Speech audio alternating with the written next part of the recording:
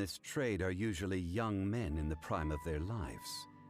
Could it be that the four of them left for another mine? Unlikely. There's no other lodging for miles around, and we didn't pass any other mines on the way over. Huh. Such a huge mine. Did you really manage to explore every corner? Underground, overground, we left no stone unturned. We tried everything short of digging further into the earth itself. How could four sturdy young men just vanish into the bedrock? We'll need to explore the site ourselves before extracting any conclusions. Very well. I'll wait here. Please, proceed wherever you'd like. If you come across any clues, let me know straight away. So strange. How could the four of them just suddenly disappear? Did they run away from something? Let's look around first. Over here! What's this? A pile of shirts, some trousers. A few everyday items. They must belong to Uncle Dai and his men. 1, 2, 3, 4. Huh, that seems right. 10 shirts, 10 pairs of trousers. These must be spares, right? Look, Uncle Dai's clothes are identical. The four of them have been gone for 6 days without a change of clothes. There's also a few handkerchiefs and some soap lying around. Oh, and some tool belts. Items for washing one's face before the dawn shift. Mining equipment. So, they didn't take any supplies. Correct. Improbable. There are 4 pickaxes missing. It seems likely they left with the tools of their trade. They had time to take their tools, but not their everyday items? Curious. Huh. Why would someone set off with their tools, but leave their luggage behind? 1, they were working close by and didn't need to move their personal effects. But seeing as they've yet to return, this seems an unlikely hypothesis. Or 2, they were forced to leave and had no time to think about their supplies. Oh. It's certainly a possibility. We'll need more clues before any further inference can be made. If they didn't leave, maybe they were made to leave. Let's make a note and let Uncle Dai know.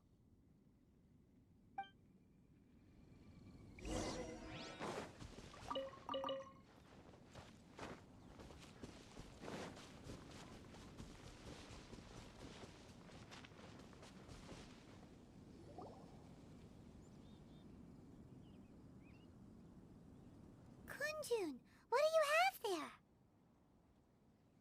Oh, right on time. Did you find anything? There's a chunk of ore here. Perhaps there are clues within. Or, what does it have to do with the disappearance? Let's find out. I'll give it a try. A moment, please.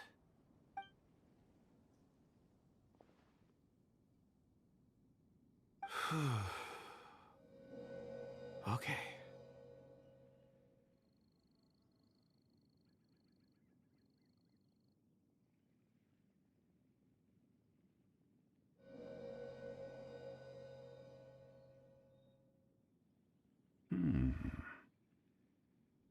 Looks like he's concentrating really hard. What's he up to? I see 4 men following someone out of the mine. It looks like a child. A child? What's a child doing in a mine? I'm not sure. Also, how did you see anything exactly? Oh, I don't mean see in the traditional sense. I would appreciate it if what I'm about to tell you remained a secret. It's a little odd. I've never dared to tell anyone before. I can perceive the memories of ore. I've never dared to tell anyone before. Perceive? So there's no conjecture at work? You mean you can put your hand on a rock and boom, it just happens? I've always sensed that ore contains memories. Sometimes it records events that occur in the surrounding area. All I have to do is touch one and focus my attention, and the memories come to me. Amazing! So you can find out everything that ever happened there. It depends on the ore. Some ores have astounding memories. Others, like iron ore and white iron ore, aren't up to much. Their memories are hazy. Core lapis and crystal memories are much stronger. They record more events and in greater detail. Stone seeing. Fascinating. A rare ability indeed. It was prudent of Uncle Dai to recruit you, Mr. Kunjun. I'm glad I can be of assistance. Based on what I saw, I believe they followed this path. This will take us north, away from the mine. North. Another clue for Uncle Dai. Let's make a note of it.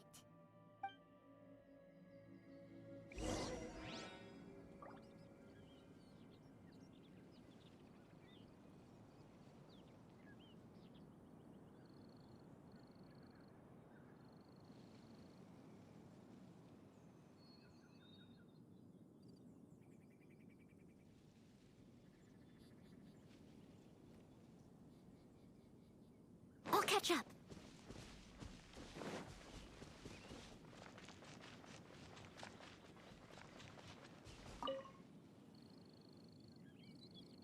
Excuse me, sir. Are you one of the workers here? Ah, yes. You must be here about the disappearance. Please, find them if you can. I don't know what happened. The weather was gloomy that day. The foreman left with a few men. I stayed behind with the other 4. After a while, I decided to take a break, just to catch my breath. I ended up falling asleep in the shelter inside. When I woke up, there was no sight of them. I'd only just been speaking with them and suddenly, they'd vanished. Maybe I'm next.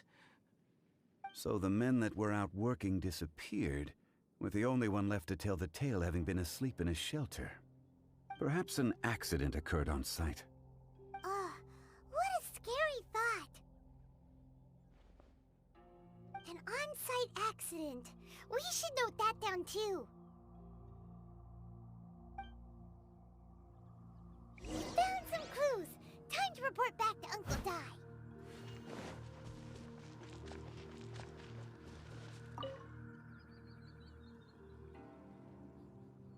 You're back.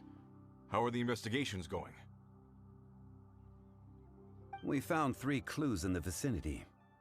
First, there are 4 missing pickaxes, yet everyday items are still in their place. This suggests that your men didn't leave of their own accord, but were forced to. Forced to? But who would kidnap miners? Who indeed? Second, there were 5 workers at the mine. One of them left the site to take respite. When he awoke, his colleagues had disappeared without a trace. Those who kept working all disappeared. The one who left early emerged safe and sound. It would appear that the incident occurred on site. Now that you mention it, I recall Bravo saying that he took a break. Could someone have entered the site and simply walked away with them? This leads me to my third point.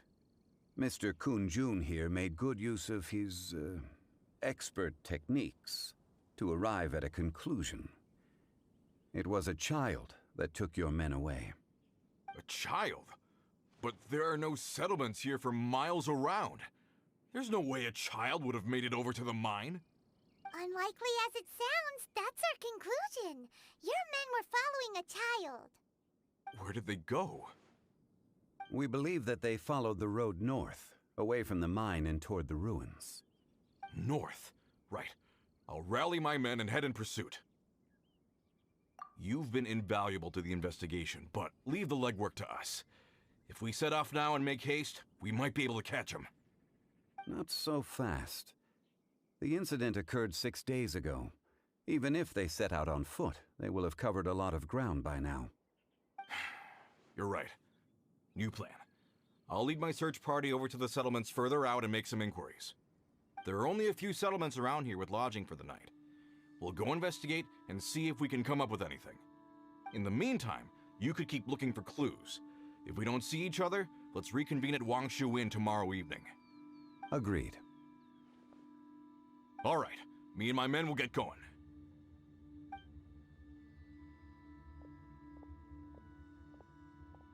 So, they're gonna talk to the people over at the settlements while we keep investigating here. Correct. But there aren't any more clues at the mine. Shouldn't we go north? Wait. I believe we're missing someone. Huh? Oh yeah! Where's Kunjun? Paimon bets he's still investigating. Let's go find him.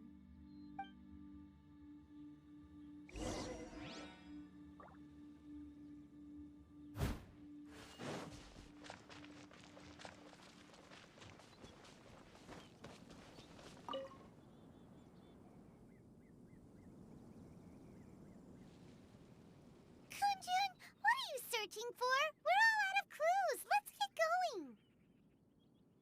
Apologies. I'm conducting a quick search for my own benefit. I'm looking for a precious stone known as Dragonfall. Dragonfall. Dragonfall is often used in forging. What use do you have for it? I don't know. I'm sorry. I don't recall why I'm seeking it. I've been feeling very absent lately. Name and address aside, I'm having trouble remembering things. In fact, I've been feeling extremely anxious, as if there's something I've forgotten to finish. It's an unpleasant sensation. Oh, Paimon knows that feeling. When you know you've forgotten something, but you can't remember exactly what it is. I don't even know where to start with it. I've been aimlessly wandering. That day at the market, I overheard a conversation while I was buying something. They mentioned Dragonfall. It sounded so familiar to me, as if whatever it was I had to do was linked to that stone. So, I decided to look for some. Perhaps if I can retrieve some, I'll remember what it is I have to do. I see. If I am able to during our endeavor, I will help you look for this stone. Really? Oh, thank you, Mr. Zhengli. You're too kind. Think nothing of it. Shouldn't we get going? Heading north from the chasm, we'll reach Lingju Pass. If this is indeed the path they chose, there will be traces. Great! Let's have a look.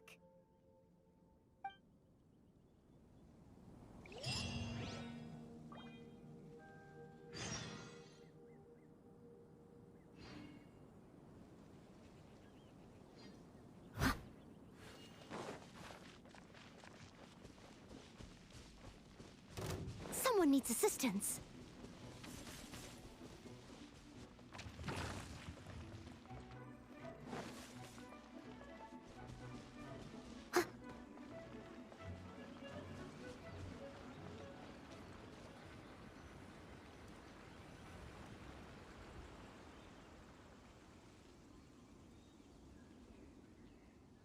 Wait, there are tracks here. These must have been left by the miners. Let us make our way to the end of Lingju Pass. If there are no footprints there, it would suggest that the miners are still within the pass itself. However, if we find new tracks, we can follow them wherever they may lead.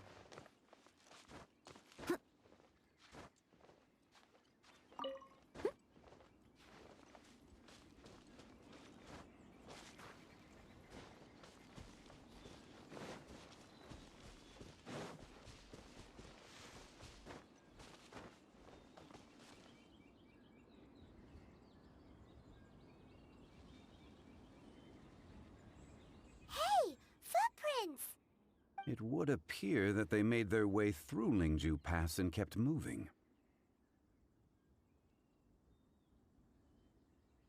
If we follow their footprints, we should be able to find where they went.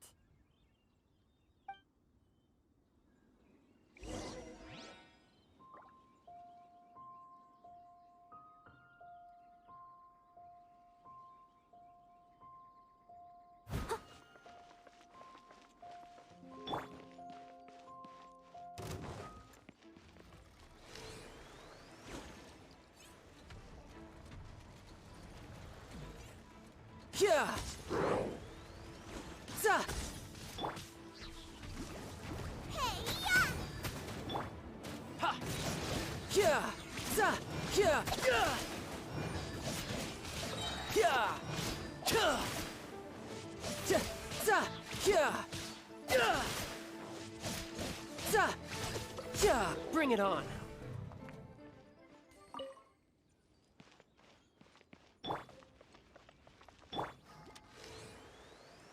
Yeah. Za.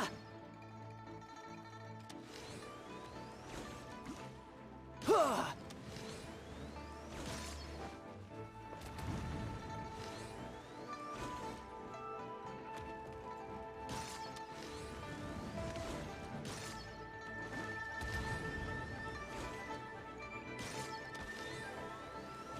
Yeah.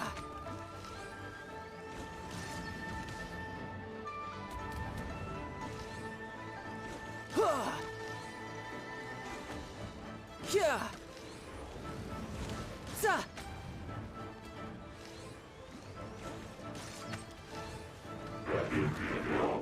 Yeah.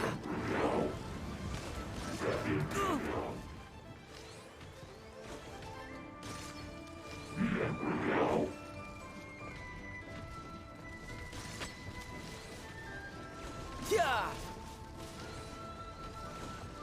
Yeah. Huh. Yeah. Za. Nice and spicy. Yeah. Huh. Za. Huh. Yeah. Huh.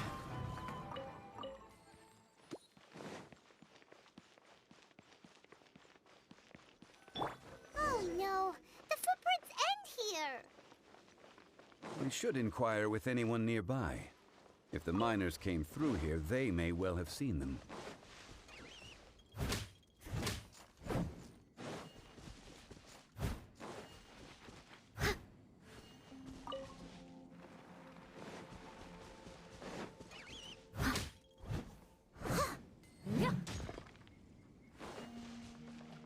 Hi there. Have you seen anyone dressed like a miner around here? A miner? I'm afraid not. Let's try someone else.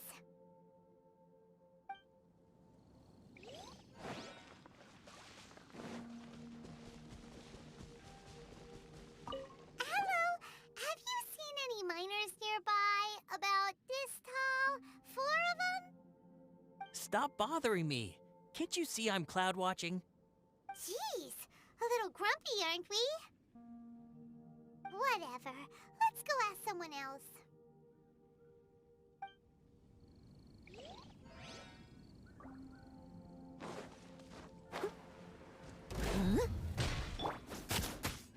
Out of the frying pan, into the fire! Eat Tidal wave. Yeah. Shouldn't let your guard down. Who's next?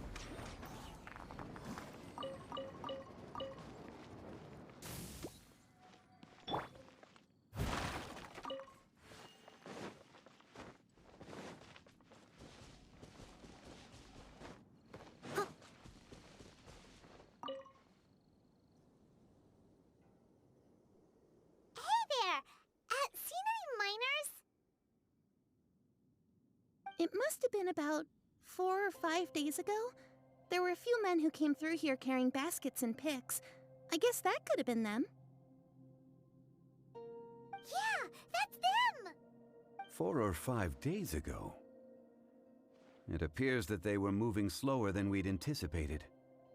Traversing the geography of Lingju Pass must have held them up. It was so strange. 4 big guys with lifeless expressions. It was like they were in some sort of trance. And there was a child staggering in front of them. Huh. This child. Did you see what they look like? I caught a glimpse. Blue hair, short. I think it was a girl. She wasn't smiling. In fact, she looked very serious. And they took this road? Yes, they followed it straight from here. Let's go after them.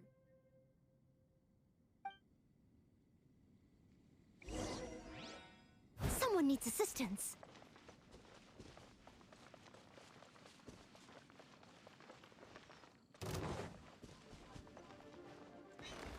Leave it all to me. Thoma, get them! Let's light it up! Everybody stand back! You're mine.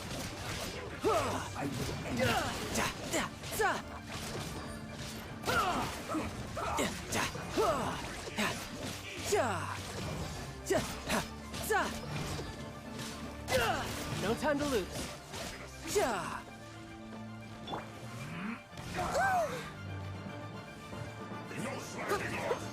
Steady as stone. Time to clean up. Out of the frying pan, into the fire. It isn't time for a break yet. Huh?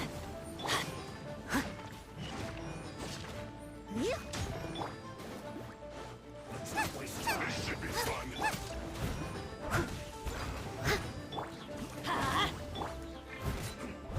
No slacking off. Huh? Thoma, get them! You're toast! Adventure time! Teamwork is dreamwork! Don't worry, I got this. Yeah. It isn't time for a break yet. Off we go! Yeah. You need to hurry up.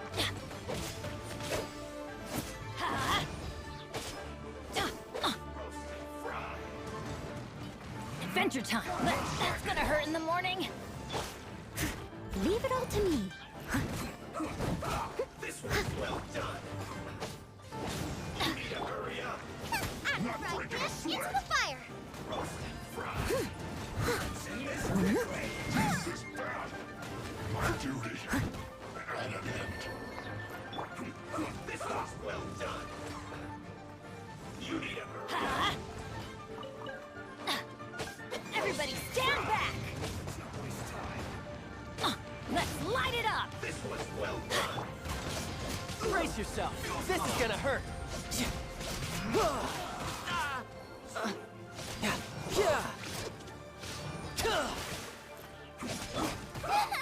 Nice and spicy. Hey-ya!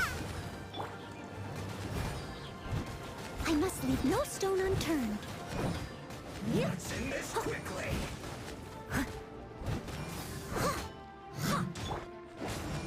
Yeah. Out of the frying pan,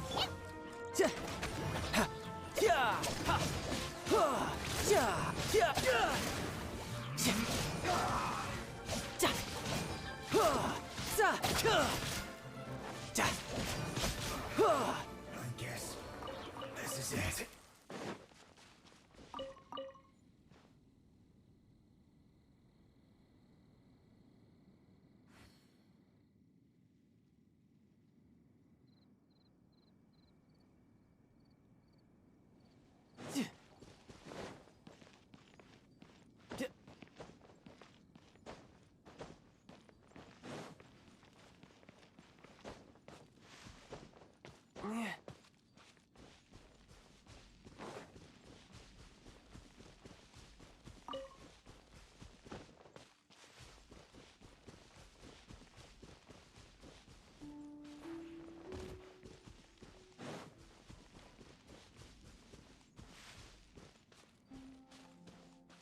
more footprints. There's a person over there. Help! Please save me! Is that one of the people we're looking for? Oh, rescue first. Ask questions later.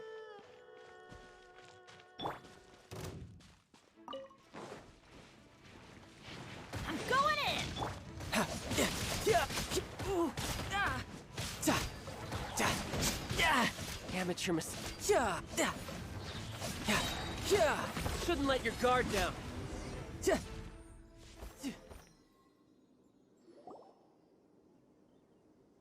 Those monsters were so aggressive. They must have noticed me walking through. Before I knew it, they were all over me. Thank you all for saving me. My name is Wanyu. I belong to Liyue's Shangyu Hall. I head up our human culture and civilization research. Huh? You sure you're not a minor? A minor? Yeah, we're looking for a group of 4 strong fellas carrying mining equipment.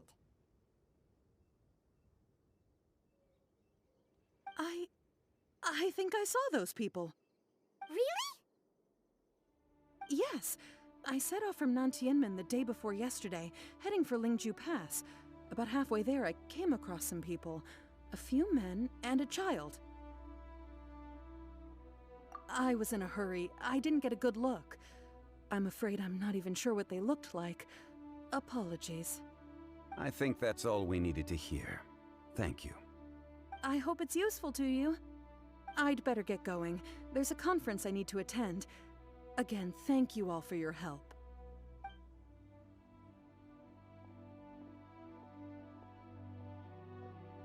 According to the scholar, the miners were heading for Nantianmen.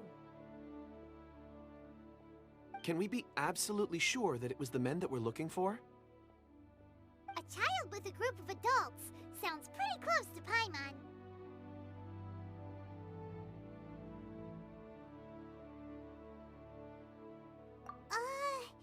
But... Hey, perhaps that rock over there can tell us more. Aha! Paimon nearly forgot about our secret weapon! It looks promising. I'll do my best.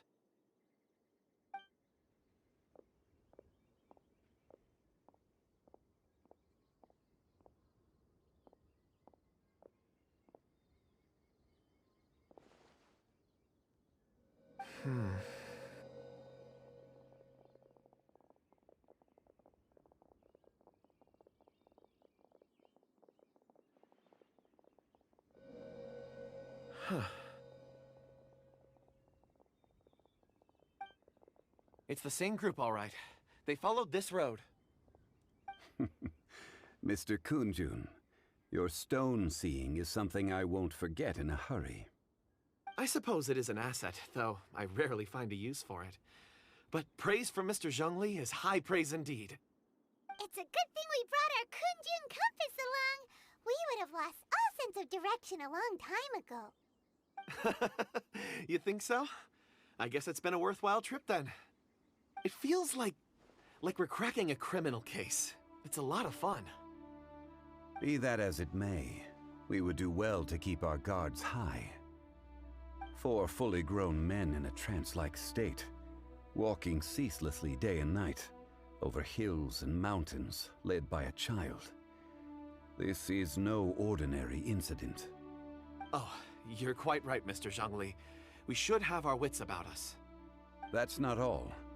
Our scholar was attacked by Geovishap hatchlings, but the level of aggression they exhibited was unusual. We have encountered many clues along the way. So far, they've pointed us in the right direction. The miners headed in the direction of Nantianmen the day before yesterday. From here, they would have had to navigate a perilous mountain road. If their destination is indeed Nantianmen, we should be able to catch up with them. Great! No time to lose! I left a mark in the vicinity just now. If Uncle Dai does pass through here, it should guide him to us. Clever thinking! A classic Zhongli move!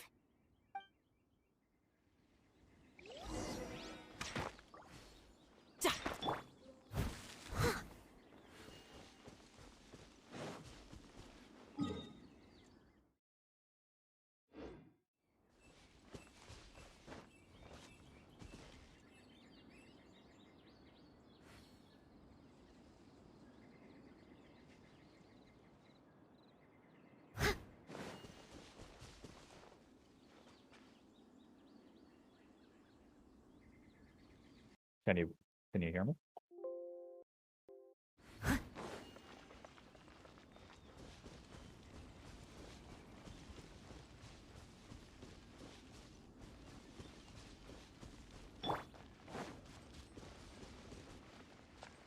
Nice and spicy. Steady as stone.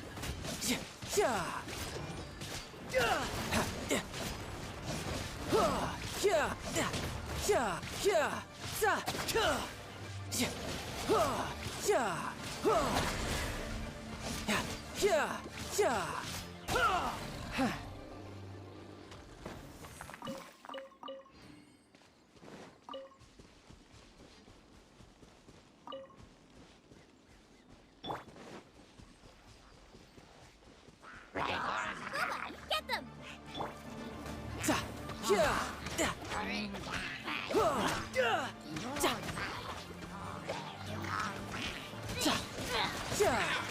No time to...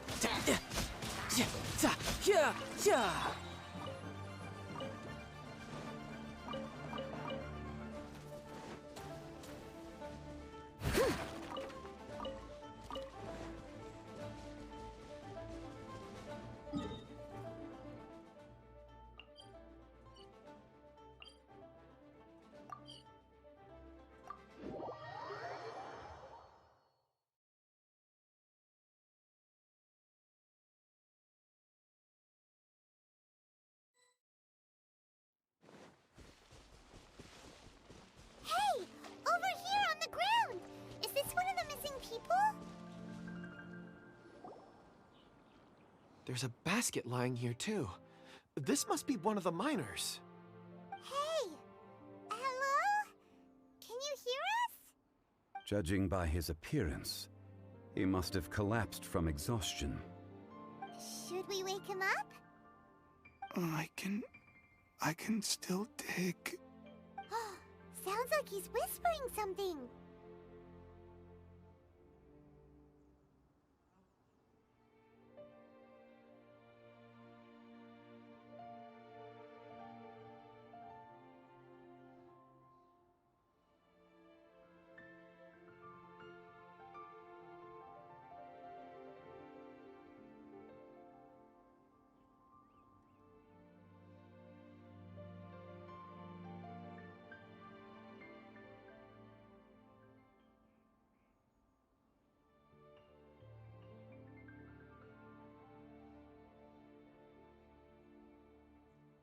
It seems that he thinks he still has work to do. Something's not right. There's a camp nearby. We should take him there and monitor his condition before deciding our next move.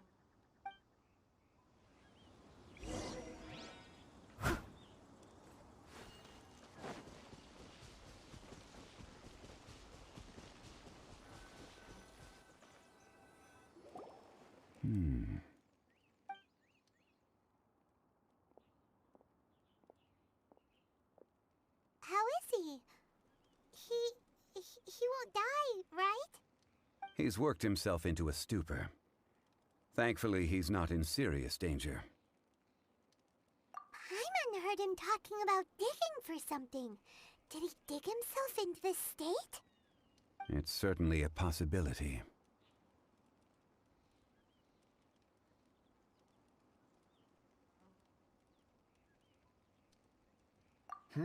It looks like there's something in his pocket. Are these ore fragments?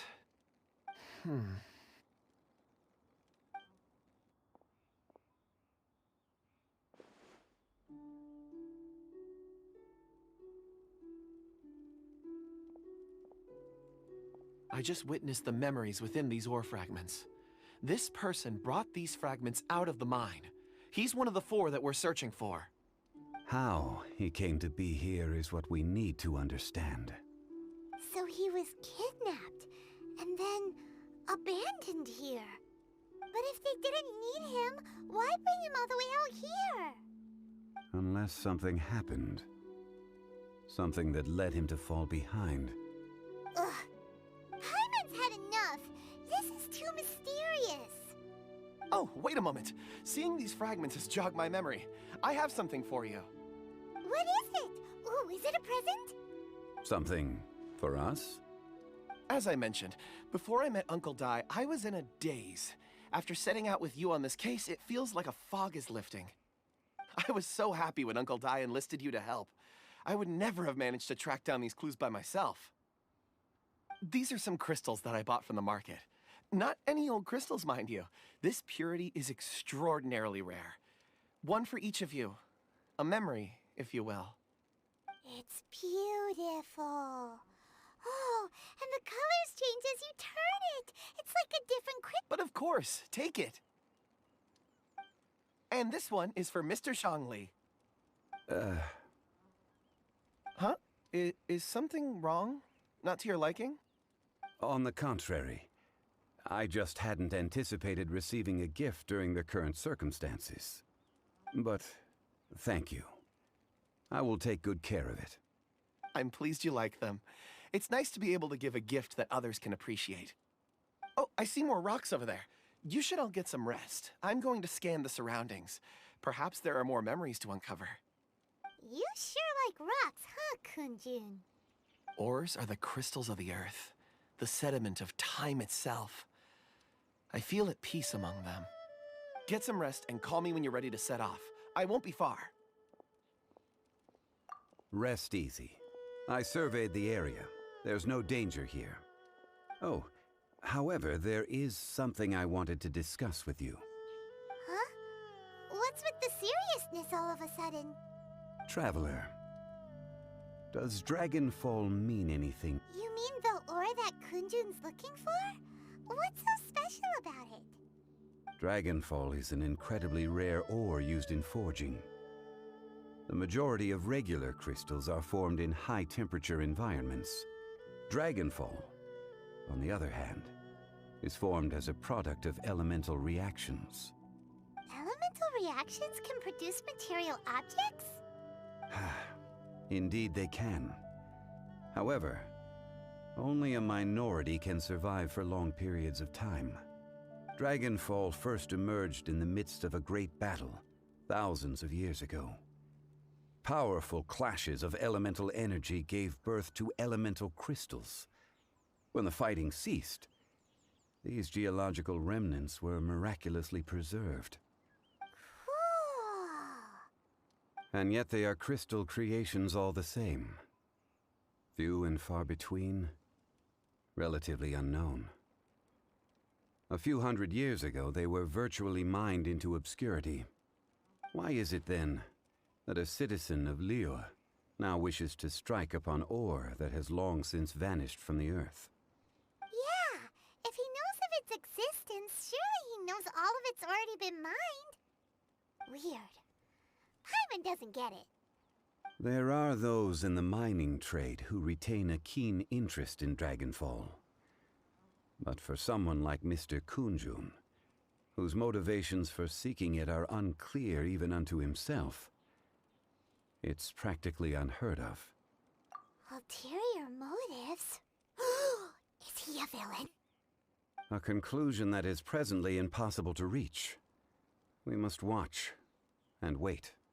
Don't forget, rescuing those miners is the primary objective. As for anything else, sooner or later the tide will reveal the lie of the land. We're drawing closer to our goal. I believe we should continue to follow this road through. Now that we've found one, the others won't be far away. When you're well rested, call Mr. Kunjun over to us. We still have more investigation ahead. We should ensure this miner is settled here at the camp. Once we've brought this matter to a close, we can return and attend to him. I suggest we leave a note for Uncle Dai. If he does find the camp, he'll know what to do. Someone needs assistance.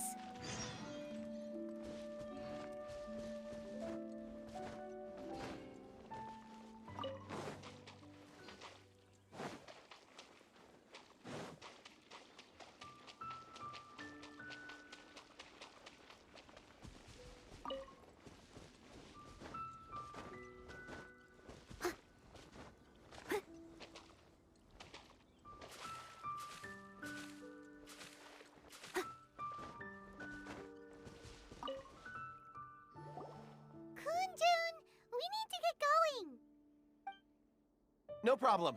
I'm done here. Any results, Mr. Kunjun? There are many beautiful rocks here, but nothing out of the ordinary. I couldn't find any clues.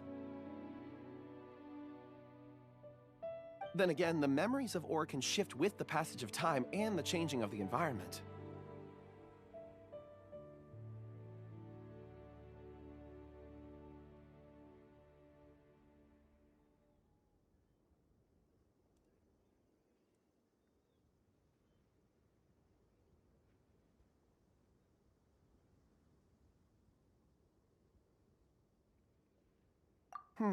Difficult to say. I feel that ore memories tend to be from the recent past. So there's never any ancient memories? Rocks endure, but as eons pass, their memories are erased. Those memories that survive are rooted in powerful emotion or thought. That makes sense. It is the same for people. Indeed. Let's keep going.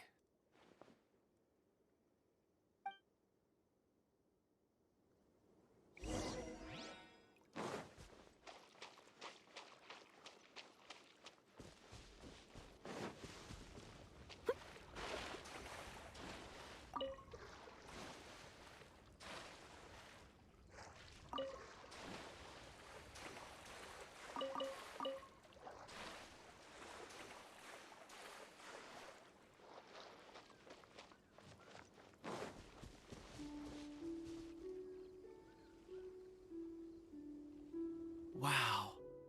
Such an immense tree. And there's so many mysterious-looking crystals up there, too. Amazing! This ancient tree. Let's conduct separate investigations. I'll take that area. Perhaps you c- All right then. Kunjun, can you see anything worth investigating? Well, there is this stone tablet here. Doesn't seem very interesting. Paimon's gonna look over there. Huh. It's worth a try, surely. Let me see. Oh!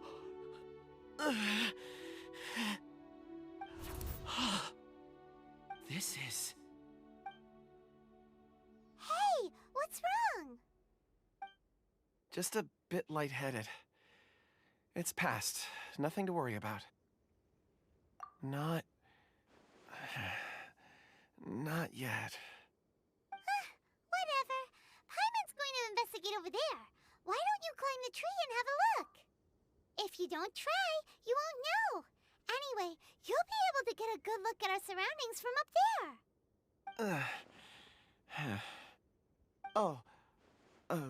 You think so? When has Paimon ever come up with a bad idea, Wait a minute. Paimon can fly. All right, Paimon will go. You wait here. Paimon will... All of you, come here. Huh? Zhongli's voice came from behind the tree. Did he find another clue? Quick, let's go see. Maybe he found another miner.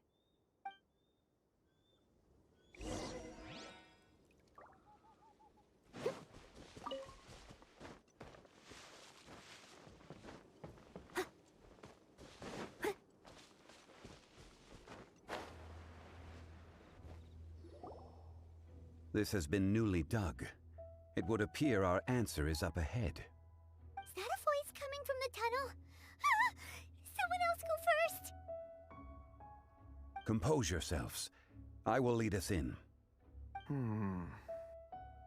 There is an unusual presence emanating from inside the tunnel. Prepare yourselves and tread lightly.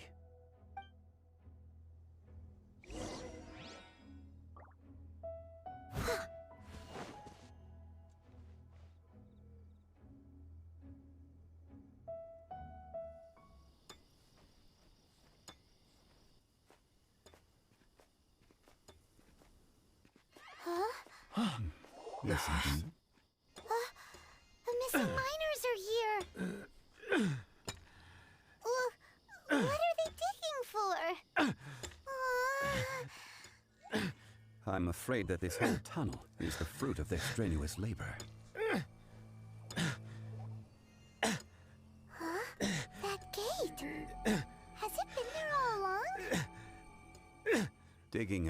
signal to this ancient seal.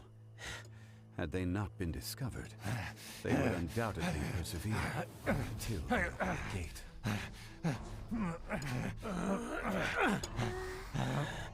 So behind the seal, bears.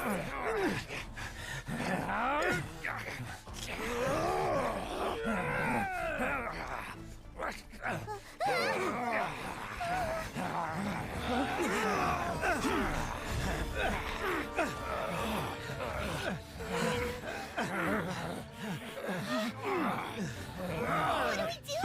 We can't hurt them.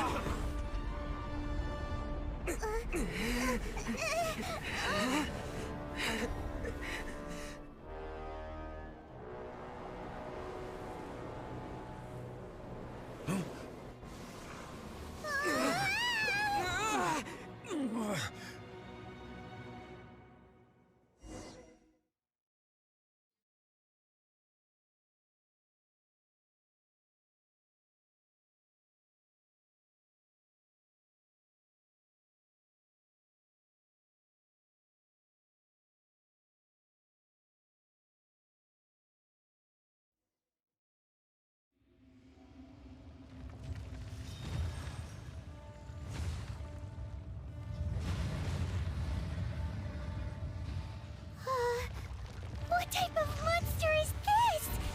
Morax, you arrive at my doorstep of your own volition. Excellent. Taking revenge for sealing me away will be all the easier. So, the little girl is your power incarnate. But if you recall, Ejtahad, this is not how we intended for events to transpire. Waste not your words.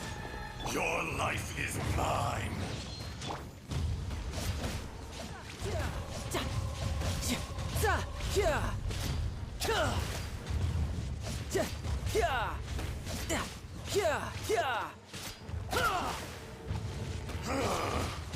Is once not enough? You would forsake me again? If that is what you choose to believe, so be it. He who bears the weight of memory is destined to shoulder the burden of truth, as it ought to be. I missed a spot.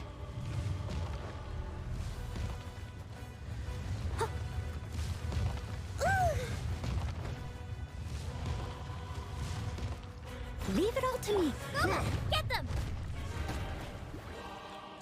Tidal wave.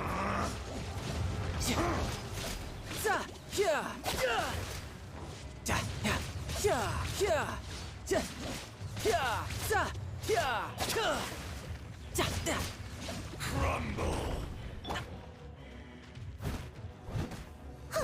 I must leave no stone unturned, as a good knight should.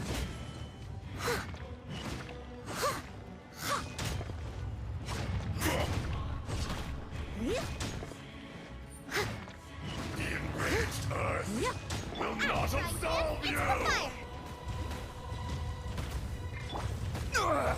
Nothing to gather!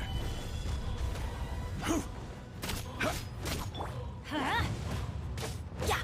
Thoma, get them! Leave it all...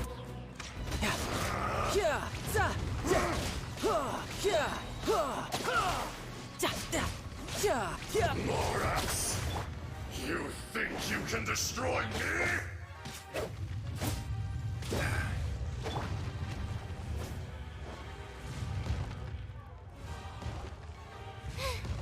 Now I got stomach cramps.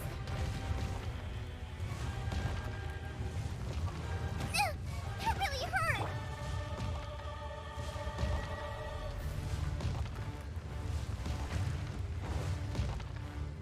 I must leave no stone unturned. Out of the frying pan! Everybody stand back! Riptide.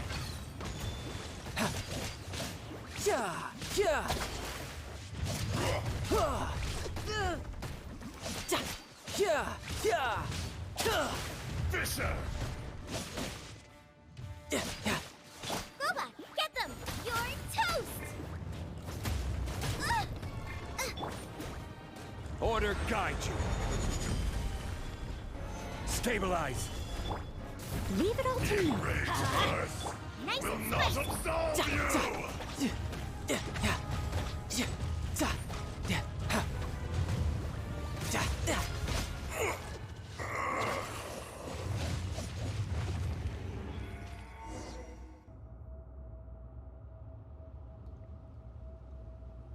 Morax, 1,000 years after you sealed me underground, you return for the second time.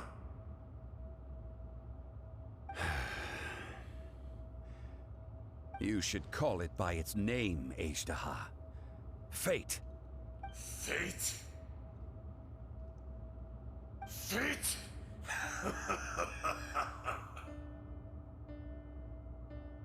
So here lies the wisdom of the gods. Destroy all deemed redundant. Enlist tyrants to ravage the wilderness. No. You have forgotten. That voice! Ajdaha. Huh? Kunjun? Morax, it's been a while.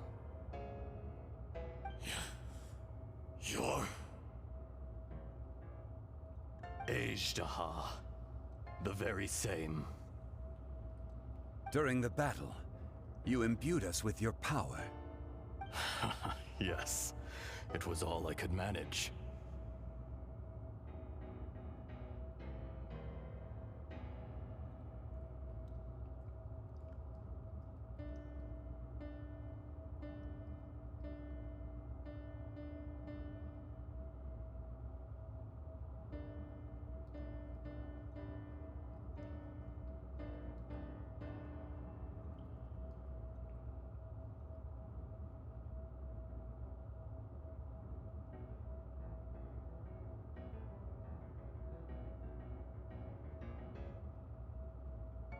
Forgive me for concealing the truth, traveler.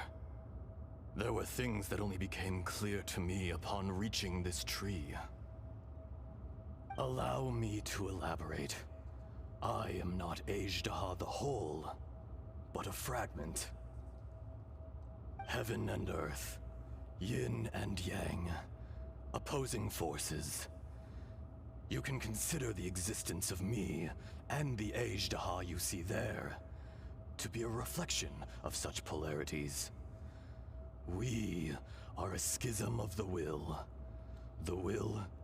of Ajdaha. So there are two Ajdahas? No, it can't be. That's impossible. When the seal loosened, your power manifested in this world as a child. With this new identity, you were able to vent about the forces that suppressed you. But would anyone listen? Would they even care? That's when it occurred to you. The loosening of the seal constituted an opportunity to strike back.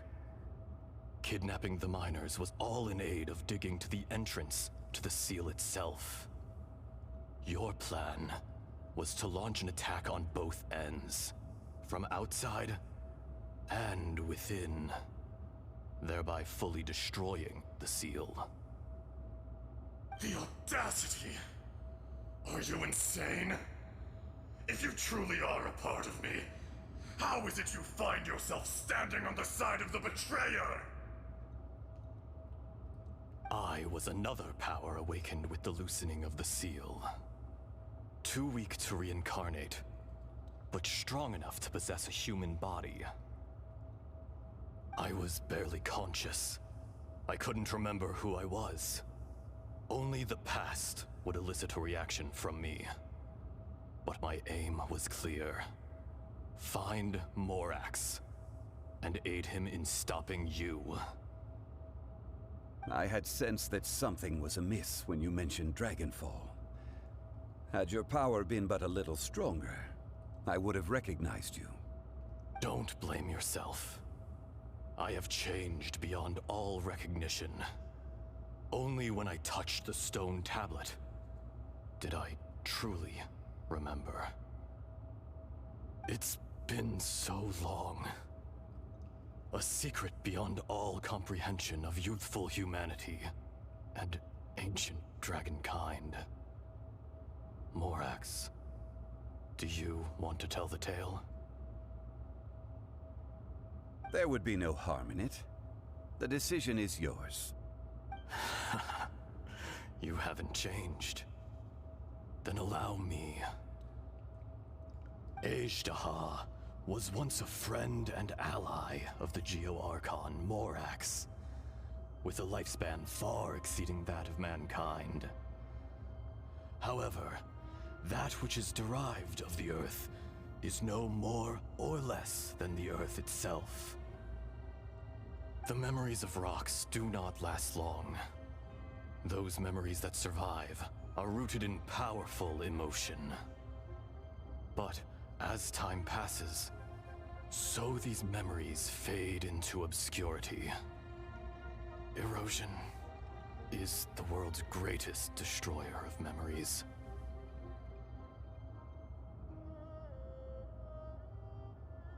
Erosion ground Ajdaha's consciousness into oblivion. Slowly, he forgot the face of his old friend, and his memories of defending Liyue Harbor disintegrated. Ajdaha, now incomplete, became irascible, aggressive. What would you expect? It was humanity that attacked the ley lines that sustained me. This much is true, which is why you attacked the chasm, why you waged war against Morax. In the beginning, in order to open up new territory and increase production, the citizens of Liyue came to the mountains to mine. Overexploitation caused the ley lines to quake, which brought untold suffering to us. Erosion made us even more savage. No matter how we struggled, we lost the ability to coexist with humanity. We lost all reason. Morax shared with us some of his power to prevent further erosion, but it was futile. Everything returns to dust. It is the natural order, an unstoppable force. And so, we became you. And from your will, I emerged.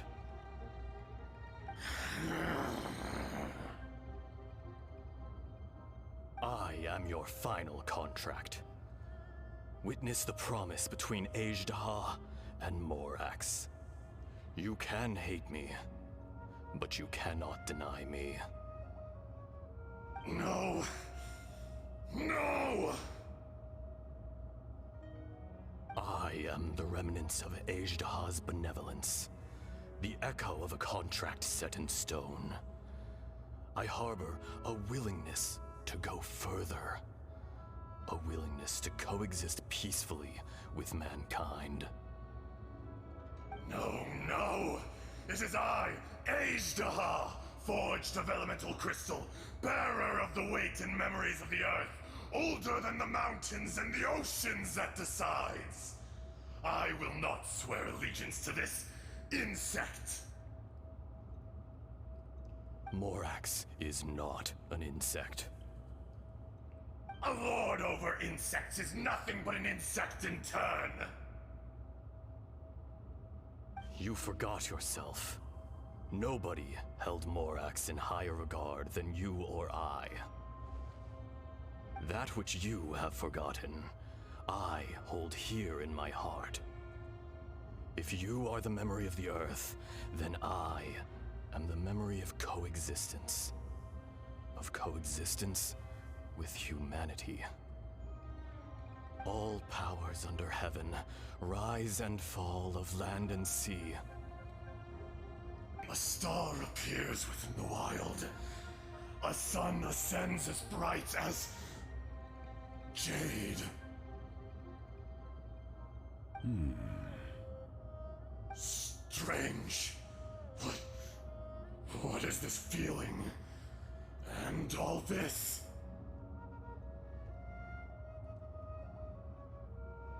You are spent, and I will soon disappear. Before I do, heed these words. In the wilderness, snow falls on a spring day. In an instant, it will melt. Even where it is fleeting and leaves no trace. Even where it will never fall again. No! That isn't true! I don't accept this as fate! Perhaps it isn't, but it remains an inevitable misfortune. More axe! The little girl vanished!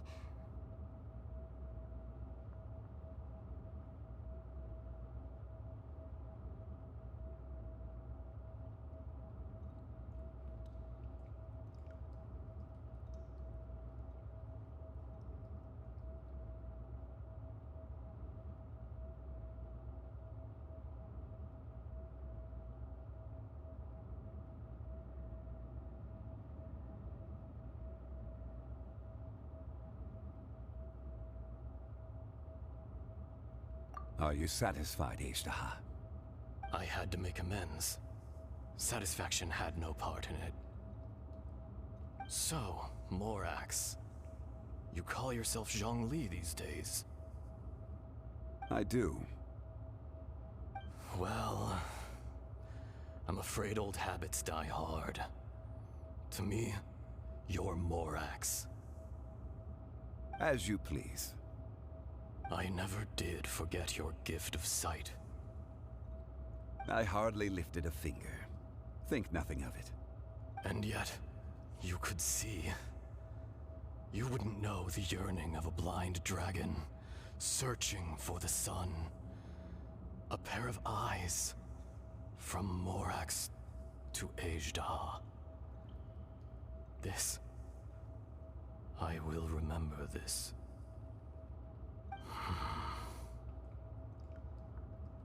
Your power is nearly spent. Ah. Perceptive as always, my friend.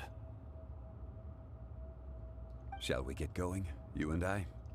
Surely the pressing matter is still that of the miners trapped outside the seal. Indeed. Hence the need to get going.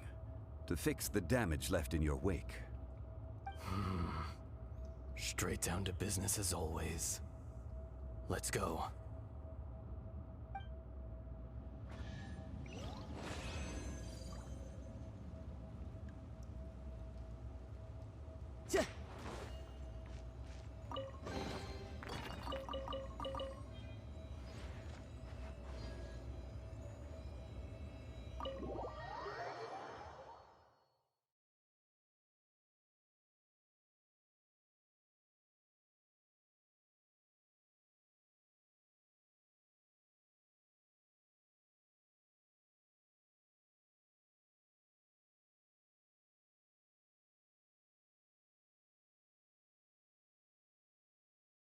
Huh? How did we get here? We need to go back.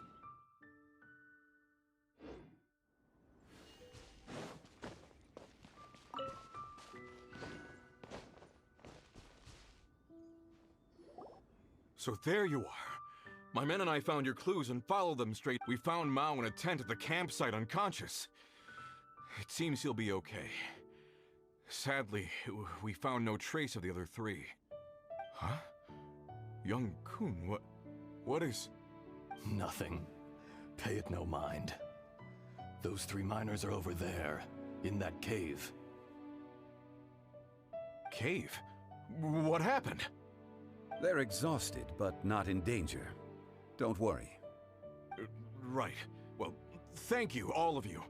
I better go and see how they're doing. So you're taking them back to Liyue Harbor? That's right. Can I come with you? No problem. You rescued my men. I'll be happy to assist all of you in any way I can. I'll be back soon. I need to assess their condition. Kunjun, we should be calling you Ezda. You're coming back to Liyue Harbor too, right? Not I. Merely this body. Once I'm gone, the true owner will accompany the miners back to Liyue. Kunjun hails from a family of famous artisans. He too will be famous in time. It would be a shame for someone of his talent to go missing. You always did have a great admiration for blacksmiths. Curious how swords and daggers are blind, yet their creators see so much. Perhaps empathy is mankind's proudest achievement after all. Ezda, I am no longer the Geo-Archon. I can sense it. Today I am just an ordinary citizen of Liyue. Even you met such a fate. Let's get the difficult part out of the way. I cannot guarantee that I won't be awoken a second time. No matter. If that day comes to pass, Liyue must prepare itself to face you. And how will Liyue fare without Rex Lapis? Even without a god above, this remains a nation of men. I was once their god. I ought to be here to witness their rise and fall. All life is shaped and then ground away by the endless flow of time. You were always the strongest among us. Yet, it would seem that even you have been eroded. That's unimportant. Fate is ordained by heaven. Even if our mission had already concluded, it would be cowardly not to strike out on the road of departure. You may live forever, doomed to a lonely existence. Yet, even this is temporary. When you reach the end of time, those people, those past and future relationships predetermined by fate, they will be waiting for you. I do not pretend to match your rhetoric when it comes to the subject of a life long lived. I fear that the life of an elemental being is longer than any in this world. Were it not so, you would have killed me long ago, and would not be having to face me again now. You've brought a smile to my face. When all is said and done, a reunion between old friends is an auspicious occasion. That day in the chasm, did you hesitate? A heart of stone is a heart nonetheless. But I am the god of contracts, and was for a time a god of the people of Liyue. You chose justice, but did not forsake your kindness. You came to me not as an assassin, and so I was willingly sealed away. The movements of the Earth Dragon can tremble the earth and shake the heavens. With your abilities, even at my full strength, I struggled to confront you, let alone seal you away. Hence my inception. Do not forget that I was there with Liyue's founder. The face may have changed, but the content of the contract remains intact. Old friend, god of contracts, I hereby honor our agreement.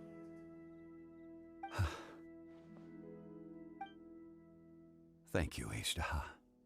My life is nigh on eternal. I will go on with the infinite flow of time. And you, Morax, you too will live for many a day to come.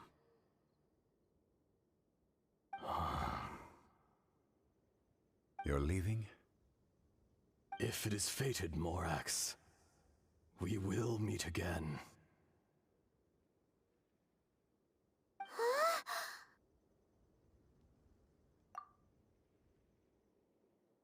Yes, don't be alarmed. He's only asleep. Whoa. That was so weird. It was like he suddenly became another person.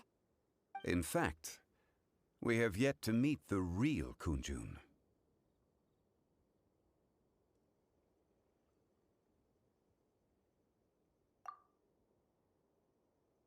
He was. Centuries may have passed since then, but events from 1,000 years ago remain crystal clear in my mind.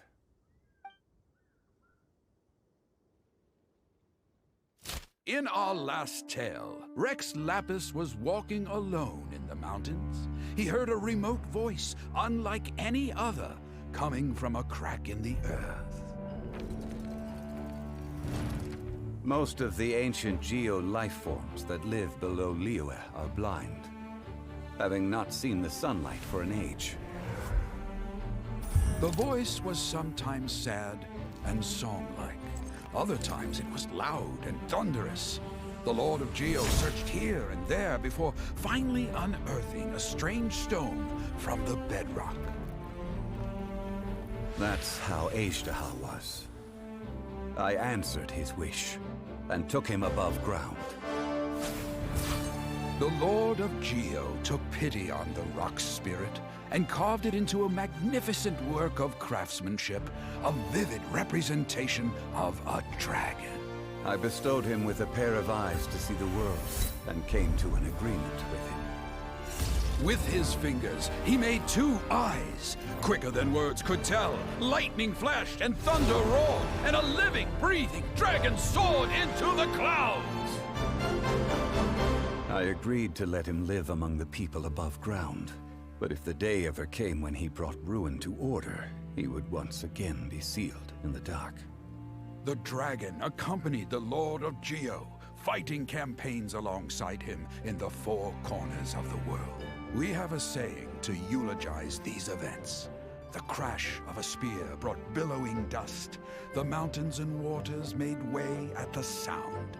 The sight of a dragon bestowed with a touch the promise of rainwater blessing the ground.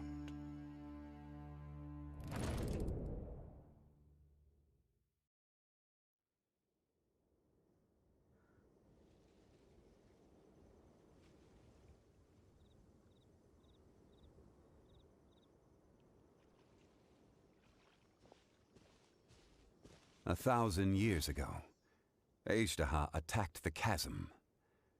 I tried to obstruct him, fighting him tooth and nail down the length and breadth of the mine. Finally, I brought him down and sealed him underground. During that battle, Dragonfall was born. Azhdaha could sense the stone. Subconsciously, he wanted to use it to find me. Despite being the victor, I could not claim to be stronger than he. And in his heart, he still retained an ounce of goodwill towards me. Towards Liyue, towards life above ground. He was willing to be sealed away, but as the erosion set in, he forgot. Even I cannot avoid it. But there is something I understand better than most. When the door opens, it is time to leave. The greater the power, the greater the danger erosion may bring about. The millennia may come and go, but even a stone may tire.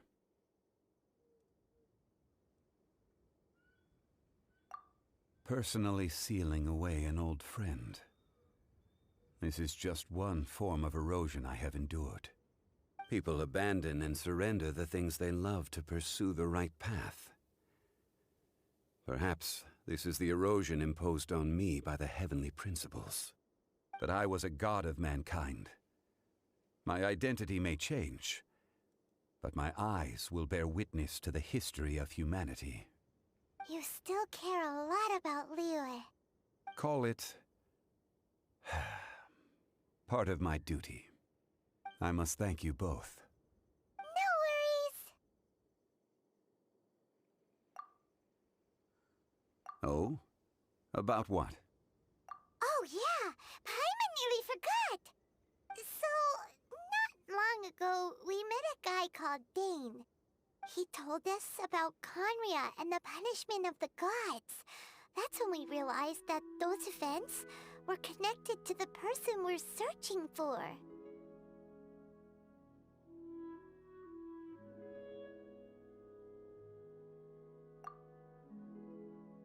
Zhongli, you're a god. You've lived through thousands of years of history. Surely you experienced the incident?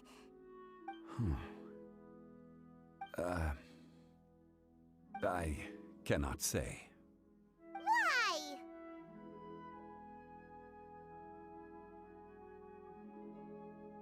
You can't even give us a thread of information? This is so important to us. I understand.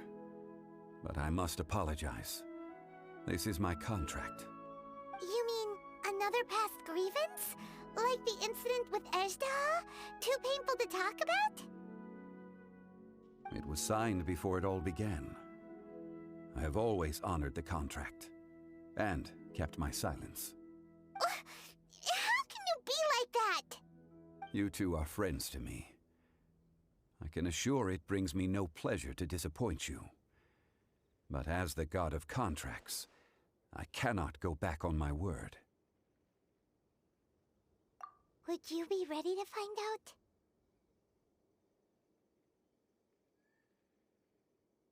It appears your understanding of this world continues to grow.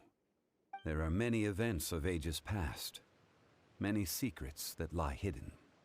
They have been eroded by time, forgotten by the people, abandoned.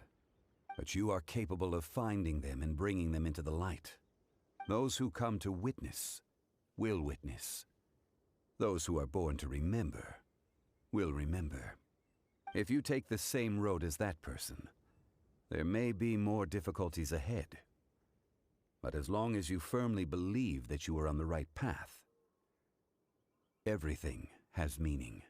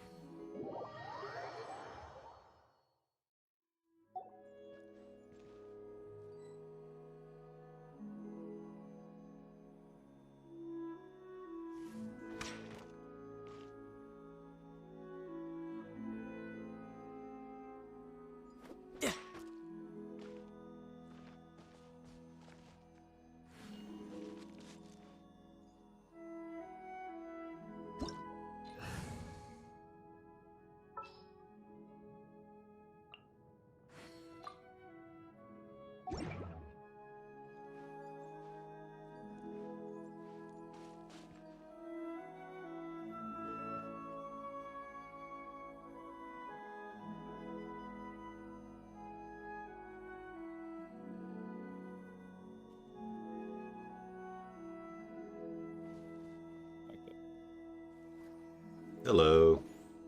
Going to be doing Beneath the Dragon Queller with Jinx again. Jinx has been beefing up his oh, Yonkfish trying to join us? Someone called Rhea.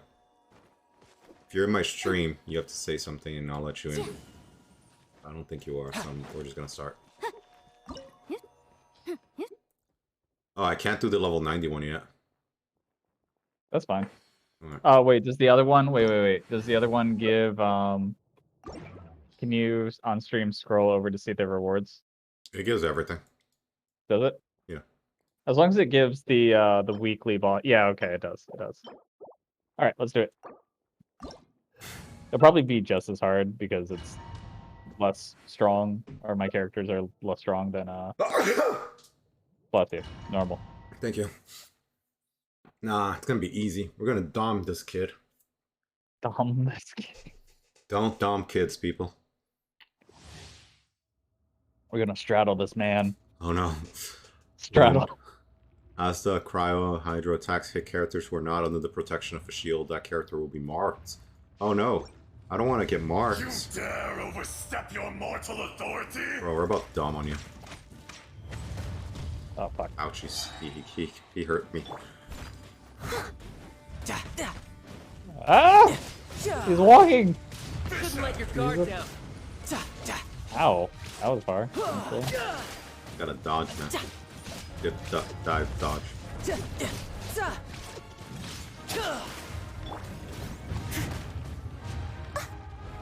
me know if you need heals, by the way. I'm good. Steady as stone. What do you mean? I have a healer. Don't you see no well? Yeah, I healed myself.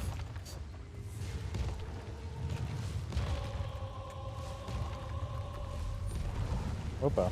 Someone needs assistance. Someone needs assistance.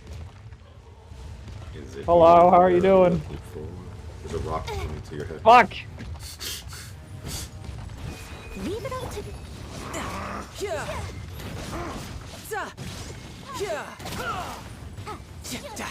Man, I see those big vaporized numbers. And 4,000 smackaroos. Oh, there's 7. Amateur mistake. Fuck. Man, he hit us twice. Will not absolve you. Okay, I was not expecting that to be... You just keep Fuck this dancing. dude. He's just dancing. Look at him, he's dancing, he's dancing. Today, you witness your reckoning. I'm just watching him, I guess. Yeah, put my sword away, that's fine. Is he charging his laser? It feels like he's charging his laser. Leave it all to me. There's water now? Is it because we hit him with too much water? Maybe? I'm gonna hit him with more water. Oh no. What I'm doing too. This guy's so wet.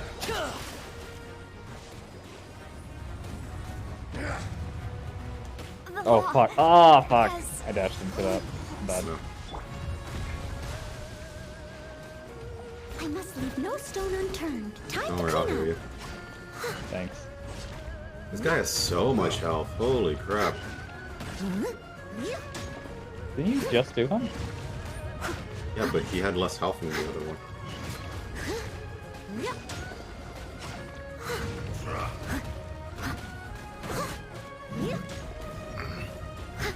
Steady as stone.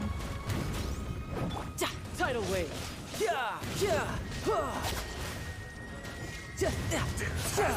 Oh fuck.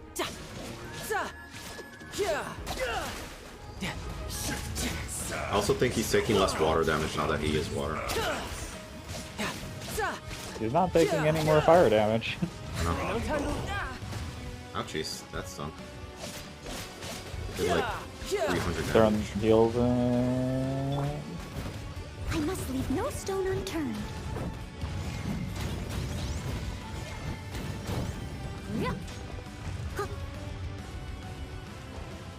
Hey, big boy, come here often.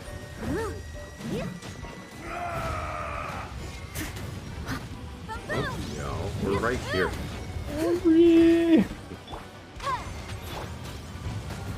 Oh fuck. Careful, he's doing damage.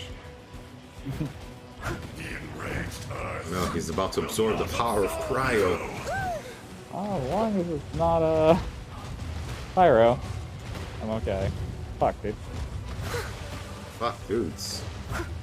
You stand upon your tomb, though you know it not. Good old regeneration happening.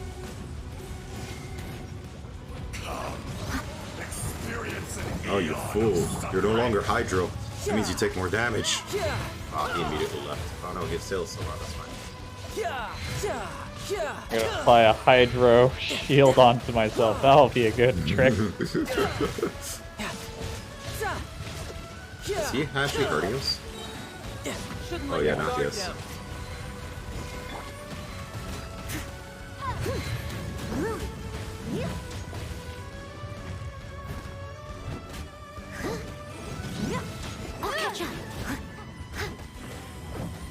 That's my secret captain. I just do the lower level one. Okay, I was not expecting that. I know, he turned around rapidly. I instead face me, like, I was already attacking your front arms. What are you talking about?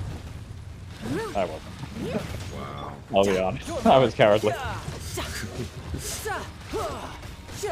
What? Where are all these stupid lasers from the sky coming in? Ouchies. Oh crap, you got me. Impressed. Lasers from the sky got me. Someone needs assistance. From rock to dust. I'll catch up. Trying to heal a little bit. As a dutiful maid would. Sky laser. What's the sky laser?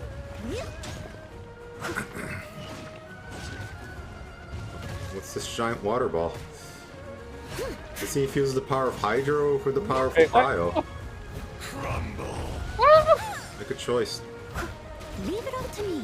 Can't have both Hydro and Cryo. That would be too powerful. How does this guy have so much ups? I can't deal with this with my downs.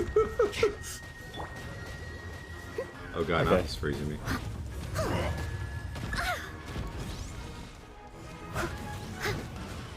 Yeah, I don't know if I could beat this guy on 90. You see what I mean?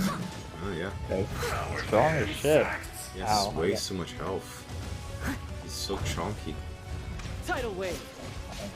This is a marathon. So black. Next time I do this guy, I'm going to eat food. It's almost dead. Yep, that's why I don't want to eat it now. Ooh! Ooh, baby. The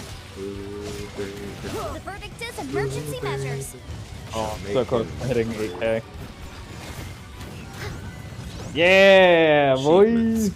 Good job. Let's go. Oh god. No! I'm inside! I can't get out! Oh wait.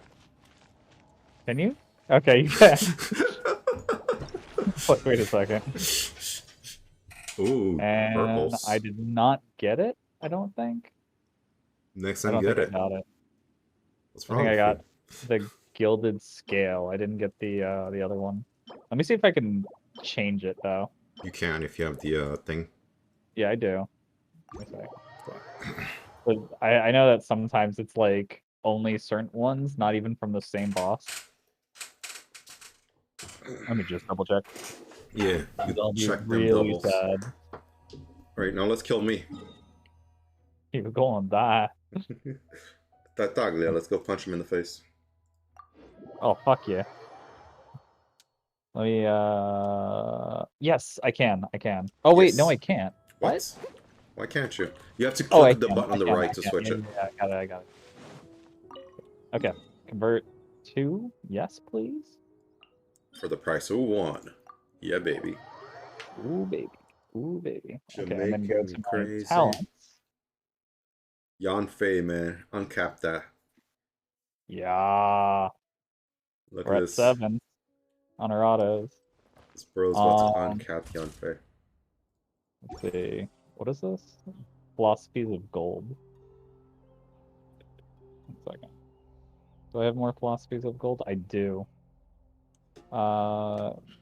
When Lila has a crush, she has a 10% chance to receive double the product. Yes, please. All of them.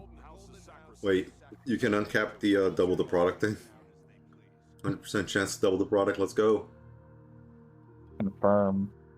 Okay, there's all the gold. Wait, I think there's more. Guide to prosperity, guide to gold. Get the gold.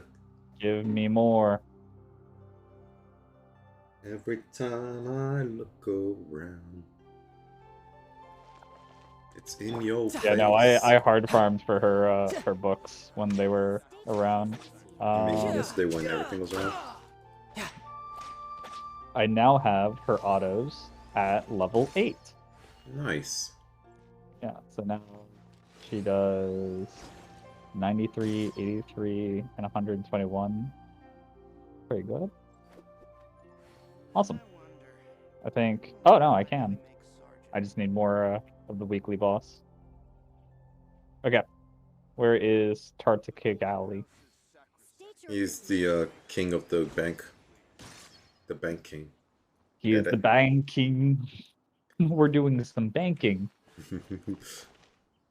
I shot an arrow. Can you see it? There's some weird shit happening on my screen. What do you mean? Is it because I'm still loading in? Yes, it is. Okay. I'm gonna just share my screen real quick. Please do. State your business. I'll remind you again. Oh no, it stopped. Oh. And a hindrance. Wait, stop. Oh no, it's not doing it. The string into the bow was constantly going from pulled to not pulled without you doing anything. It was just like rapidly going back and forth. Like being strummed or something. Yeah. That was By, really like, great. So sad I couldn't get to see it. Alright. My Yanfei is more powerful now than ever. Oh no. You're going to kill my child. And by that, oh no. I gotta stop streaming just because Unity is quite hard to come by. Man, if you're talking about you're lagging. Yeah, I can do that too, fool. I promise I'll be gentle. No stone unturned. Oh my god, please stop. I mean, you're dunking on him, he's about to dunk on you. Oh! I did 10K! I saw it. Let's go! I died. died! You got too greedy. I don't care. I have food. It's fine. Oh, dude, he dodged my ultimate. Leave it all to me. But yeah, that's the power of Vaporize, yo. Oh, let's go. There's another 9. Made some progress. Oh, is he done for now? Take you more seriously. Yeah, he's done for now. Alright, round 2, baby. Someone needs to steady as stone. Tidal wave.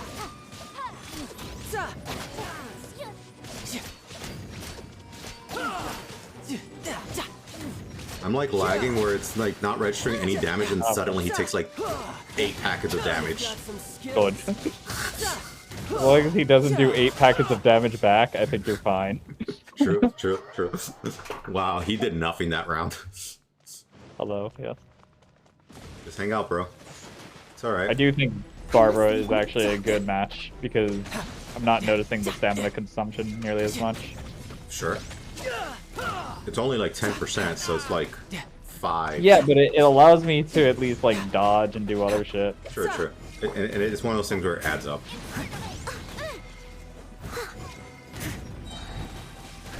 Ouchies.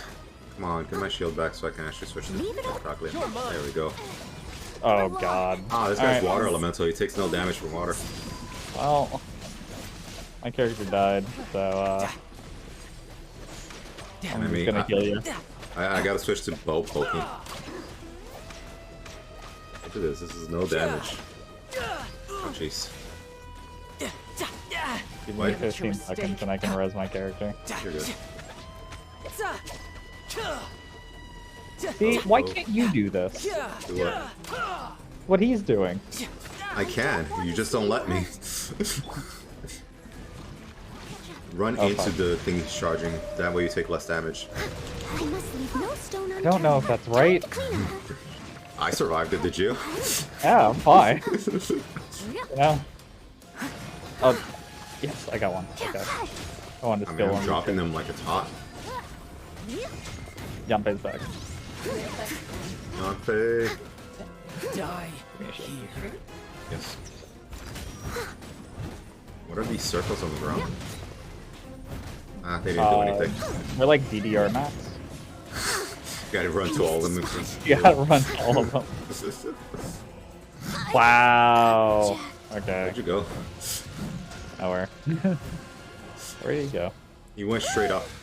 Oh, he actually killed her. I didn't think it was possible for Noelle to die. Like, I've never seen that happen before. Yeah, I know, right? Yanfei is pretty indestructible too, in my opinion. Man, imagine if we wiped. That'd be hilarious. That'd be, hilarious is not the word I'd use. Did he duck my ultimate? Oh, what a hero. Oh, he dunked on me. I died both characters. Did you actually? Yes. It just barely clips me. Alright, 80 damage a second. We got this. Give me 30 seconds. I'll give you all the seconds. Where is he? Oh, there he is. Oh. I don't know this boss. I'll be honest. You're good. We gotta re-heal. Wouldn't it be funny if we wiped? Alright. Next time I'm eating. It's all good. So he's... Go ahead. I was saying we can take a small, what's it called? Intermission. Yeah, before. I'm still here. Oh. Just chilling. Do you not want to do it again? No, I do. I thought you said you were eating. Yeah, so? I was gonna be looking at people's, skins. Oh, fuck. I killed myself by running off the goddamn mountain. Ha, stupid mountain. I keep doing that. I run towards the edge and then I pause. And I only notice it in co-op. And then my character just continues on. I'm gonna start it again. Okay. The food is too hot to eat, really. That's fair. This time I'll take it serious. Oh my god, I started with Foxer. I hit Y. Yeah, that was me being stupid. This opportunity is quite hard to come by. Well then, I can amuse me. try and Surrender figure is a out what valid to option. maximize. I've already exited out. Oh god, he started shooting me. No time to lose. No, stop shooting me. Why can't I leave? You're leaving in 20 seconds. Let me out. Let me out. I could just teleport, apparently.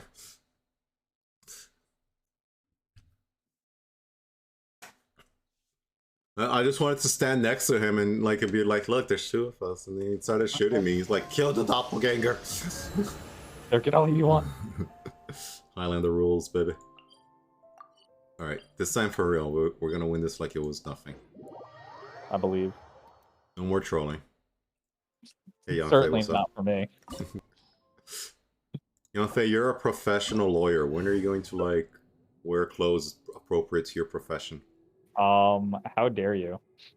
These clothes are appropriate. The case before us is a... Do you not see my book and funny hat? This opportunity is quite wow, hard the to hat come is by. actually legit, Well though. Then, amuse me. Surrender is a valid option. I promise I'll be gentle. Ooh, he's gonna be gentle. How unbecoming.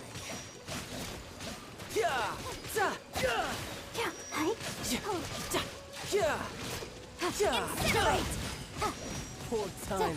Because I was like, I'm gonna be gentle with you. Leave it all to me. Like this. Passable effort. Someone needs... I'm here like, motherfucking book time. I'm gonna throw this book. Here's the question, does he know how to read? I think there's a line where he says he reads his brother's bedtime stories. Oh, you're right. I must leave no stone Confirmed. Literate. It's the most important thing to check with every fantasy character.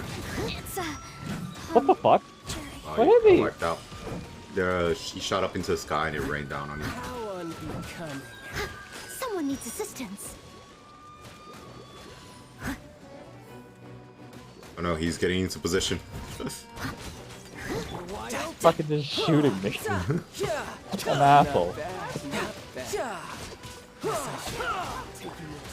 I feel my Yanfei over here. Wait, why can't I get that outfit for him? Oh, that one's pretty cool too. Yeah, and it's not even like his last one I can understand, but like this is just a cool outfit. Yeah, I just did a 6K auto. Let's go. No time to lose. I think it was because of Vaporize plus a crit.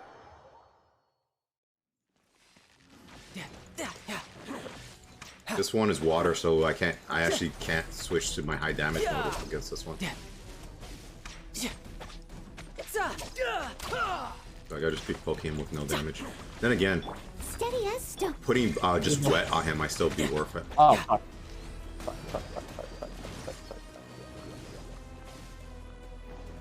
Is he about to summon his whale? Nope. Brace yourself. This is gonna hurt. Wow, my ultimate only did 2,000 because he's like water resistant. Don't worry, I'm doing 8K. Nice. I need it. Ouchies. Leave it all to me. Is this the whale time? No, not yet. Let me know if you need heals. A little bit, but not really. Stop moving around so I can kick your butts. Ouchies. Oh, that's the whale. I'll catch up. The whale. Big whale. Oh, fuck. No. Switch. Hey, turn around, I fool. must leave no stone unturned.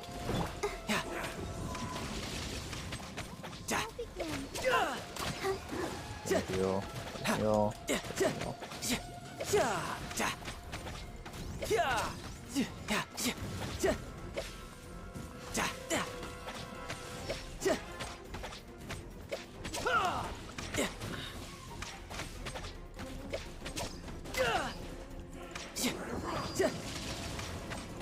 Easy. We're barely struggling this time around. Man, what happened during the first run? Like, were we just dicking around too much? I almost died in the first round, to be fair. Oh, triple. Or in the first thing, Shadow Warrior. Ooh, you got 3 golds. Mm-hmm. Not bad at all. I'll take it, sir. Leave domain. Betty nice. You know what this means? What does it mean? Hold on. It's weather, apparently. Okay. We press... Can you use condensed resin on these? No, right? No. Press C, then you go to Talents. And you go to Foul Legacy Raging Tide, and you click Level Up. And you realize that you haven't prepared the Lieutenant Insignia. And you back out. You go to the map. Taking notes, I'm taking notes. Uh-huh. Oh, God. Prepared everything else, but not the Lieutenant Insignia. There is one that I need. Although I don't think you have it. Oh no. The second Raiden Shogun boss. Yeah, I don't think I do. But you can look in my map if you can find it. We can do it. Yeah, no, we don't. You don't have it. Okay. That one is apparently the hardest boss currently. Ooh. Not the big robot guy everyone talked about? No, that guy's easy. At least I found him super easy. Sure. And then you hit level up and you get your Raiden Tide to level 8. It seems that every time you refight them, they are much stronger and harder than before. Like, actually, or are you saying that, like, maybe? I'm saying that this place is as an observation. By which I it mean, seems there's that nothing to kill. I had no problem during the story, and then I go back to fight them, and then I just wipe instantly. I'm like, wait, what the fuck happened? Oh yeah, 100%. During the storyline, they're definitely weaker. Okay. That I 100% agree with. Yeah, they might be leveled for the story, and then when you go back, it's leveled for your like world level or for the domain level or whatever. That, and I also think that they just do like a minus 20% for the storyline because they don't want people to get stuck in the story, and the other one is just like an actual challenge mode. I mean, I wouldn't mind having that as like a, oh, I can't beat this boss, whatever, and continue the story sort of frustrations. I know you 'Cause like at least that, but most people don't. I know it means, at least for me, especially for these like live action RPGs, to like focus on gear and strategy in order to have that motivation of continuing the story. Because in this game, for the most part, like unless a boss has like a particular material you're looking for, you can always just do the easier ones. Like why? There's no like incentive to do those harder ones. So having the incentive be continuing the story quest would be pretty dope. I think that happened to me in the first Raiden Shogun fight, but then I found out that it was supposed to be an auto loss. You know, there are better My ways friend to had to seek out tell our me enemies than because I was well, like standing here. trying my fucking hardest to beat them. No, but it's an auto loss in the sense that after you kill her, a cutscene comes in and then she kills you. Like if you didn't get the cutscene after you kill her, it's timed. It's a timed auto loss, and so what I was doing was going. I think so. Because I just killed her. Yeah, I was going full frontal Where I'm from, on her, if we didn't keep moving, and we'd freeze it to was death. very difficult. I don't know why, but you also have like Geo characters. Yeah, I took no damage, so I just kept dumping on her. For me, I was Kaching, and I was trying my best to like evade and dodge and do all these other things. I was playing like Dark Souls on like Devil May Cry difficulties of like. Meanwhile, with my Geos, I was literally just standing there taking all her attacks to the face and wondering why she was doing no damage. Yeah, no. Kaching isn't a tank. This Tank place meta, is dude. pretty dead. By which I mean, there's nothing to kill.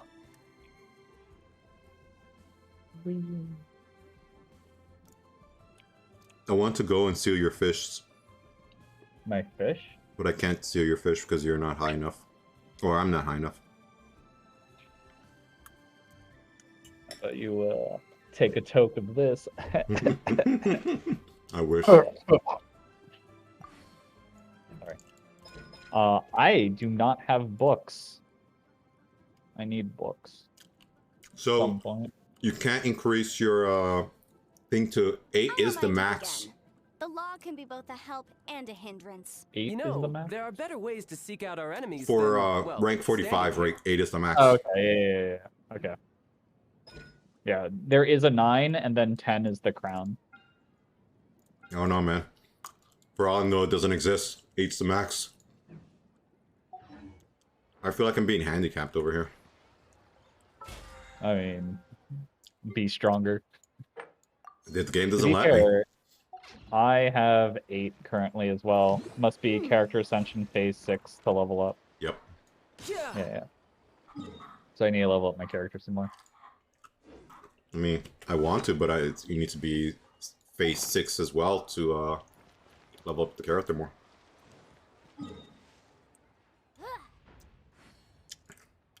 I think even if it costs 60 energy, it makes sense to do every weekly boss. Oh, yeah. We can't do Storm Terror together, so do you want to do the No. The wolf? Senora? Oh yeah, we can do the wolf. Oh, Senora would be fun. We always fail at that, and I need it for Shunya. We don't fail Whenever at she comes Senora. up. We do. Shut up. I'm actually going to be bringing a water and fire character, so it'll be interesting. I mean, I'm bringing the best water character, so you don't need to bring a water. I mean, I'm bringing a water character because she's the actual healer. Oh no. Get a fire healer, God. Are there fire healers? Bennett. Jin Yan? Bennett, but he's not good at it. Oh yeah, that's fair. He's I mean, Bennett is OP in other ways by Yeah. being legit. And to be fair, he is a decent healer, he's just not great at it.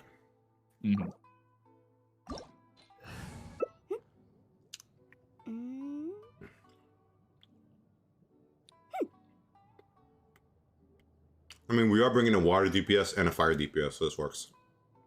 I could also go Yaimiko, but Very good. we have the bonus HP, right? That's what water resonance is, bonus HP. Oh, yeah, yeah.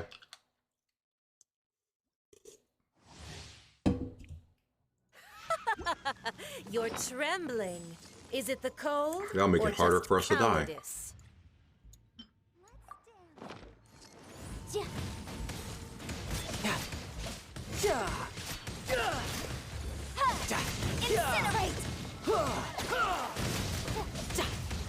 Listen, I'm putting way more wet stacks than you're putting in the fire stacks. You're really coming out here. Leave it all to me. Detestable.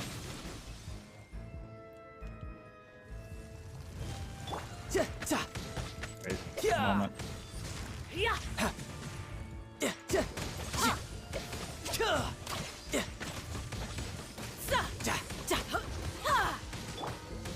Tactless rodent. Where'd she go? Where you gotta teleport, girl? You're mine. You're mine, baby girl. Motion to compel. 9,000, I saw that.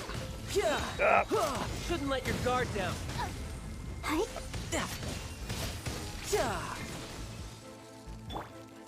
Let the Hi, show how you doing? begin. No, Come here, I'll Did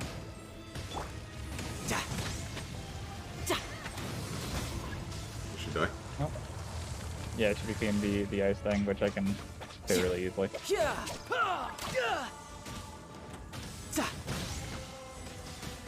Isn't there like something? There's a butterfly. Oh my god. No time to lose. Man, these butterflies are. Look at that butterfly chunks.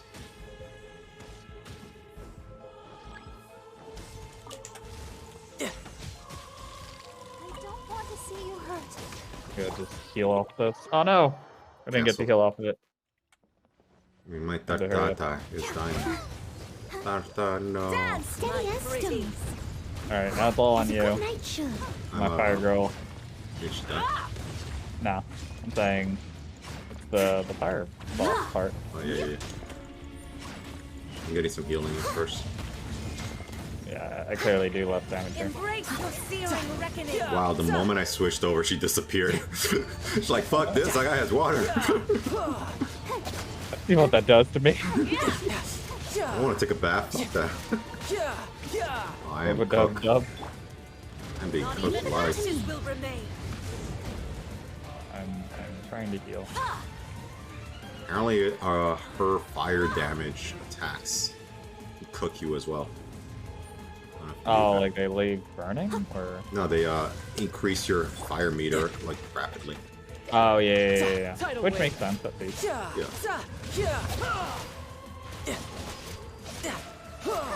Adds another layer to the strategy of the battle. Oh, she's. Oh, no, I'm being cooked again, so I just need to leave for a few minutes. Riveting gameplay, folks.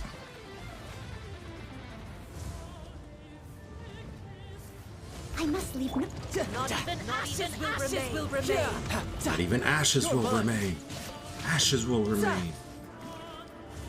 Ash Ketchum will remain. No time to lose. Weird. I really like Pokemon. Fucking. Oh, she's tornadoing. Yeah. I'm Ah! cooked alive. We're almost halfway there. Halfway there. Oh, no. Wow. Can we hit her while she's in tornado form? I don't believe so. I believe you. Kind of I'll like catch up. ethereal. Steady as stone. Okay. Embrace your searing So what happens reckoning. if you break all 4 of the rocks on the side? They start spawning This again. is gonna hurt. Because I do usually break the rocks. For sure. It's taking too long for standing next to her. It might do damage to her or something. She's like next to it. Ooh, that'd be cool.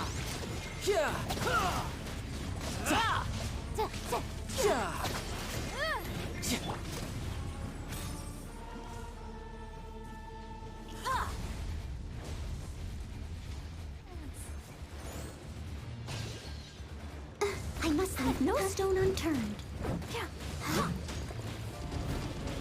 Oh no, she's reading. She has a big dress. Still gotta wait a little bit Must longer. have very long legs. Is she floating? Or does she actually? Yeah, I think she is floating Steady as actually. stone. Ready, steady, go! Tidal wave.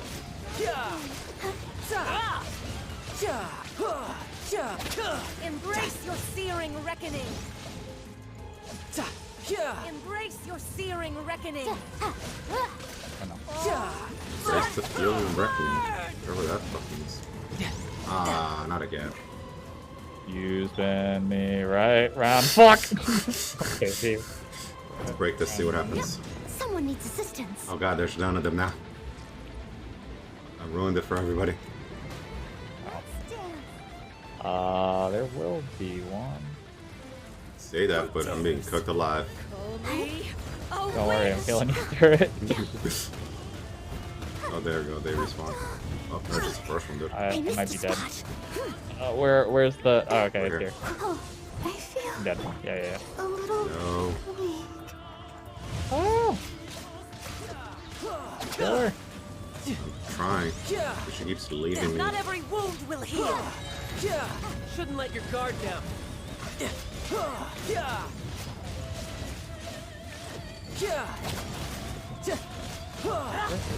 The verdict is emergency measures. There are none. Oh, over here. There's one here. Sister. Damn. I tried. Oh. I got the shield. Nice. I need to use your shield now. As soon as they go away, I'm dead. Oh, I'm dead. Sorry. I was out of stamina, so I couldn't dodge it. Sorry, we got her. Hey! My brother, no! We were so close. Ooh. Molten moment. Aw. Oh, I got 2 items for talents. Lucky. I didn't even know that was possible. I need the butterfly, which I didn't get. Yeah. I did get a fire gem, which is actually what I need as well. You can always use the butterfly into something else, if that makes any sense. And you also get character EXP from this, so that's pretty dope. Right? This is why I haven't put anybody at... I leave everybody at 79 so I can keep getting set character experience. True. Who knows, it might save me a book. Wolf next? Probably. I think that's really it, right? How much resin do I have right now? All of it. God, I have 45, so I can do 1 boss. And then probably just call it a night, because I have to wake up early and get on a train. Oh, yeah. Going anywhere. The boss that I need to do is the Primo Geovigap. If you want to do that with me. Yeah, let's do it. You gotta take the midnight train. Going anywhere. Mm-hmm. I forgot to heal. Fuck. I'll actually go to a statue and heal.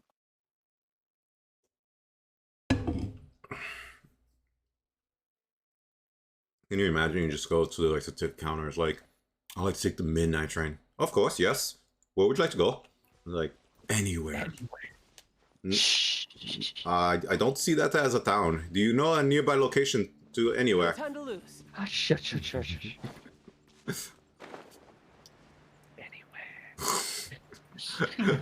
So this is a business.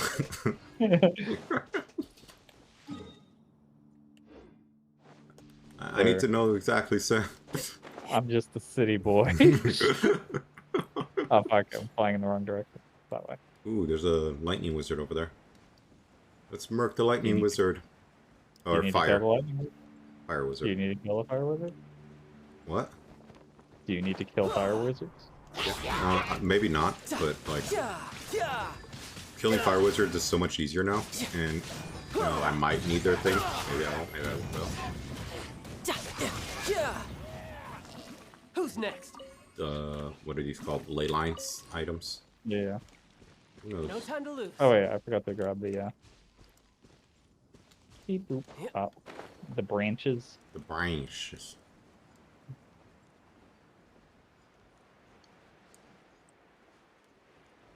I've got the midnight train going anywhere. No, it was going somewhere. You just didn't know because you're dumb. It's fucking. That's what trains do. They go places. What the fuck are you? It's on a track. It's not going anywhere. It's going a very specific location. Somewhere specific. Oh, no. Are you in? He's sleeping. Probably flying above you. Well, you're flying above me. Fire comment. Oh. Oh yeah, he takes reduced damage before he wakes up. There we go. That's full damage. Time to clean up.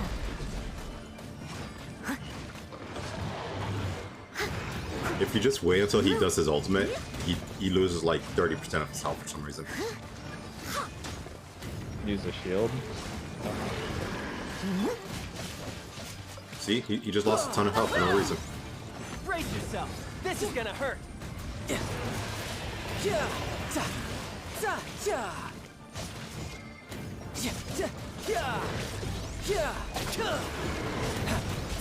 Oh, 10k. Let's go. Glorious. Another 10k. Dunking on this fool. Ah, fuck, I got hit. Steady as stone.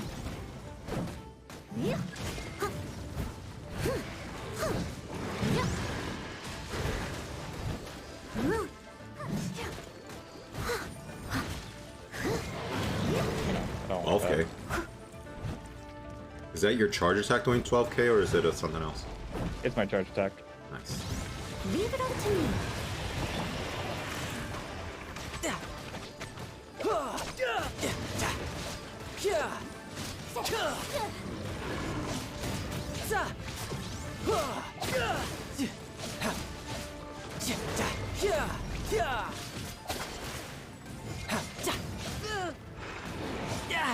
Amateur mistake. Yeah, the only like bad part about her is that she's very mid-range. Yeah. Like a closer range than you would think.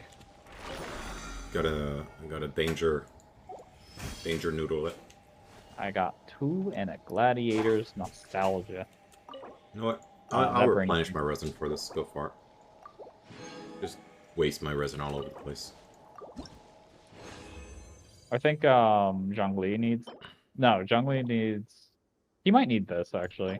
Maybe. For like base level up, and then the other one, the weekly boss for the other thing. I'm probably gonna need the geostones that I got, so this is all fine. Besides, I have like 30 of these resins. Like they're basically infinite. I'll never run out. Christ.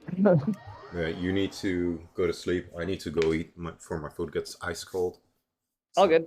It was fun. I enjoyed myself. Blast. Claim these primos.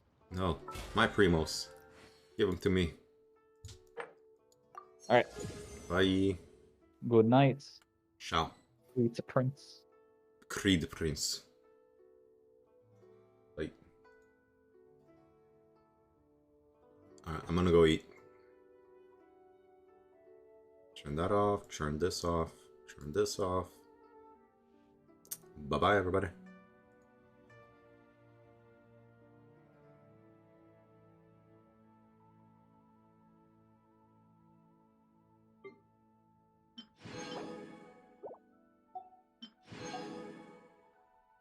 Leave it to me.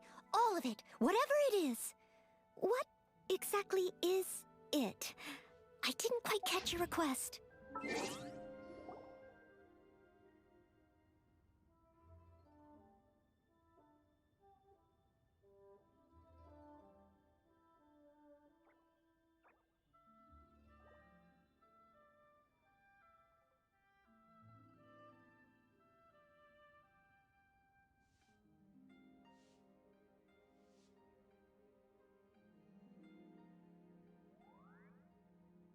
And speaking of up, I find it funny that the lesson that Earth is a fragile, borderless planet is something he could just learn from watching WALL-E. A counterpoint to Bezos' idea to save the planet is literally just the first 10 seconds of WALL-E. Like, it's right there, man. You know that movie about the massive company that invades all aspects of your life and pollutes and automates away jobs and so on? Jeff, look at all the pollution in space, man. Maybe this is just the circle of life, though. As one Amazon dies, so another will take its place. But despite all of this, Bezos is still grateful to how he got there. On the backs of workers and the idea bookstore, but online. Yes, after the launch that he admits was a joyride for the wealthy, he quite astutely and not at all self-reflectively thanked every Amazon employee and every Amazon customer, because you guys paid for all of this. Oh, good. That's what everyone wanted. I'm sure all the Amazon employees were working hard so that Jeff Bezos could slap on a cowboy hat he's never worn and ride that space wave. Shred the gnar, brah! Or quasar! Or whatever. So see you in space, everybody! Cold, unforgiving capitalist space. For toiling. And refueling the reusable rocket to take Jeff to his rocket harbor to get on his helicopter to land on his regular yacht next to his super yacht. And maybe we too can boldly, proudly look up at the stars, the heavens, through the pollution, and say in one voice, best day ever. They don't need to send a poet, because they already did.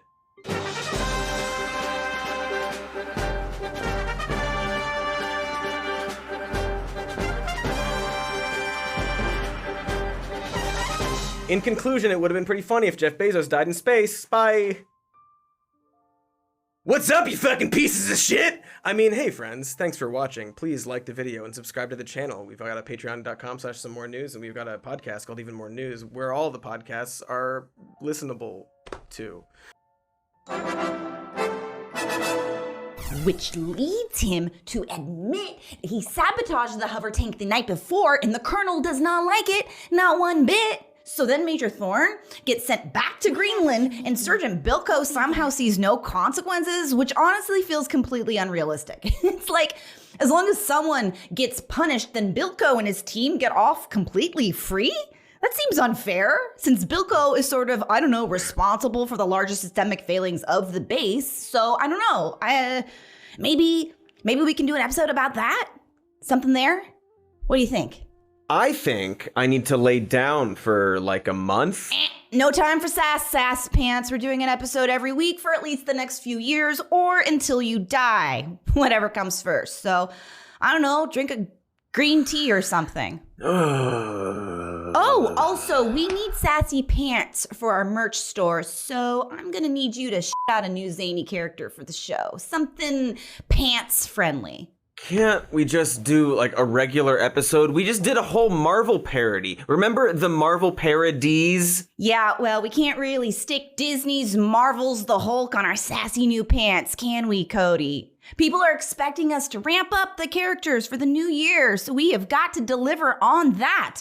Also, so you know, we're recording that episode literally right this second. Also, remember to have fun, okay?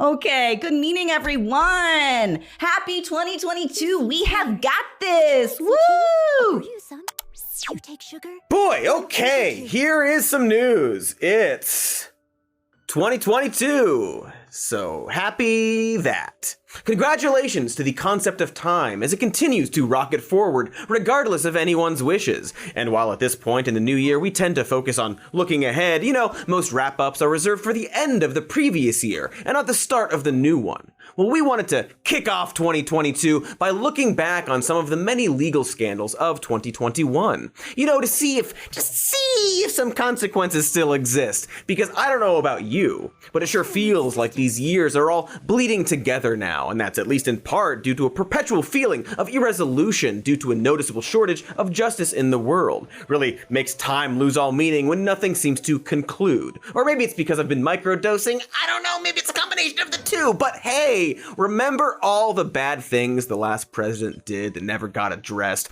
Or when that condo collapsed in Miami and killed a lot of people and then everyone moved on? Or like how f***ing years ago we learned that every rich person in the world was was systematically avoiding taxes, or all of the politicians and business owners who've been downplaying this deadly virus to protect the economy, or flat out made money from the pandemic. There are just so many casual scandals, you know, and compounded with the pandemic, it just feels like we're still trying to process 2020, let alone 2021. Which is why we wanted to look at what has actually been done so far in terms of finding justice for some of these past stories. And we're gonna do that with a little help from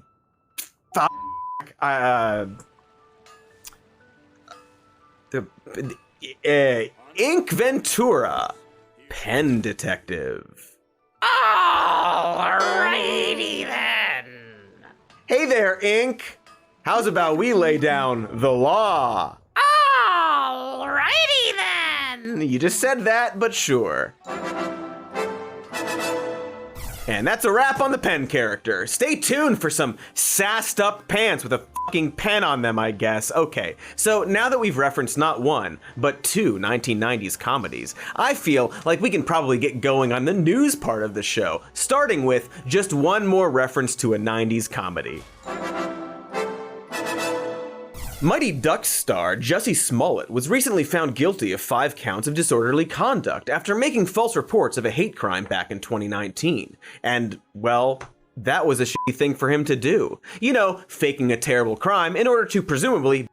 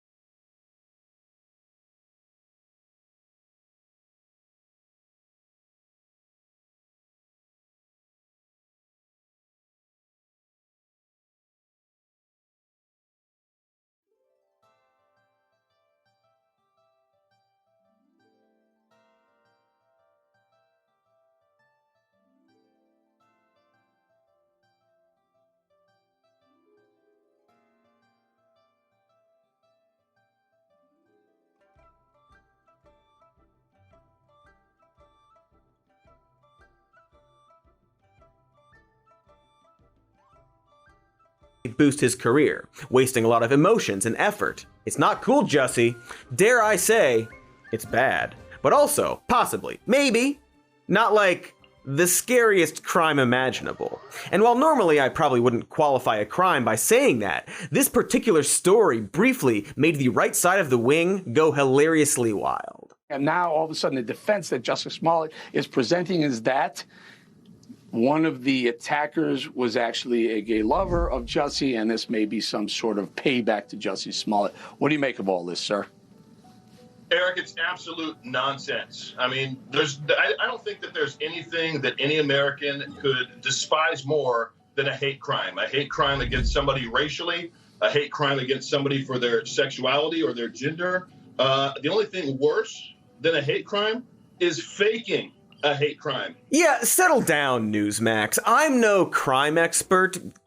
crimshawist. I'm no crime smart man, but if it's between faking a crime and the actual crime happening, I sure think the actual crime is the worst thing. That said, it was Smollett who originally blamed the attack on Trump supporters, so I at least understand why his base is peeved about this story. It is, for a lot of them at this particular time, the closest thing they have to a story of vindication. You know what with that attempted coup and all the other stories of actual hate crimes that were happening in relation to our very bad former president, which actually makes the Smollett story even more shitty since he was likely trying to benefit from actual stories of hate affecting the country. But ultimately, there isn't much more to say about this, or I don't know, I guess it's a media conspiracy to downplay this horrendous crime of lying. Again, not cool Jussie, but also not sure what else there is to say here. He lied and then got punished and ridiculed for it, and now it's over. I've certainly seen a lot of people on the right call out Biden and Harris for condemning what they thought was a real crime at the time it happened. You know, without mentioning that Trump did the exact same thing. But I'm just not sure what the alternative was at the time. Because when a person says they got attacked, it's statistically better to believe and then help that person. A statement that I have to assume isn't controversial. And yet when the news of this hoax originally came out, one of the more, let's call it evil responses, was to use this as a jumping point for think pieces about how perhaps crimes of hate are actually not so bad after all. Specifically, this think piece published by two different major news sites by a guy named Wilfred Riley, floating the idea that hate crime hoaxes are actually way more common than you think, and who, by amazing coincidence, happened to have a book coming out called Hate Crime Hoax, How the Left is Selling a Fake Race War. And while I don't want to spend too much time on this crusty wad, it's worth noting that his conclusion, as described in this other opinion piece he wrote, is based on finding 400 cases of false hate crimes between 2010 and 2017, which he claims makes it clear that, quote, hate crime hoaxes is indisputably large, which is kind of strange because I went ahead and looked at the FBI hate crime statistics for all of those years and found that the number of hate crimes reported by law enforcement between 2010 and 2017 totals to roughly 49,200. And the number 400 is 0.8% of 49,200, or as Wilfred Riley would like it to be, indisputably large. And yet, I'm pretty sure I just disputed it. And won that dispute. So, I don't know, guys. I don't want to jump to conclusions, but it seems like this Wilfred Riley fellow is a pile of lying trash, and so maybe we should just continue trusting people and investigate their claims, even though they might occasionally be lying, because doing otherwise is to forfeit our humanity and give in to fear-mongering and distrust. And perhaps it's wrong and bad to obsess over the premise of a false hate crime unless you're specifically trying to push that narrative to further a political agenda or terrible pundit career, because compassion and togetherness is perhaps better? As the Bible says, when the wind blows hard and the sky is black, ducks fly together. Quack, quack. All right, so we covered Jussie Smollett and managed to reference the Mighty Ducks multiple times. Any other 90s celebrities' business to get through? It's official. The conservatorship of Britney Spears has been...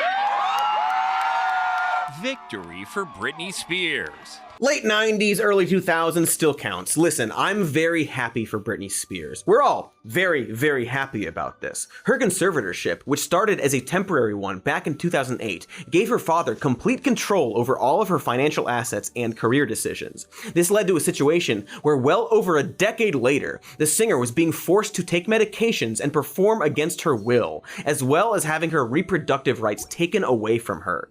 It took a series of high-profile stories, including, but not limited to, her father experiencing a spontaneously ruptured colon, fun, and a possible hostage situation to get the public's attention and start wondering just what the heck is happening with her. After that came the Free Britney movement, supported by a whole slew of celebrities, all on top of Britney's own effort to end her conservatorship and a 2-year legal battle. From all of this, we got a happy ending. But I sure need to point out the ridiculous amount of effort here, because it's not like Britney Spears is the only person in the world with a conservatorship. And it turns out that these situations can be extremely insidious. Unlike a guardianship, a conservatorship is specifically appointed to manage a person's financial affairs if the court deems them unable to do so themselves. This often happens if a person becomes too old to take care of themselves. Maybe they start telling extended stories about the Titanic and dropping diamonds in the ocean or something. And so a lot of the time, it's very necessary for another party to take control over their money decisions. Other times, however, maybe not. And so the process of undoing a conservatorship requires the conservatee to bring the case to court for an extremely drawn-out process. This requires attorneys for all the parties involved, as well as experts who can testify as to the condition of the conservatee, often in the form of caregivers. And while that sure sounds reasonable, the monumental problem is that literally all of these people are making money from the conservatorship. After all, how can you pay for an attorney with finances you're currently fighting for control of?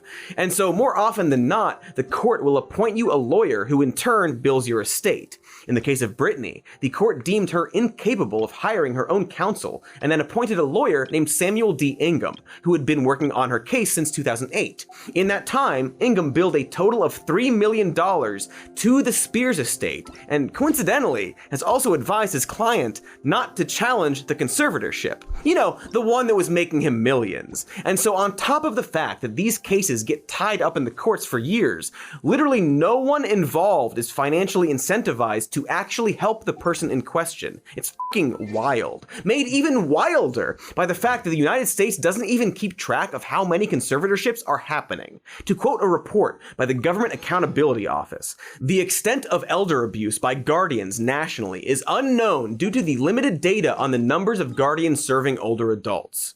So yeah, congrats to Britney. Congrats to Britney.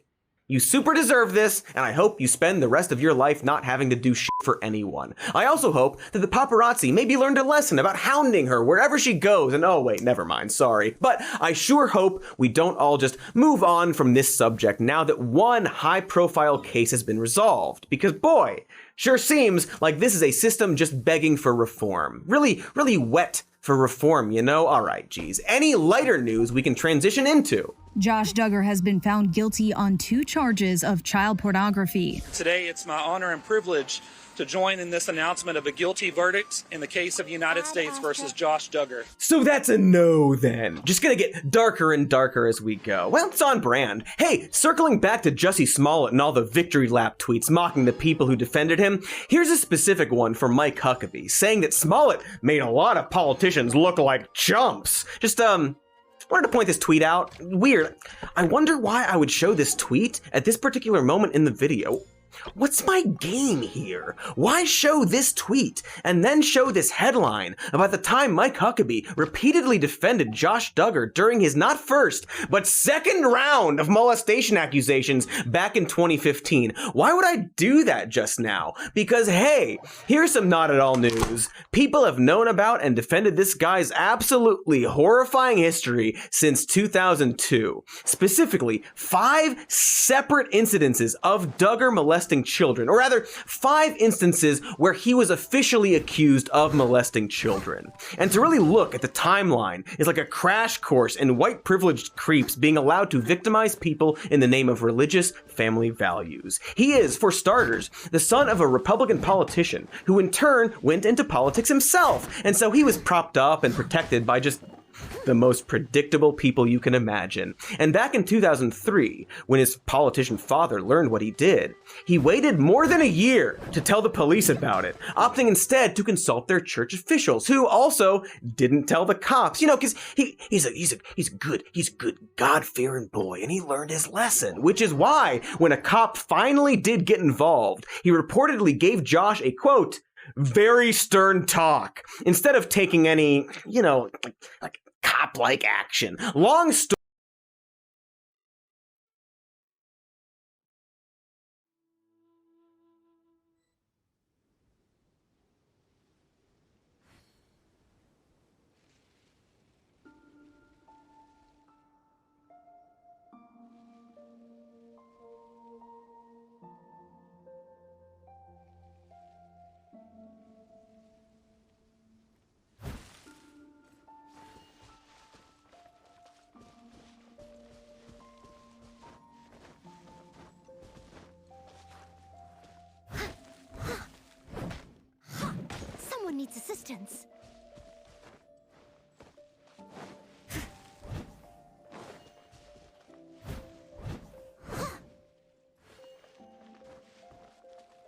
catch up.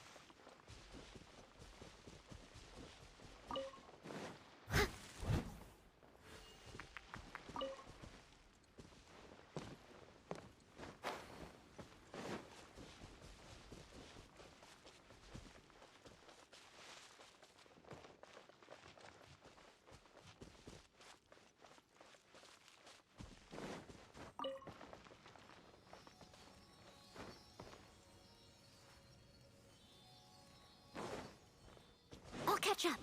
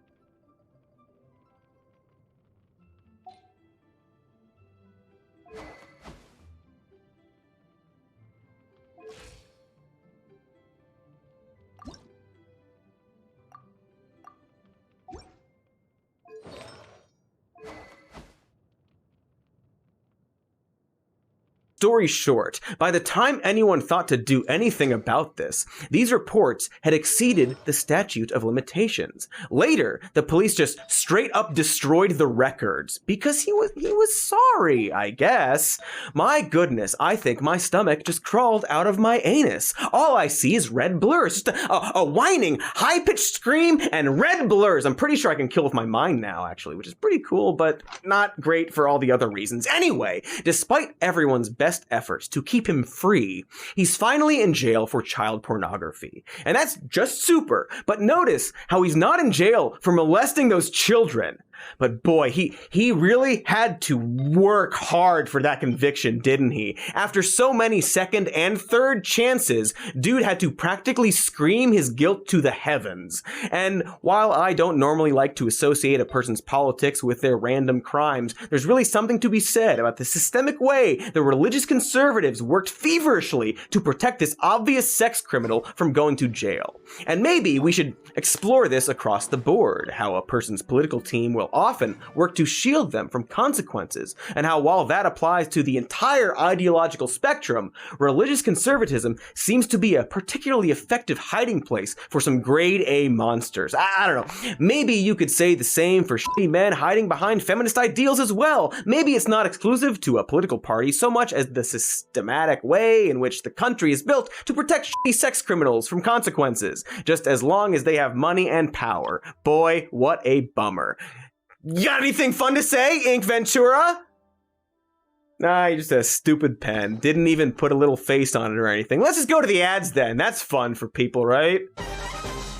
A good day to you, blanket enthusiast. You do like blankets and sheets, don't you? It would be weird if you didn't at least tolerate/need them. Personally, I sleep in a nest of various blankets and loose fabrics. I don't even have a mattress. Who needs that? It's just a wad of bedding that I burrow into like a baby mouse.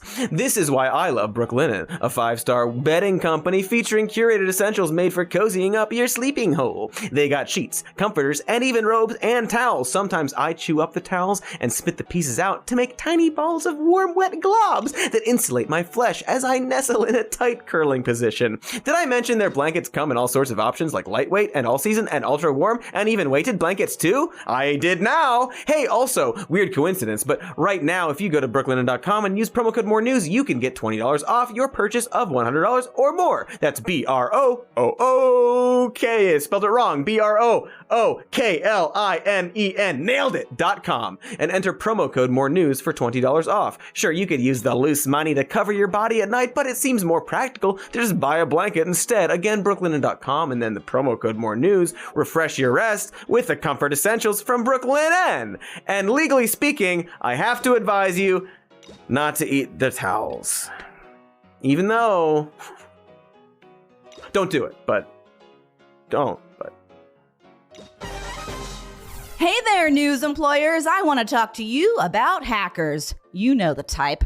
Stealing your personal data, rollerblading around everywhere, wearing crop top shirts and small steampunk sunglasses, maybe a couple of braided locks of hair on either side of their head, little bullet necklaces. Ugh, they make me sick. So, why not beat them at their own game by using ExpressVPN? It is a service that encrypts your personal data no matter where you're plugging in. Most public network news, stick it to those hideous hackers today. Except Angelina. She looked great in that film.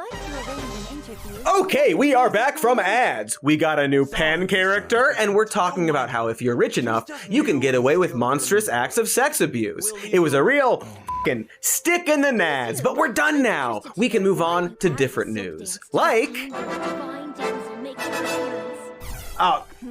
oopsies.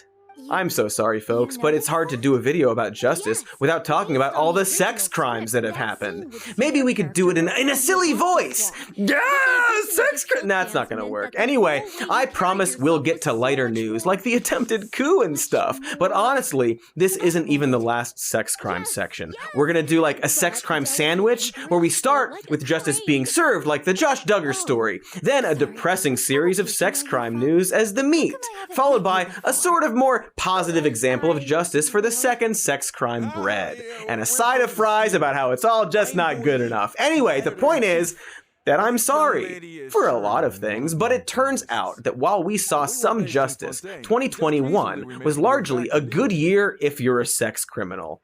Don't know what that's about. Maybe we should look into that. For starters, Bill Cosby was released from prison on a goddamn technicality. Specifically, the former America's dad turned America's uncle that we don't talk about was sprung because of a statement by the district attorney in 2005, who had issued a news release saying that he was declining to charge Cosby over his many crimes in exchange for a deposition in a separate lawsuit where the actor admitted to drugging women in order to have sex with them. That lawsuit was later settled, but then a second district attorney reversed the promise by the first, deciding to charge Bill Cosby using these depositions.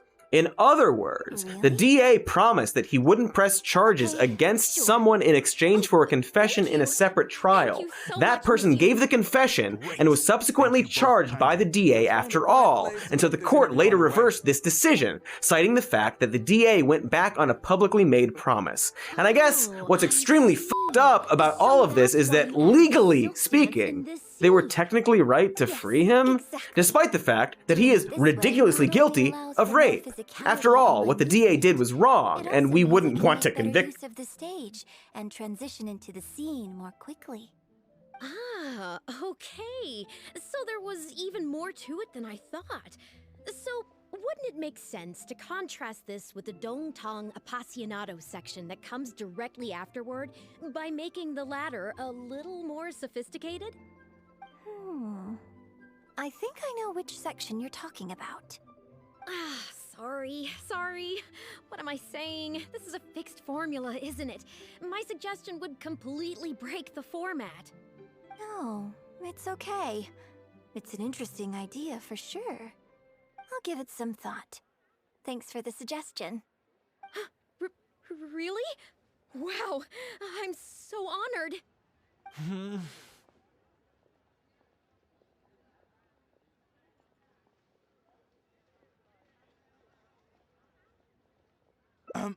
Shuryan, maybe it's time to move on to some of the things our readers would like to know about, Oh, okay. I was also going to ask for your opinion on the set and the costumes. Yes, well, I'm sure Miss Yun has countless pearls of wisdom she could share on her chosen craft. But, not all of our readers are quite so, artistically literate, shall we say.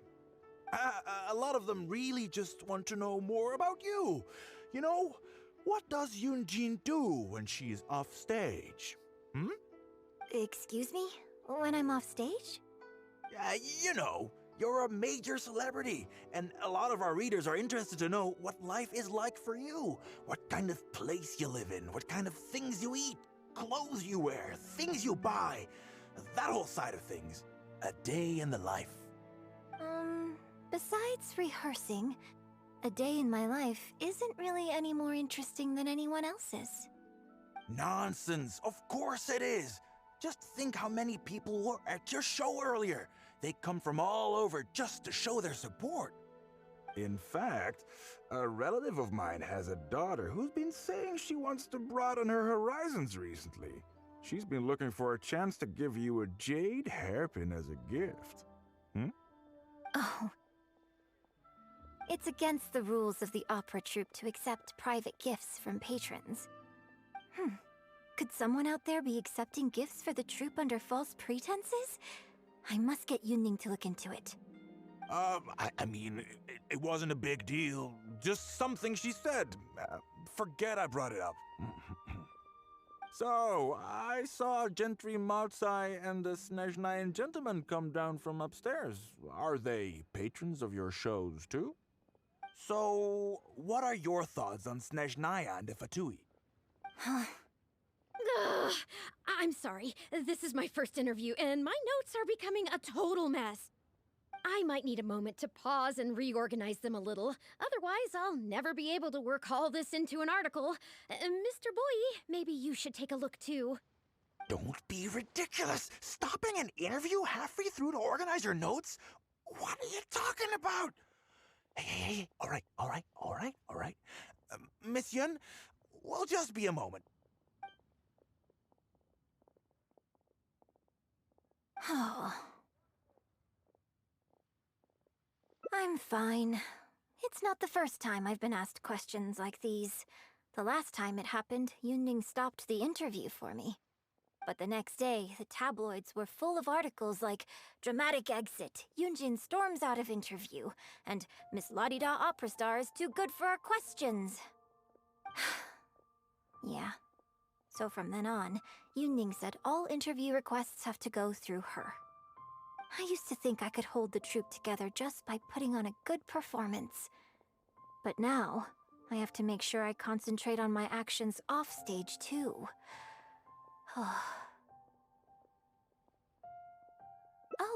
You mean Fanarya and that crowd. I cherish them as members of my audience too. But there aren't many people like them who can appreciate all the nuance in a single viewing. How did Shuryun end up working with an editor like that guy? Something feels wrong there. Ugh. They could be back at any moment, so I should stay here for now. But could you go look into it for me?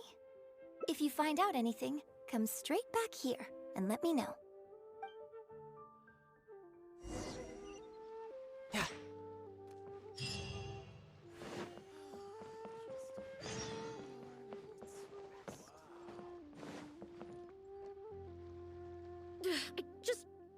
How can you be so cruel to Miss Yoon?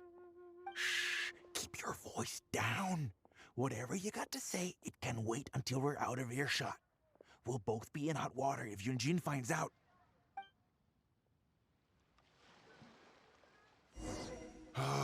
What's wrong with you? Why can't you get it into your head? Quit asking dull questions and start thinking about how to win over our readers. Do I make myself clear?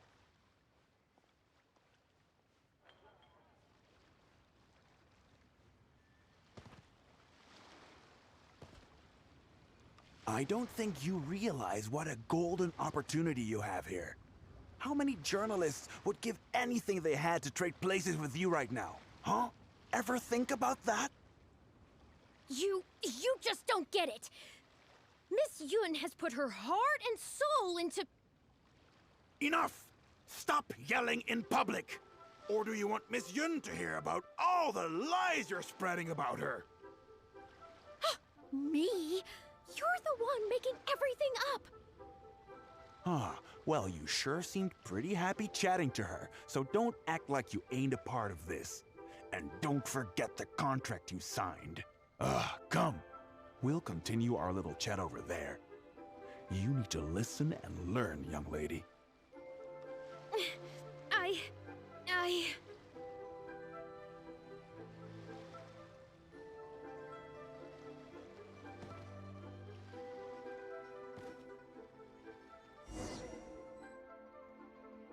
Are you ready to stop whining now? Do you have any idea how rare an opportunity like this is for a small-time paper like ours? Just think of the sales if we can get an exclusive. We'd have enough to cover your salary for 2 lifetimes. But what about us pretending to be from the Steam Bird? Aren't you worried she'll find out? You really think she still would have talked to you if I hadn't told that little white lie? Besides, what have you got to be afraid of? As long as we make it sound like an eyewitness account, how will she be able to refute it? Heck, if she actually presses the issue, I'll probably have to thank her for keeping it current for me. This is horrible. I will not let you treat Miss Yoon like this. I don't know who she thinks she is anyway. Oh, I sang a couple of shows, so now I'm a national superstar. Give me a break. No one wants to read about your sopranos or your falsettos. We give the readers what they want. That's how this business works. Case in point, that blonde guy seemed to be getting along pretty well with Yunjin. There's definitely a story there, even if there isn't. Ugh, that's enough! I'm reporting you to the Millilith! Report me? What for?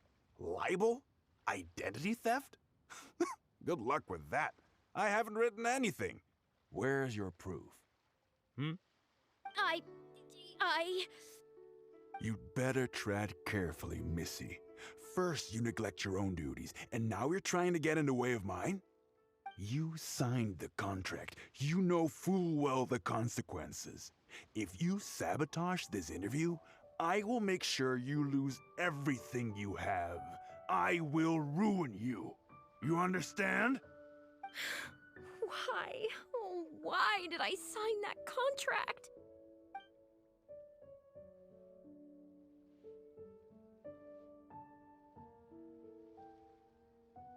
Who's there? Oh, it's you. What do you want? I'm warning you, don't do anything stupid or I'll spread a lovely little story about you and Yunjin throughout all of Liyue. Wait a second. I was so focused on Miss Yoon earlier that I didn't notice who it was. Huh? What are you talking about? He's the Traveler! You know, the one who even the Chi Sing will listen to. What the... what have I gotten myself into? No need to get all worked up here. What we meant was,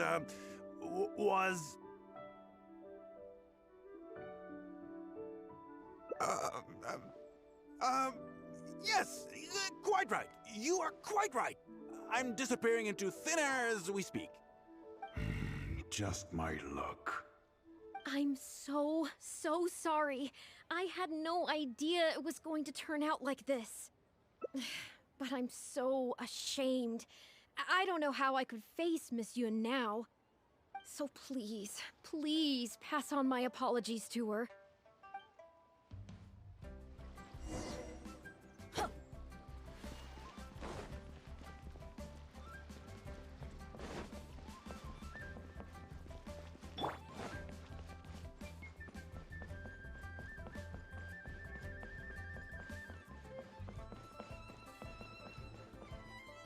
Finally, a seat with a view.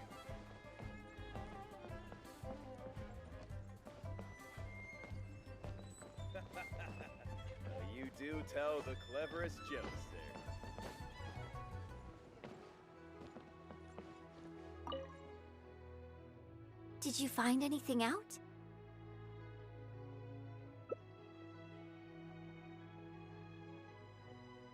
I see. Well, it's not unexpected. It's just a bit of a shame that I didn't get to talk with Shiryun for longer. She genuinely understands opera and has a passion for it. That's not something you can act.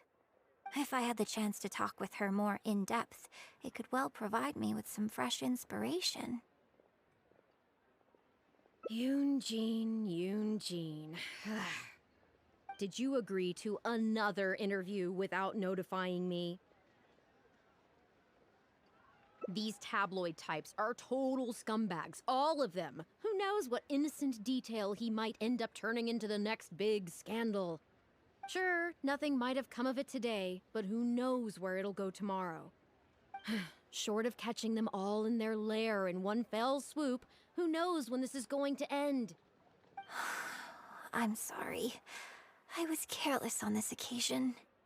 Well, wallowing isn't gonna solve anything. Come on, go tell everyone in the troupe to be extra cautious during this time. Gee, oh Lord, bless us. Spare us any more offstage drama.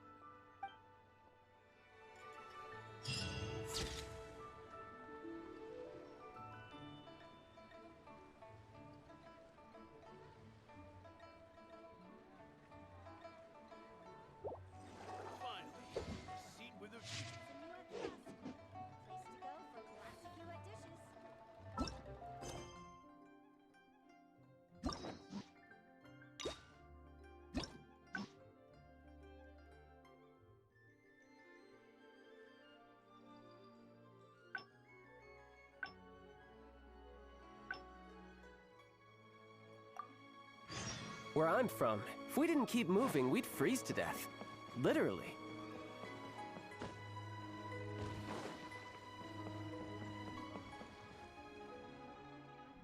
Are you ready to stop whining now? Do you have any idea how rare an opportunity like this is for a small-time paper like ours? Just think of the sales if we can get an exclusive. We'd have enough to cover your salary for 2 lifetimes.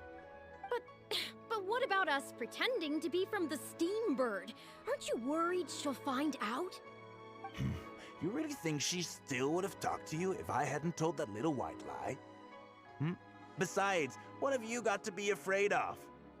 As long as we make it sound like an eyewitness account, how will she be able to refute it? Heck, if she actually presses the issue, I'll probably have to thank her for keeping it current for me. This is horrible.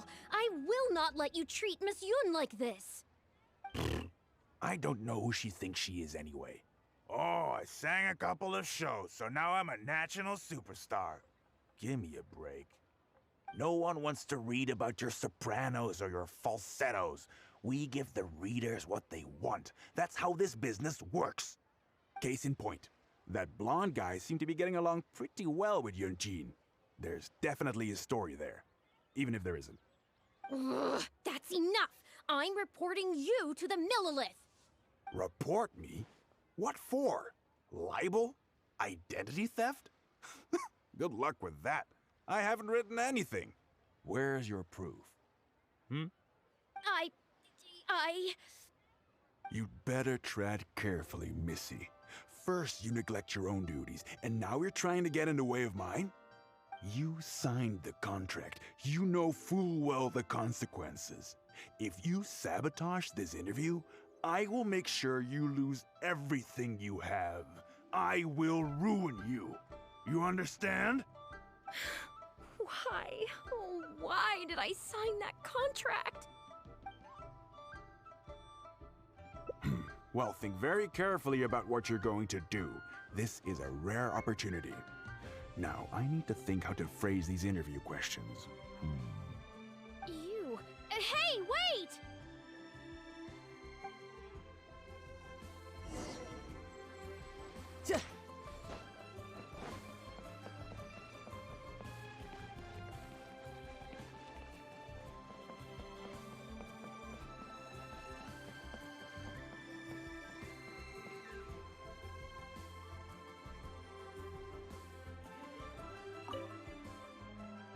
Did you find anything out?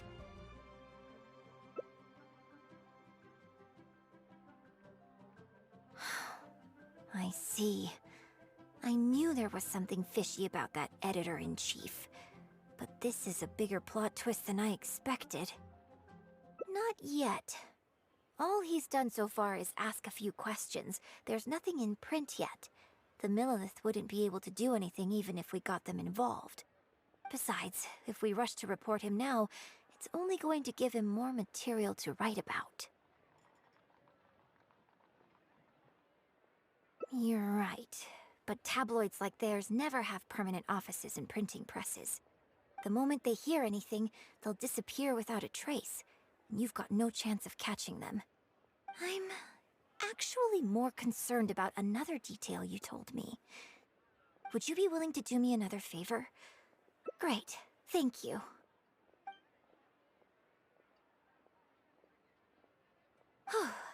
The editor should be here soon, so I'll stay here to deal with him.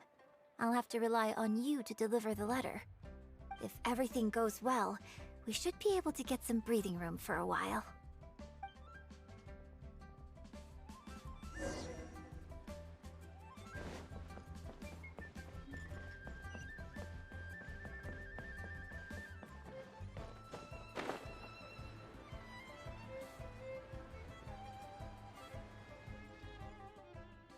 I've had it with you. Do you think contracts are just bits of paper? If we weren't on a tight deadline, you'd better believe I'd fire you right here on the spot. You will stay here and reflect on your actions if you know what's good for you. Sorry, but I'm not babysitting you anymore today. Oh, what am I going to do?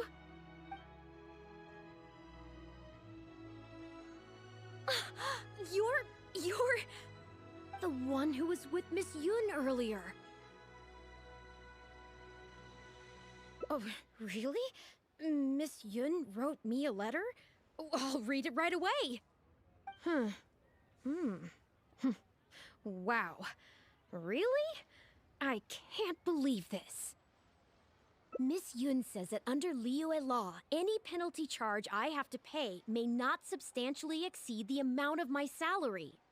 You can't have a labor contract that would completely bankrupt the employee in the event of a breach. It's not legally binding. So not only can he not get any money off of me, I can take this contract to the Ministry of Civil Affairs and blow the whistle on him. I didn't think about any of this when I was job hunting. I just signed the contract without a second thought. I always thought Miss Yun was all about opera. Who would have thought she was such a legal expert, too? If only I hadn't gone out of my way to get Miss Yun's attention in the first place, none of this would have happened. I didn't expect it to end up with Miss Yun helping fix my life problems. Well, Mr. Boyi says I'm still on probation, so he won't tell me where their work location is. Plus, I give all my draft articles straight to him, so I don't have anything in the way of evidence. I wouldn't put it past him. But the letter says that my statement and the contract are enough to get the Millilith looking into it. If Miss Yun says so, I'm sure she must be right. Let's go confront him right now.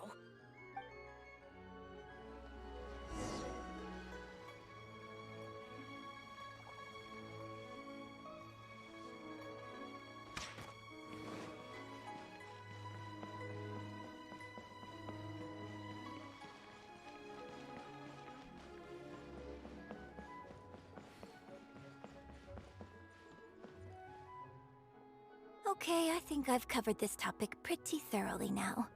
Unless you had any more questions?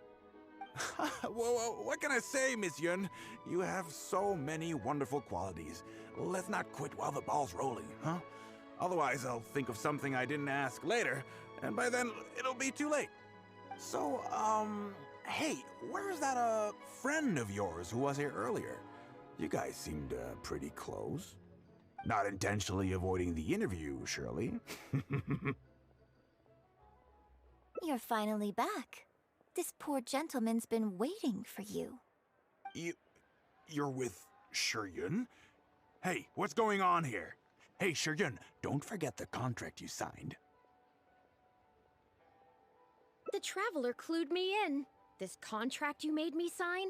It isn't worth the paper it's written on. Isn't worth the paper it's written on? Don't be ridiculous. It's all there, clear as day. Don't you think I did my research? Research? Oh, so you're a news editor. But you also have an interest in law? Yeah, she's new, and she's making a fool of herself. She doesn't get how this all works. My apologies.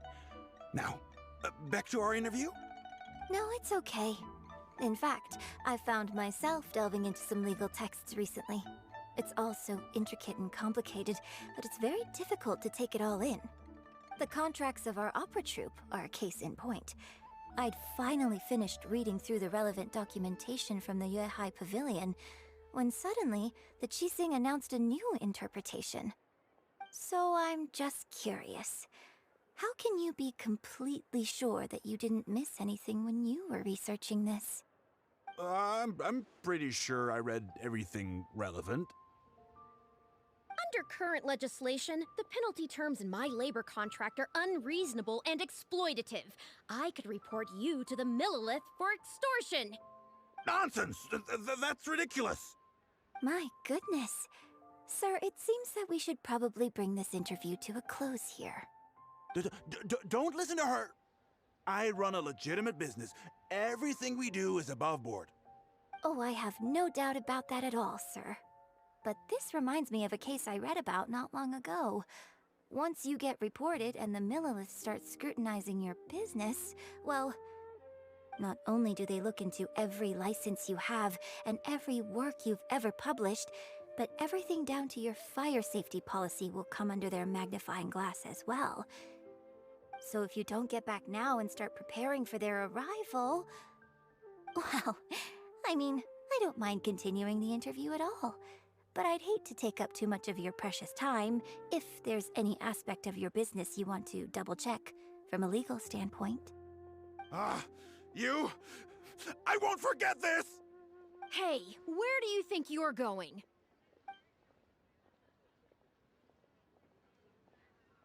Miss Yun, why did you stop me?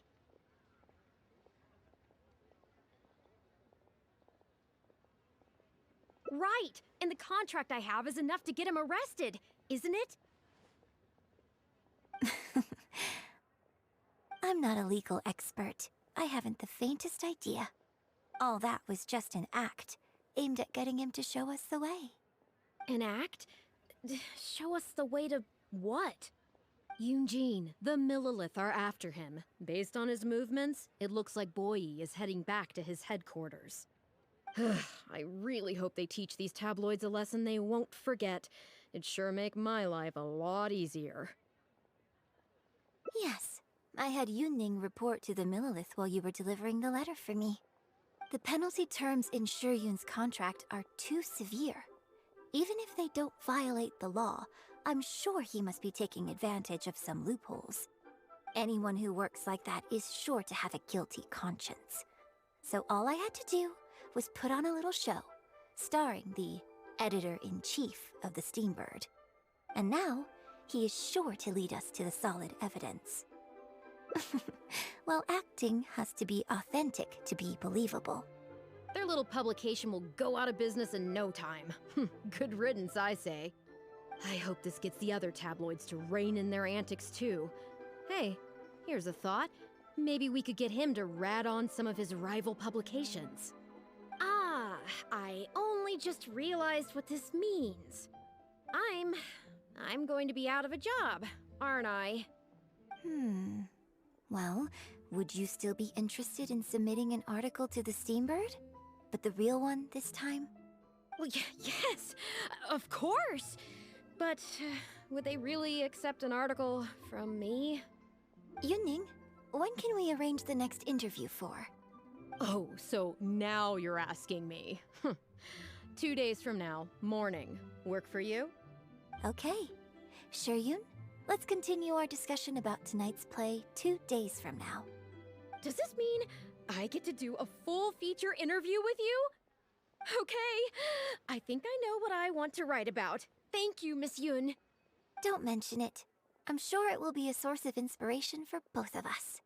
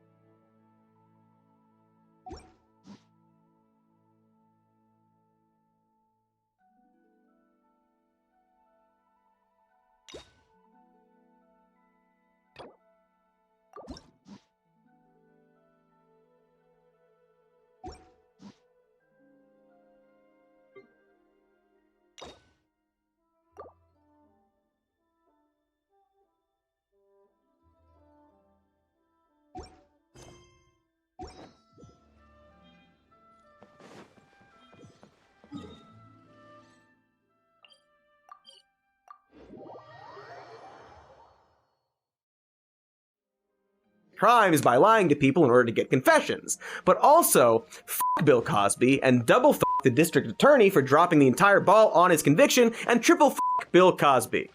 See, what's frustrating about this is that since we've known that he did these crimes, the prosecution pushed for a hasty conclusion, their efforts ultimately proving to be too sloppy to keep him in jail.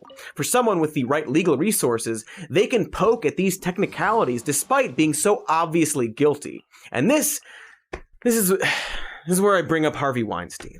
And judges in the Harvey Weinstein's appeal case are slamming some of the decisions made during the former media mogul's rape trial. A panel of judges for the New York State of Appeals Court are now calling into question Weinstein's conviction, saying testimony from women who were not part of the criminal charges could have jeopardized the case. Again, so sorry. It's just the worst way to start the new year. I thought we were fresh and fun. But yeah, it turns out that during Harvey Weinstein's trial for sexual assaults that he definitely finally did, the prosecution used a lot of testimony from people with allegations against him that were completely unrelated to the specific charges. Some of these allegations weren't even about illegal actions, but rather times in which Weinstein simply acted like a premium grade asshole. And while I can't stress enough that he should be in jail for rape, legally speaking, it's an extremely bad precedent to allow prosecutors to call witnesses whose only purpose is to make the jury dislike the defendant for, like, rudeness.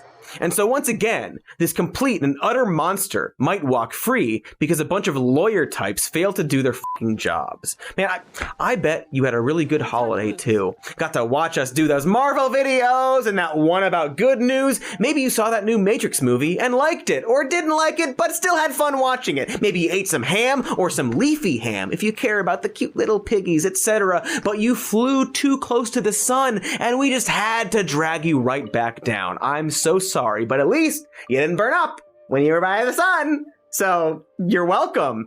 You know, I was going to talk about how both Marilyn Manson and Louis C.K. have been nominated for Grammys, but I think I've punished you all enough. On to greener pastures. Less brown pastures. Because of the sex crime sandwich I mentioned before. You got the Josh Duggar bread and the Bill Cosby meat. And now this. Not a yummy sandwich. Anyway, so the runner-up to Jeffrey Epstein's horrific crimes was convicted right at the end of 2021. Ghislaine Maxwell now faces a maximum of 65 years in prison for such crimes as conspiracy to commit sex trafficking and sex trafficking of an individual under 18. Her lawyers have expressed plans to appeal the verdict, which I'm sure is going to be a whole other fucking thing. And gee, I guess now that she's in jail, that just about settles everything. Clapping my hands as to dust them off after a job well done. Case closed. No more need to look into this. Now let's go to our trial expert, Alan Dershowitz, for more analysis. Well, I think the most important thing, particularly for British workers, is that the government was very careful who it used as witnesses. It did not use as a witness the woman who accused Prince Andrew, accused me, accused many other people, because the government didn't believe she was telling the truth. In fact, she, Virginia Giuffre, was mentioned in the trial as somebody who brought young people to Epstein for him to abuse. Thanks, Alan. Great point about how the woman who specifically accused you of rape via Epstein's sex trafficking wasn't used as a witness, but also was implemented as someone who aided him, and that somehow absolves you from suspicion. Also, I'm now being told that we didn't personally get Alan Dershowitz for this show, but rather it was a clip from the BBC who made the absolutely maybe not very wise decision to feature him on their trial coverage. Anywho, I believe I was saying that the case has been closed on the massive pedophilia ring that has implicated scores of extremely famous and powerful people, including but not limited to Bill Clinton, Donald Trump, Prince Andrew, Bill Gates, and Chris Tucker. Last one less powerful, although he does have Jackie Chan's ear and can presumably have anyone beaten up with whatever you have lying around the house. Or wait, maybe the case isn't closed? Wild idea, but perhaps there's more to this story about the powerful sex trafficker who was found dead in his prison cell. It's just, it's a little bit fishy, I guess. Going back to how a lot of these sex criminals seem to be leveraging legal loopholes instead of contesting their innocence. We're seeing the same thing with people like Prince Andrew, who both denies allegations against him by Epstein accuser Virginia Giuffre, while at the same time doing everything they can to avoid an actual court case. Like, if Prince Andrew was innocent, you'd think he wouldn't need to try and use a 2009 settlement agreement with Epstein to absolve himself from liability. Sure, weird to say I'm innocent, but also, as an aside, this legal loophole prevents me from being held accountable in the event that I'm not actually innocent, which I totally am. I don't know, man. Seems like you did a sex crime. Seems like this massive sex trafficking ring must have had some customers, right? And while I'm sure not everyone he associated with is guilty, at least some of them definitely are. And yet I can't help but to feel like we're never going to actually know who. Or rather, we do know who in many cases, but it won't go further than that, justice-wise. You might be thinking that Maxwell's conviction somehow sets her up to point fingers at others. But as I mentioned before, her lawyers plan to appeal the charges, which you can't do if you offer up knowledge of criminal wrongdoing. doing. She is, as of now, still claiming her innocence and not taking any plea deals. Not to mention that legal experts seem to think that had there been enough evidence to convict any of Epstein's clients, the US would have done that already. Hopefully, maybe, probably, I don't know. In short, this is probably as good as it gets in terms of finding justice. A monster dead in jail, another monster probably going to jail maybe, but their monster clients, not so much. The worst they'll probably see is more people knowing what they've probably definitely done, despite no material consequences coming their way. That is, unless some of these powerful people involved get implicated in additional crimes along the way. Like, say, if one of them was extremely bad and obvious at doing crimes and amassed hundreds of lawsuits and accusations, well, then you'd imagine those crimes would eventually catch up with them, especially if they briefly became the president of the United States and was also really bad at that before losing the re-election and then throwing a fit and lightly pushing for a coup. But before we get to all of that fun and good and totally normal stuff, did you know about money? It's fake. But we need it. So here are some more ads. Hello, everyone. Do you ever get stressed? I sure do. And whenever I get a little stressed, I like to exercise. Some days I'll go to the park twice, heck, maybe even 3 times, and grab one of the communal horses for a round of equestrian dressage. It really helps me to unwind, especially when I listen to my favorite thrash metal bands while teaching my horse to reach a pure gait. This is why I use Raycon earbuds, the best way to bring audio into your brain no matter how much you shake around. That's right. Not only do they look, feel, and sound better than ever, kernels, you get it like a maple syrup store or what have you. You know the corns. Anywho, to make it easy, Athletic Greens is going to give you a free 1-year supply of vitamin D and 5 free. We're not talking about Donald Trump. Seems like after an entire year, we could shut the f*** up about him. But also, there was a time where we all kind of hoped he'd, go to jail. Remember that? For all the crimes. Remember the crimes?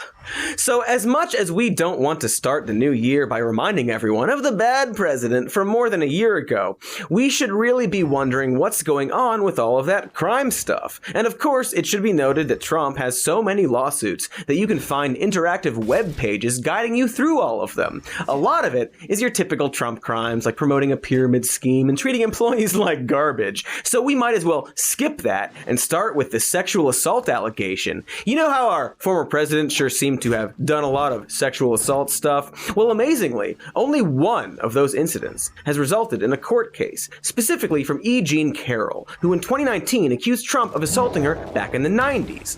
When he was first confronted by this accusation, then President Trump put out an official big boy super smart statement saying, and I'm quoting, "I've never met this person in my life," which is pretty funny considering the article that first broke the news had posted a photograph of Trump and Jean Carroll together, having, met. Very smart stuff. Really good at crimes. Glad we made him president that one time. Trump went on to deny the incident took place and call his accuser all kinds of names, prompting Carroll to file a lawsuit for defamation. This is the lawsuit that is continuing to this day, one where Trump is being asked to submit a DNA sample. The reasoning being that in order to prove defamation, Carroll will simply have to prove that Trump was lying in his denial. And so her lawyers want to match DNA on her dress from the assault to Trump, which will at least prove that they have met and interacted. It's interesting, bipartisan pattern of presidents and DNA and dresses. Anyway, I wanted to lay this out because, as you might have figured, none of this would result in Trump actually facing penalties for sexual assault, the thing he's done.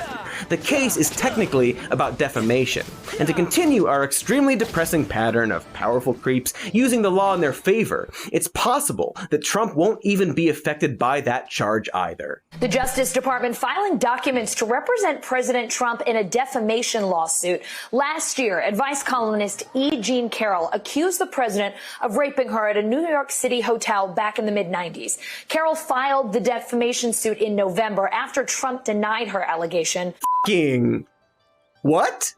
So the DOJ, or more specifically the DOJ under current President Joe Squintface Biden, is making an effort to defend former President Donald Trump in his defamation suit concerning the rape he did. The argument here being that since Trump made the statements officially as the president, he was actually representing the government when he lied about having not met E. Jean Carroll. Therefore, her case should be against the government and not the individual of Donald Trump. And what makes that all even more fucked up, if the DOJ is allowed to do this, then it will prevent Carroll's lawyers from obtaining a DNA sample. In fact, it'll completely end her defamation case altogether. Because, and this is real life, it turns out that you can't sue the government for defamation. No. Really. It's why Trump was able to use his presidency to harass and lie about the press all of the fucking time. It turns out that back in 1946, when Congress created a law dealing with consequences for people injured by our government, they completely skipped over acts of slander or libel because they deemed it too complicated to lump into claims of physical harm. At the time, they assumed a second law would then be made specifically for defamation, which didn't happen, but still could, huh? Let me check how Congress is doing.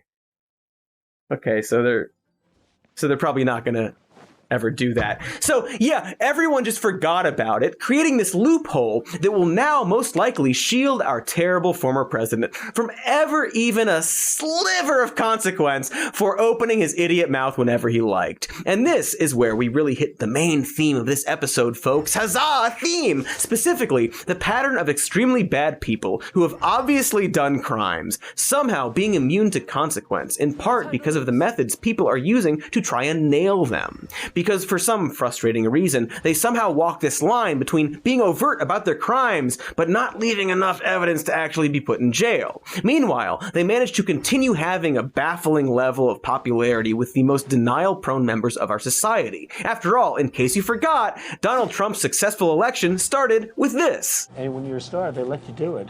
You can do anything. Whatever you want. Grab him by the pussy. And so ever since, there's been this continuous lust for seeing this creep-ass motherfucker in jail. He represents, for a lot of people, the ultimate privileged white powerful man seemingly immune to actual justice. And every time it seems like we might have him, he slips away. And I'm sorry to have to tell you this, but that will probably also be the case when it comes to the January 6th insurrection. Because let me tell you, they just do not have much on him so far. And the attempts to nab him all seem to be reliant on obscure or low-level laws that could easily be fought against. In DC specifically, they're looking to charge Trump with inciting people to commit violence, a misdemeanor punishable by just 6 months in jail maximum. Meanwhile, the NAACP are suing him for violating the Civil Rights Act of 1871, a largely unused law that was created to prevent the KKK from intimidating members of Congress.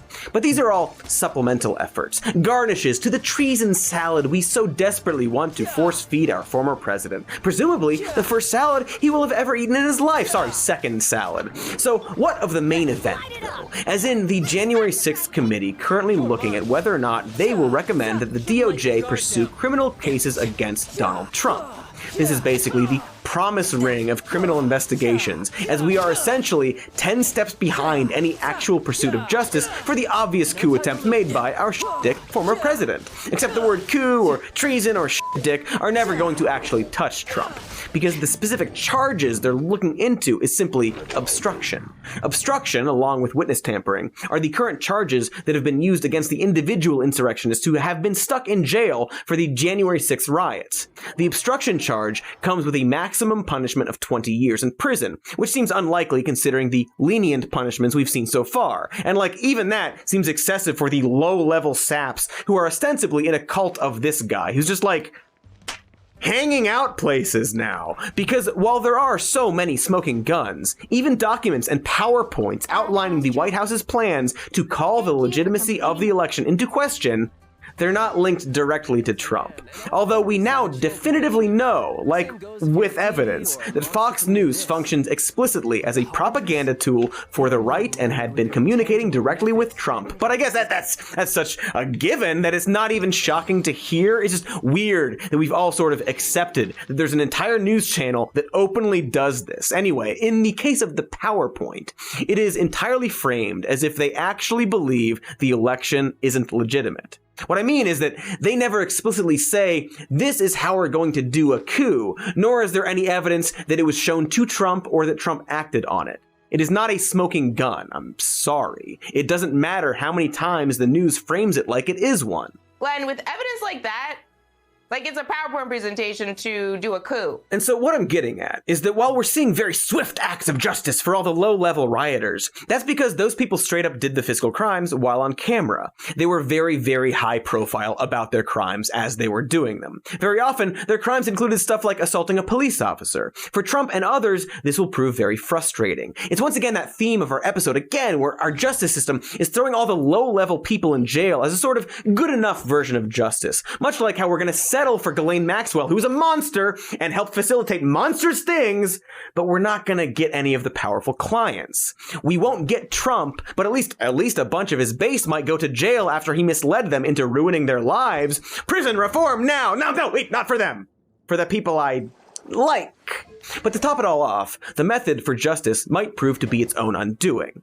As some experts have pointed out, using the obstruction charge against the rioters might actually end up being too vague to stick. And so once more, the need for quick justice might ultimately bite justice itself on the ass. It's sort of like, I don't know, like if you were in the army, and there was this sergeant who ran an underground casino right there on the base and did all of these obviously illegal schemes. And even though they were really blatant about it, they never got in trouble. So in a fit of frustration, you sabotaged a tank they were working on and then accidentally confessed to it, and then you got in trouble instead of them. And for some backwards ass reason, your punishment was somehow enough to satisfy the need for justice. And this sergeant just went free to do more zany schemes. It's sort of like that, actually. At least enough to justify that callback. But maybe simply mentioning the film Sergeant Bilko isn't enough to cheer you up, what with all the other stories about mishandlings of justice. So I'm gonna give you a bit of good news.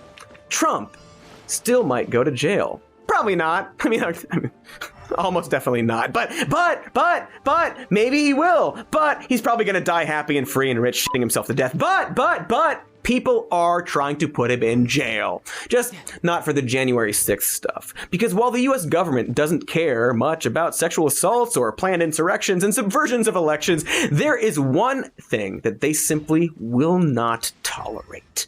The Trump Organization's longtime CFO appearing in handcuffs, indicted tonight along with the company that bears the former president's name, accused of what prosecutors called a sweeping and audacious tax fraud scheme. Can't f with the money. Sorry, bud. That's the line. Like, as an aside here, another trial that just wrapped up was that Elizabeth Holmes case, where her company defrauded the public with a fake blood testing machine. Something that cost patients both money and hardships from false diagnoses. And while we didn't have time to really dig into that one notable detail is that she was only found guilty of defrauding her investors and completely acquitted on the charges involving the patients. Because you can hurt consumers all you want, so long as you don't f with the money, folks. Anyway, back to Trump. Basically, the senior executives of the Trump Organization have been systemically underreporting their earnings and accepting secret perks that didn't show up on their tax documents. Alan H. Weiselberg, the top executive, is being accused of avoiding taxes on $1.7 million in these perks and faces a decade in rich white guy prison.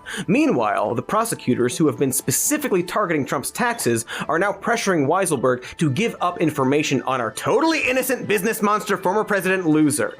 You see, it turns out that Trump greatly devalued certain properties when reporting to tax officers, while then using extremely high estimates when applying for tax breaks. In other words, he would value his property in whatever way most benefited him at the time, as well as lie to his own accountants about how much he was worth.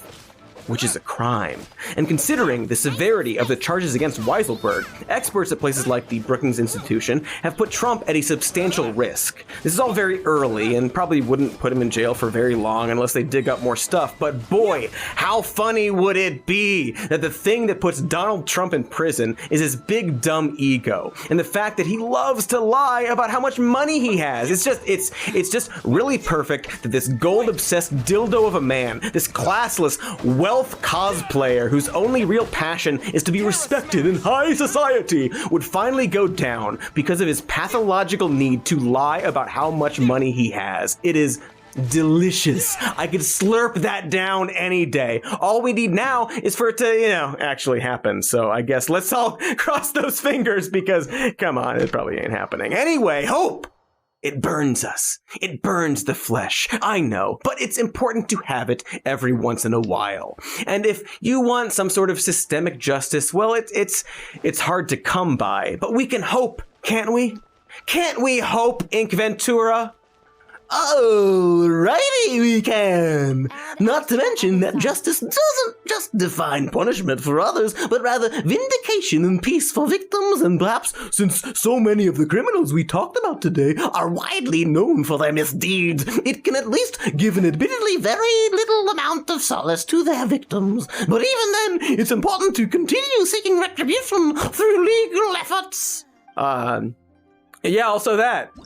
Thanks, Ink. And while 2021 wasn't a great overall year for justice, one notable example of things going right is that so many large companies are being held accountable for the opioid crisis. For example, just before the new year, the drug maker Thoma was held liable for contributing to fentanyl overdoses, opening them up to endless lawsuits and charges. Also, in December, a judge threw out a deal with a maker of OxyContin that had shielded them from opioid lawsuits, and so, like Thoma, Purdue Pharma is now open for a flood of lawsuits, much like many other companies the government is now holding responsible for their misleading tactics that led to the opioid crisis. Oh wow, that's really good news. Thanks for that, Pen. You're welcome, Father.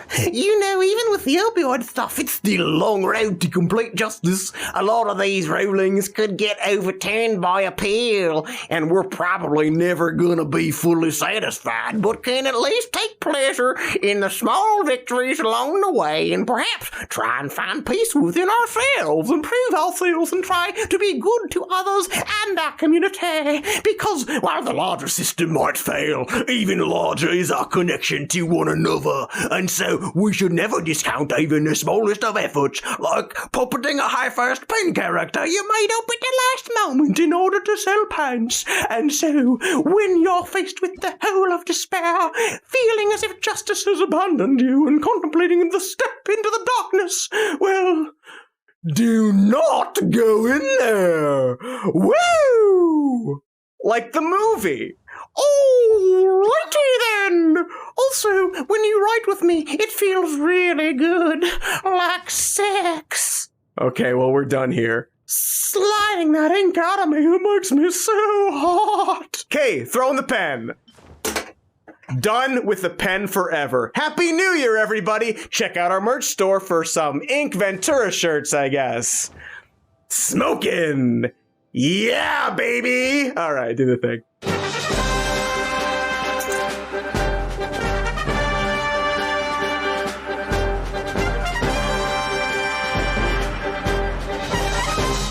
Somebody blot me! Nailed it. Hey, thanks for watching the end of the video. Like and subscribe and do the YouTube things, cause you know to do that, or why did I even tell you to do that? Leave a comment about how much you love our new character and his fun, consistent voice, and we'll bring him back, we promise. Or maybe we won't. No promises. Promise.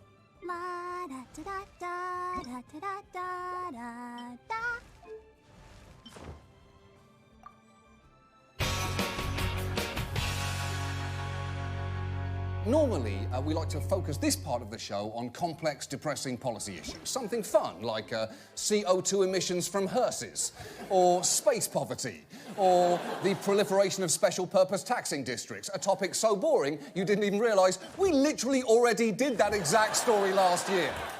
And we want to keep doing those kind of things, but unfortunately we can't until we address something even bigger, the concept of reality itself. And that is because of this guy. Now, since taking office around 412 years ago, Trump has made it clear that reality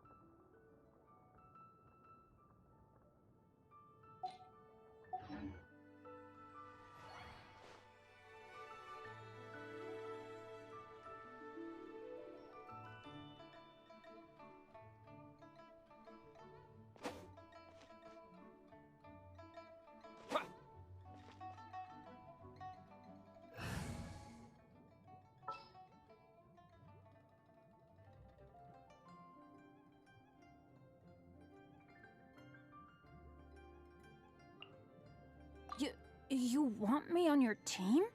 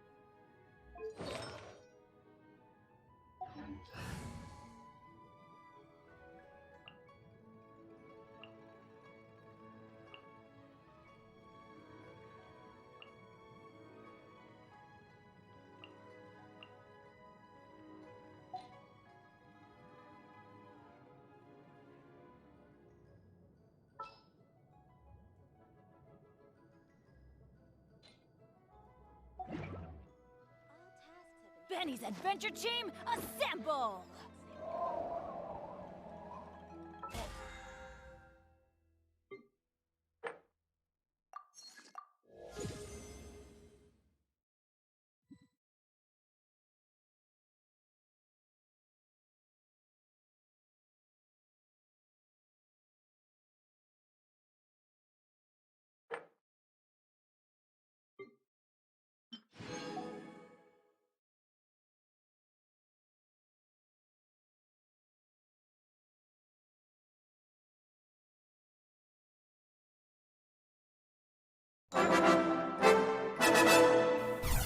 Hello, dickheads! It's your main ass slapper, the old dirty bastard himself, Cody J. Here to savage your news hole with some truth. Hope you can handle all the real shit and liberally deployed four-letter words I'm about to drizz up on your fizz-ace. Like how being a conservative these days is like being Jewish during Hitler times. Also, feminism and racism are the same and fake and were created by unnamed rich people to destroy Western civilization. Triggered much? So yeah, here's some f***ing news. This video is brought to you by an advertiser. Okay, so, got an ad. Sorry. I'll clean it up, I promise. Although, maybe the financial incentive of getting canceled outweighs whatever advertiser is paying to get me to say to buy their product. Should I get canceled? What does the term even mean? Well, the short answer is like 10 different things and also f***ing nothing at all. We actually did a video about this a couple of years ago. It focused mostly on celebrities whining about being canceled on massive platforms while having millions of dollars and continuing their careers. It's why the term uses the word cancel, as in a show getting canceled. It was born from entertainment. In the video about that aspect of it, I briefly reference another side of the coin, which is people, normal people, losing their jobs for various transgressions, or getting dogpiled and harassed online for some dumb f***ing thing they said. We will come back to that. But the original point was that in a lot of ways, cancel culture is the result of powerful people with large platforms finally hearing more criticism and hating it. That wasn't always the case, but now, powerless or struggling people or just random assholes can tell their congressperson or Ritz crackers to go f*** themselves.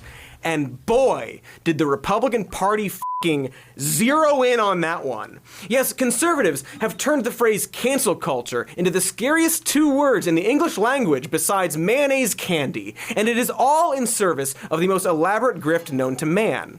Instead of getting fired for saying anti-Semitic things on social media, Gina Carano can, instead of saying she didn't realize it was anti-Semitic and apologizing and being like, okay, I represent my employer, I'll cool it, I guess. Well, now she can instead claim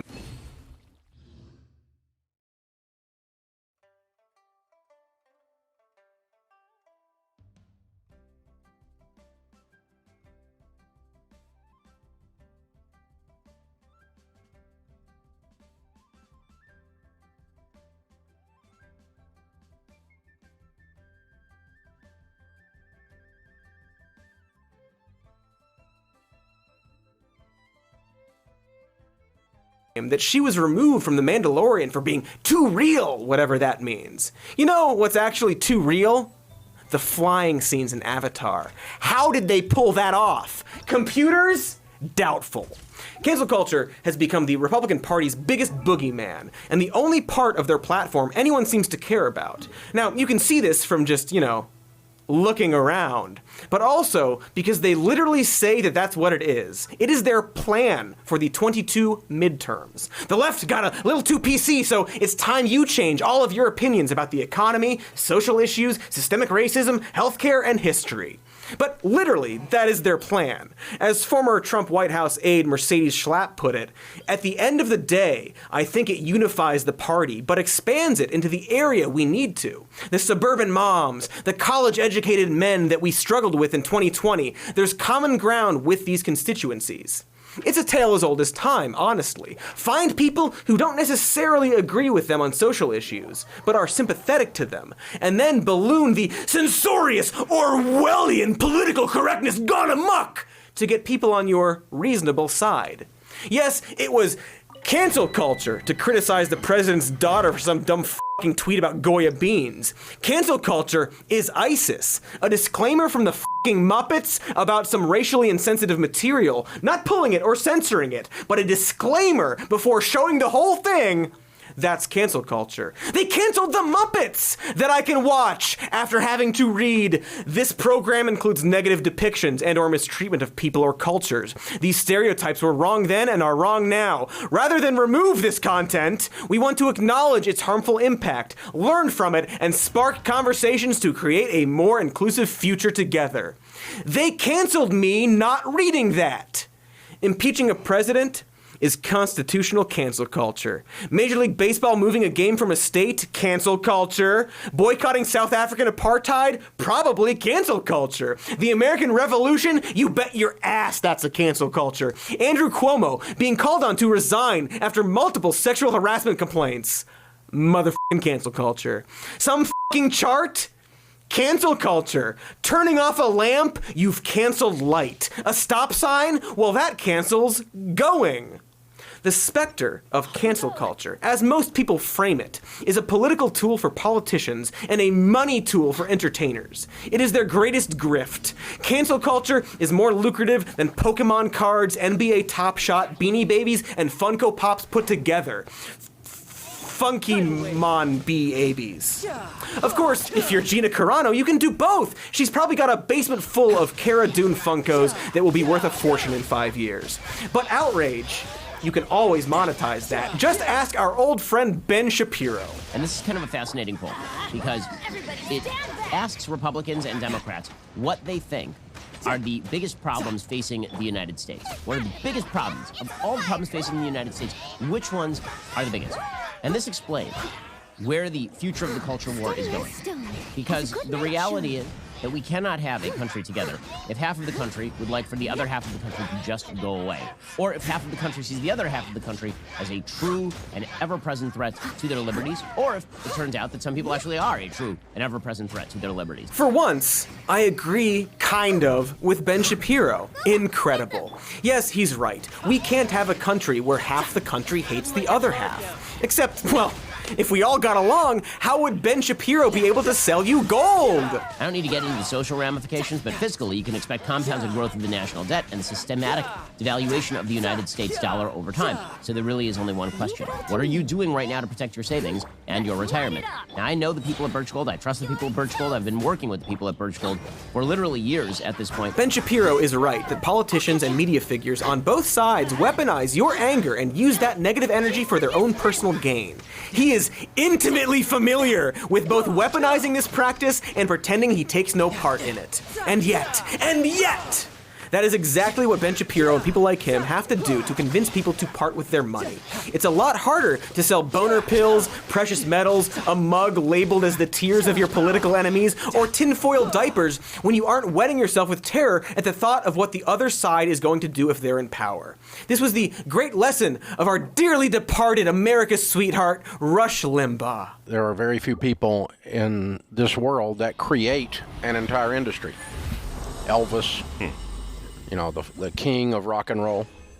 Even the Beatles followed Elvis, you know. Thank you, Rush Limbaugh! What a trailblazer he was. Rush was exactly like Elvis. If Elvis became famous calling college students sluts on a nationally broadcast radio show instead of, you know, playing the guitar. For 2 days, Rush Limbaugh has eviscerated Sandra Fluke on the radio. What does it say about the college co-ed Susan Fluke, who goes before a congressional committee and essentially says that she must be paid to have sex? What does that make her?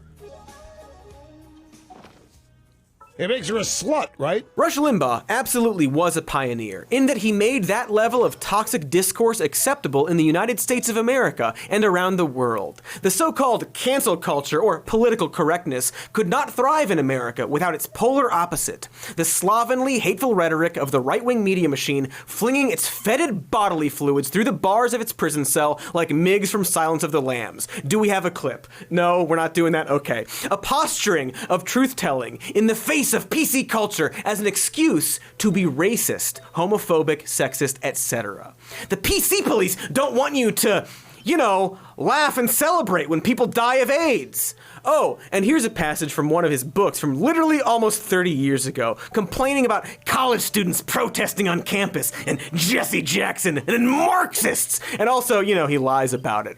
The idea that the left is using cancel culture or political correctness or cultural Marxism and mob tactics to destroy Western civilization is prevalent today, yes. But again, it's old news. Check out this f***ing clip from the 90s. For the first time, Americans today are not free to say what they think.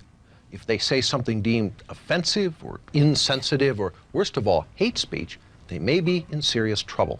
They may be punished for violating the unholy commandments of the 90s, commonly known as political correctness. But is political correctness a new phenomenon? We'll show you tonight that political correctness has been in the making for more than 8 decades. And it seems that a deteriorating society is exactly what political correctness strives for. But just what is political correctness? As you're about to see, political correctness is nothing less than a Marxist ideology. Marxism translated from economic into cultural terms in an effort going back not to the 1960s, but to World War I. That's William Lind of the Free Congress Foundation and one of the key spreaders of the anti-Semitic cultural Marxism conspiracy theory, Frankfurt School, all that.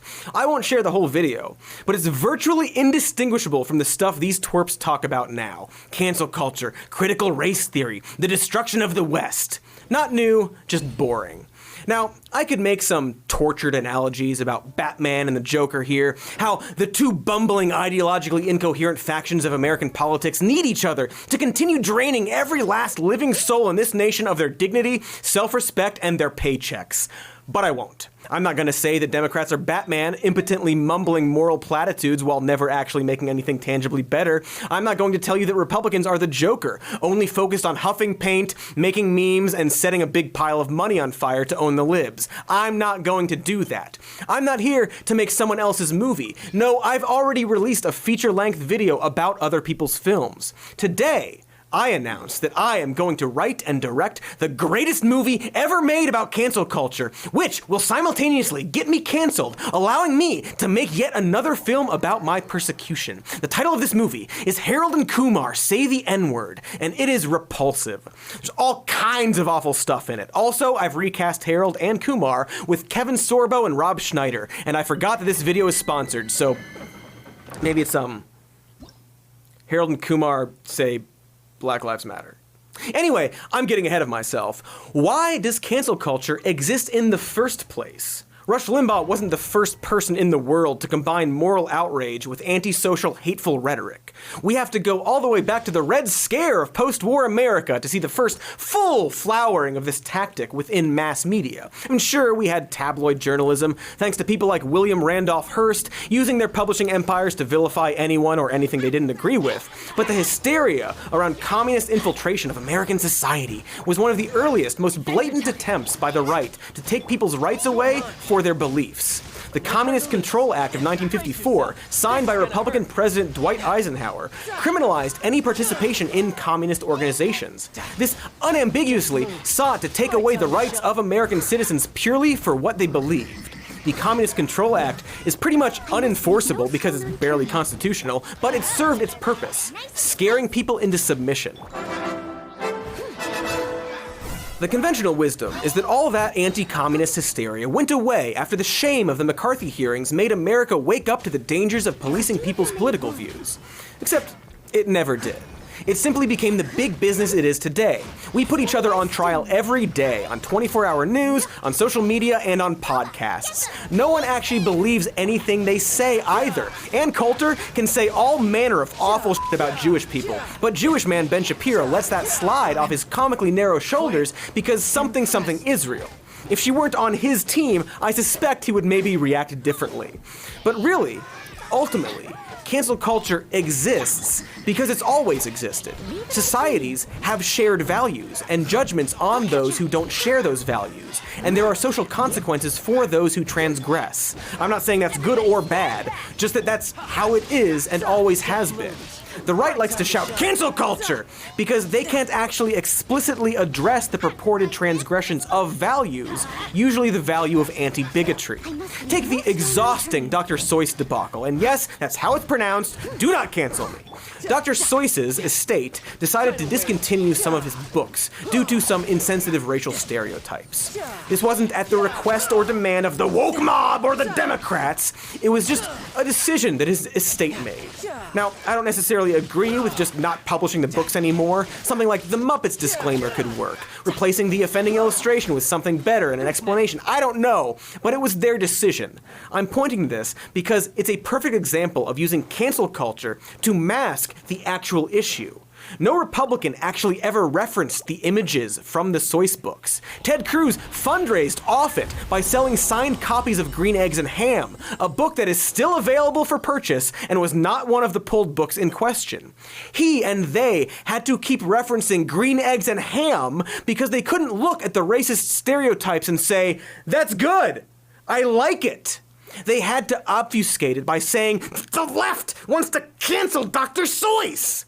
Again, there are real problems with the vague, non-term cancel culture and how it can affect real working people. But for the most part, it is a marketing gimmick, a brand, a cudgel and a shield. It's the same thing as when Congressman Jim Jordan goes on Fox News to complain that he can't speak, or somebody going on a national tour called Censored, or whatever the If your career is built around saying things only to upset people, you can and will say anything with no thought to what it means or why you are saying it other than for the illicit thrill of being an asshole. That thrill of saying basically nothing can also electrify the careers of musicians the whole world forgot exist, like Ariel Pink and John Mouse, who escaped a very bad indie movie soundtrack from 2010 long enough to attend the Capitol insurrection. Or the random guy from Mumford & Sons who recently tweeted his love of fascist propagandist Andy Ngo's book.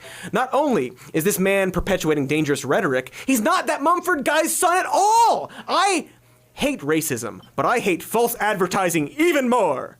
When was the last time anyone talked about Mumford & Sons or Ariel Pink anyway? Who was the last person to say how much they loved the Mumford & Sons song they heard in the changing room at Target? I don't know, but I hope I never run into this person in a dark alley. These people go on Fox News, cry about how their lives are ruined, then indoctrinate thousands of people who follow whatever the right-wing media tells them to do into being their fans in the most transparently performative way possible. There are people on Twitter saying they will pretend to like Mumford & Sons now.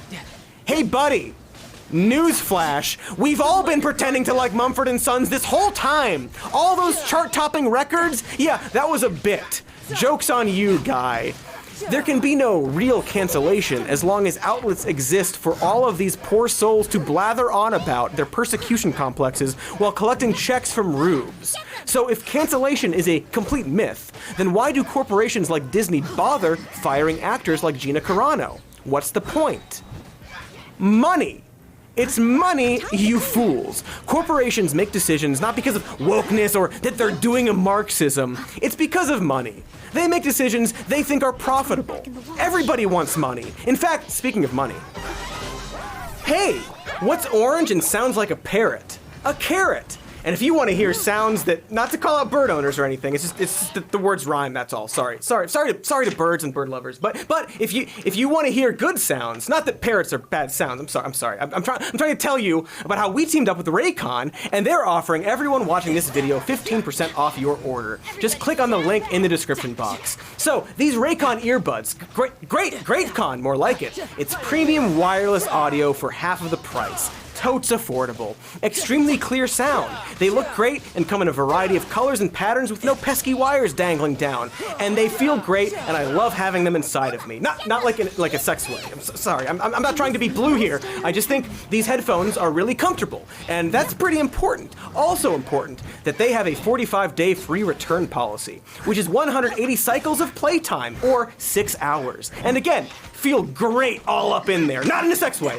You know, if you have them in your ear a lot, like me, and like music and relaxing and being calm and culturally sensitive, and not in a sex way, which is good. We're having fun. Everything is fun and clean because of these headphones that I love and will do just whatever for. I'm a team player, is my point. I'm flexible, like these Raycon earbuds. You put them in your ears, go to the link below for a deal. Or go to buyraycon.com/some news. We're cool, right? Like, hey, get these Raycon earbuds. They're wonderful and sound really good. Not like parrots. Damn, I'm sorry. I don't know why I keep going back to parrots. I'm sorry. Did you click on the link? Please click on the link and enjoy the show. That's America. That ad could have been done by anyone. I hate to break it to all of you aspiring actors out there, but you actually don't matter that much. You can be replaced with an adorable puppet child tomorrow. In fact, that cute green monster baby is more important to the bottom line of Disney than you ever will be. Do you think they want to alienate their fans at a time when they are making only $70 gajillion a year instead of 80? Did you see Rise of Skywalker? Disney made J.J. Abrams direct a nearly 3-hour apology for the last Star Wars movie because seeing an Asian person in space made nerds feel funny. Right-wing mobs on social media basically tried to cancel Kelly Marie Tran for daring to be in Star Wars back when The Last Jedi came out. The experience was so harrowing that she basically had to stop working and hide from the public. Now, you could say that sounds like she was canceled, but you can't be canceled for just existing. What we're talking about there is racism, pure and simple. While we debate whether or not the f***ing Muppets got canceled, racism and abuse against Asian Americans is on the rise. Ben Shapiro is right that we can't exist as a nation divided, but as long as we continue using that division for personal gain and put money above humanity, we will continue to rage spiral into oblivion. After getting, big quotes, canceled by Disney, fired from one acting job, Gina Carano got picked up by the Daily Wire, Ben's website, and they hate cancel culture so much that they uncancel people for you. They uncancel Gina and Candace Owens. They're uncancelable because they're so talented? Or because they're the right amount of outrage and attention. I mean, after all, according to these fine folks, she was just speaking her mind. Disney caved and don't believe in free speech. It's fascism to not want someone associated with your brand. This here was the setup. The punchline being that Ben Shapiro, via DM, asked a contributor to remove the Daily Wire from her bio after she sent homophobic tweets. His reasoning, and I quote, was, "The issue here is our brand and your association with it given your comments." It's all fake to these people. They know it. They literally admit it. I don't think that the central feature of cancel culture and PC, political correctness, I don't think it's a battle between free speech and censorship so much as it's a battle between competing sets of standards. So, of course, we all think that there should be accountability. You know, in the 1950s, if you openly espoused communism, you would be canceled in Hollywood or in the federal government, and I think that's perfectly right and just. The question here is, what are people being canceled for? According to the Daily Wire's Michael Knowles, cancel culture is good, you see. About the commies specifically, I guess. In fact, the Red Scare was, and I quote, perfectly right and just. It's also interesting that Michael Knowles has an upcoming book about political correctness called Speechless, Controlling Words and Minds. So, I don't know, don't buy it, which is censoring, probably. Anyway, like I said, it's all fake. The hypocrisy is on the walls. Here's Republican Senator Marsha Blackburn talking about how the Democrats are doing cancel culture on steroids. And here she is in a congressional hearing, asking the CEO of Google about an employee who criticized her. Quote, "He has had very unkind things to say about me, and I was just wondering if you all had still kept him working there." Barry Wise hates cancel culture and professors getting fired, but she spent her college days attacking professors for being racist. Alan Dershowitz, author of Cancel Culture, the latest attack on free speech and due process, got a Yale psychiatrist fired because she tweeted about his grandiosity.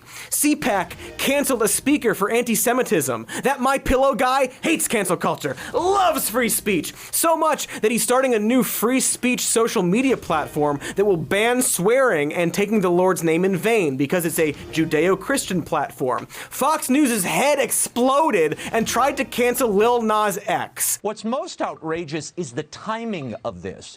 It was intentionally dropped on the eve of Holy Week.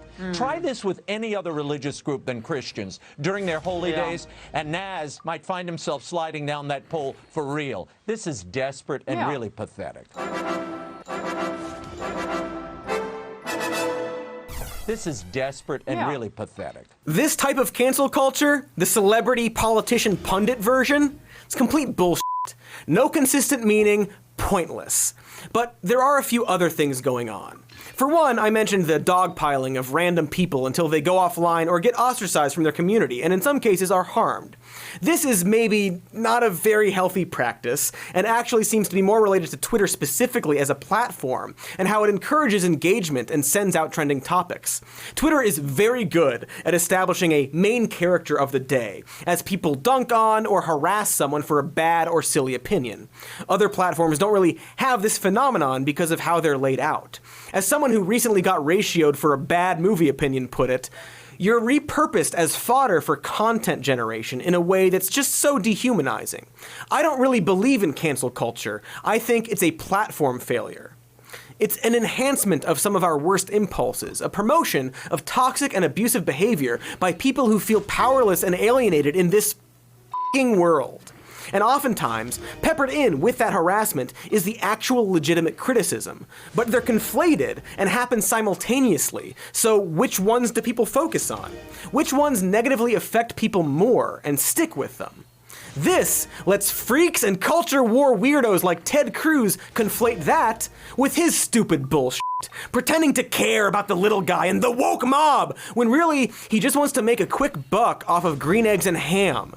It muddies this entire conversation, rendering it pointless, meaningless, and silly. But also, if you're going to have it, it requires nuance that nobody is actually willing to engage in. Because, as my best friend Michael Knowles and I have mentioned, this is just society. Societies have values, and they are dependent on many, many things. Certain values are shunned, others are encouraged. The question is, what are those values, and what should the consequences be?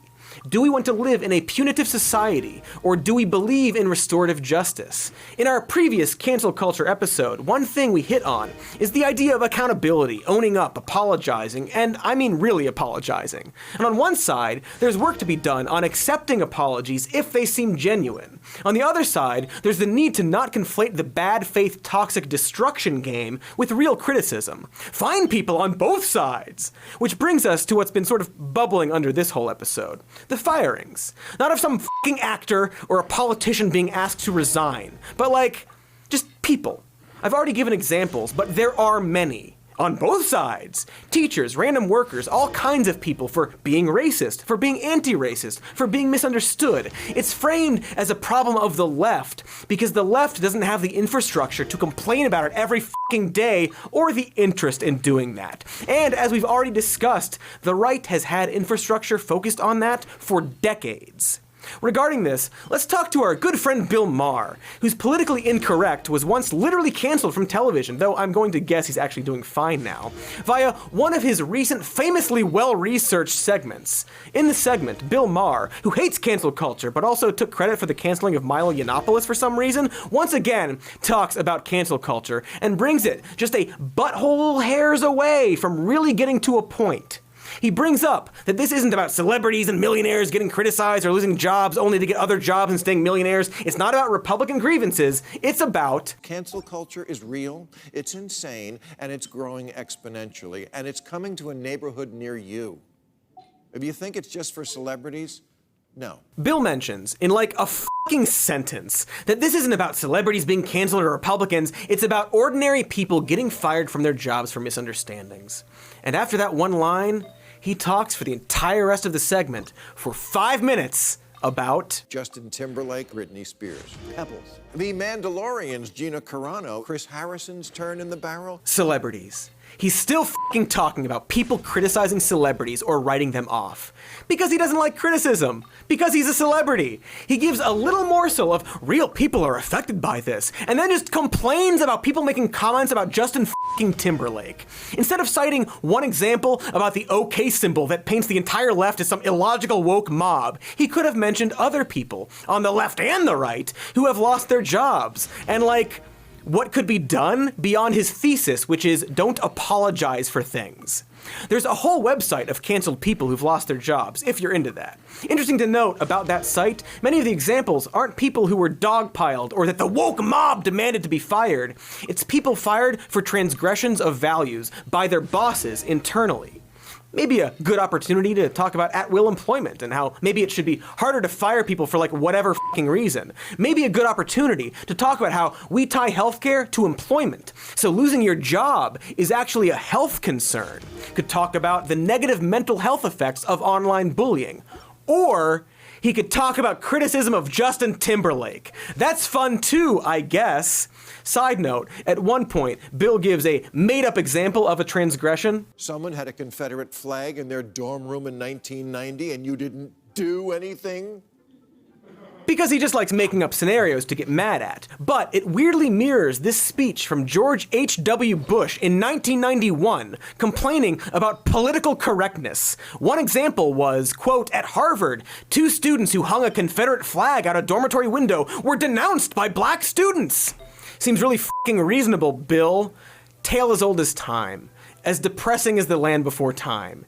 He follows it up with this. You laughed at a Woody Allen movie? A complaint nobody actually has, and if they do, they'd probably get bullied online for it.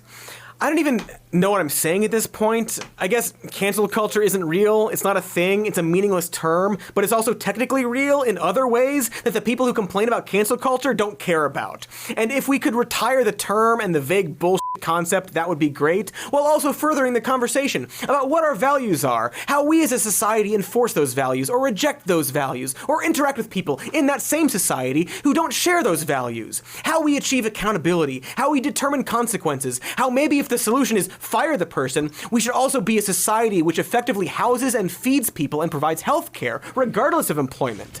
So, I don't know, I guess this is the end of the episode. I didn't get canceled. Kind of a bummer. Could use the extra cash and the career boost. You know what? Here we go. Interior. Any room. Kumar and his friend Harold sit in a room. Harold opens his mouth. Harold. Never mind.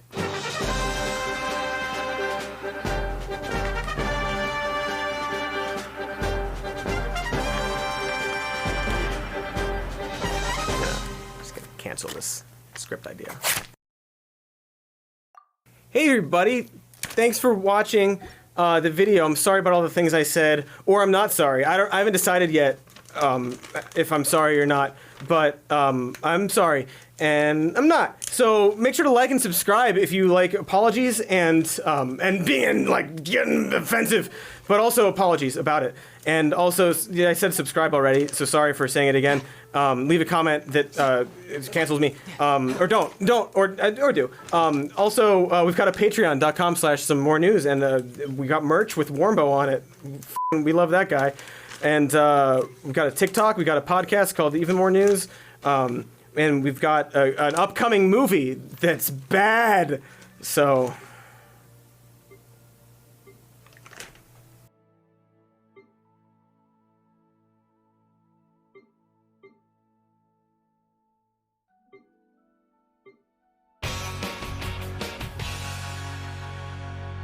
We're going to talk about e-commerce. It's like regular commerce, only no one calls the police when you do it naked. The rise of e-commerce has dramatically changed the way that we shop for everything, and its convenience is irresistible, as this woman admits. If I don't have to get out of the house, why not just Amazon Prime it? Now, I know that she might... Try your luck betting on Jade?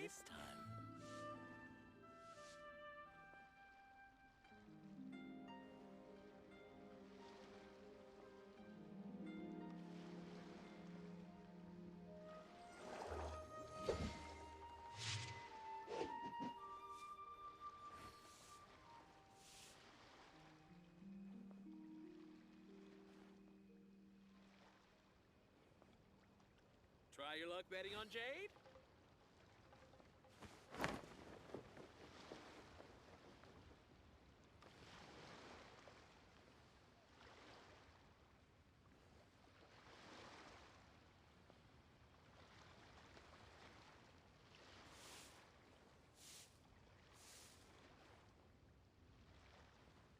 Try your luck betting on Jade?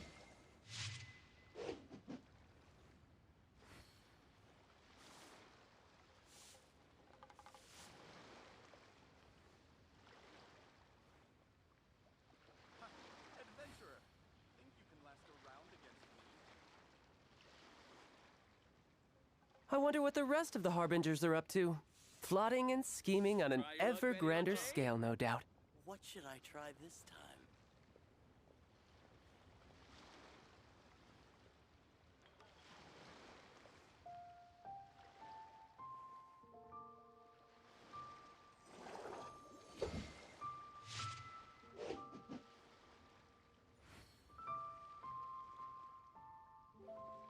Try your luck betting on Jade?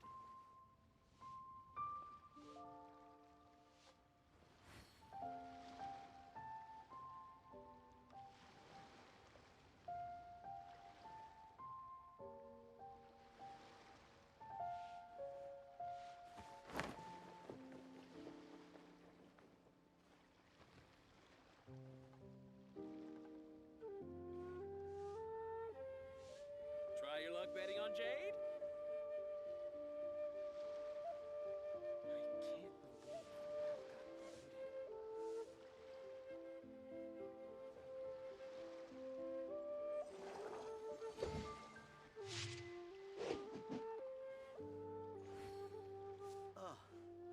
What should I try this time? Try your luck betting on Jade?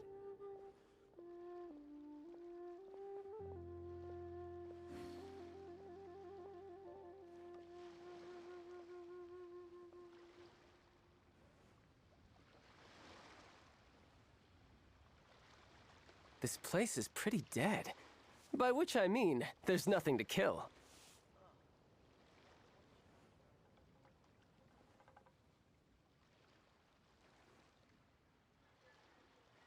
Try your luck betting on Jade?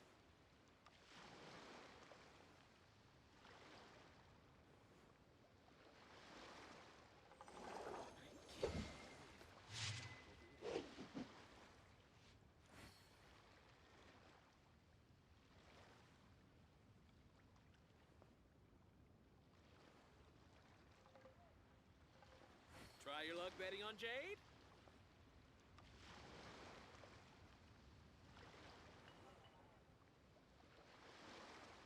You know, there are better ways to seek out our enemies than, well, standing here.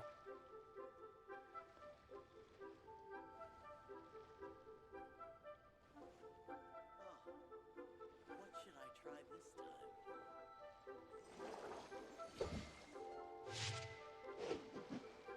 Try your luck betting on Jade?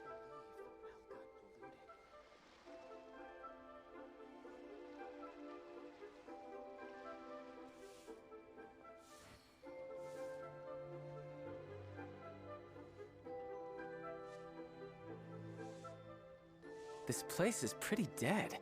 By which I mean, there's nothing to Try your kill. luck betting on Jade?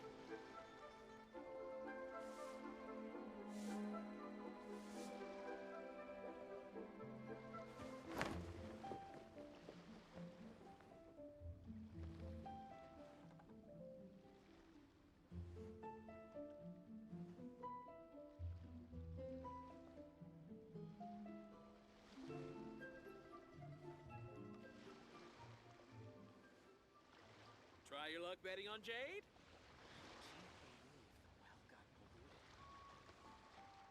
You know, there are better ways to seek out our enemies than, well, standing here.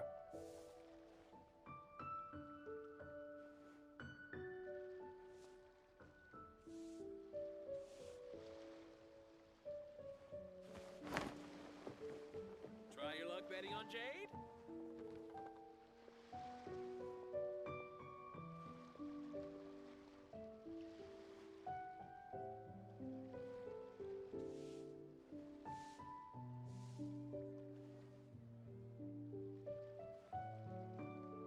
Where I'm from, if we didn't keep moving, we'd freeze to death.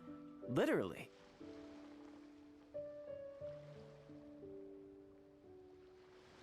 Try your luck betting on Jade?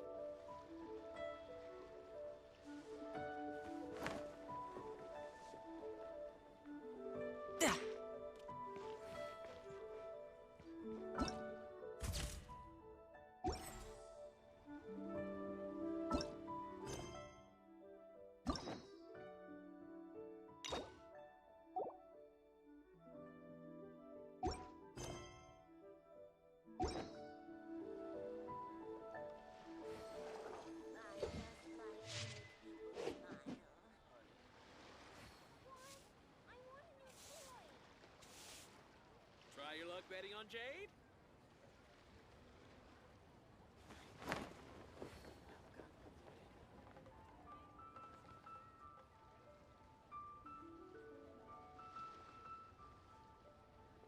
Oh, what should I try this time?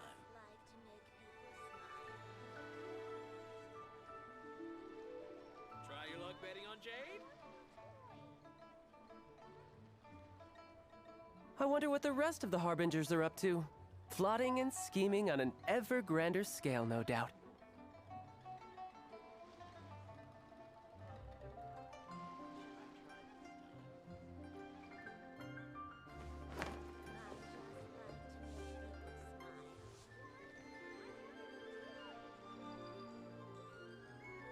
Try your luck betting on Jade?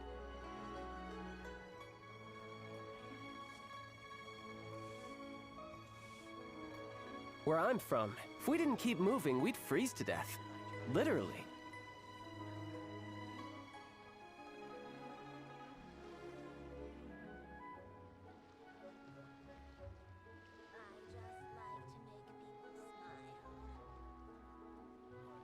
Try your luck betting on Jade?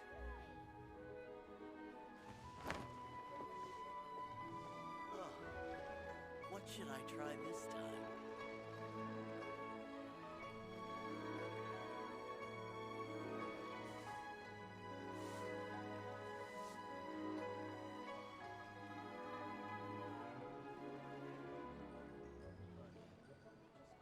Try your luck betting on Jade?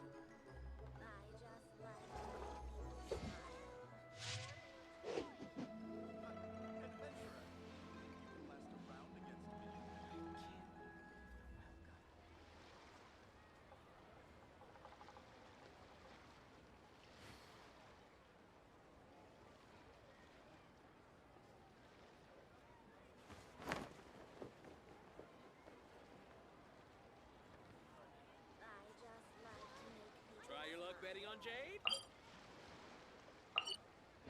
Could be as leisurely as just a little... Useless.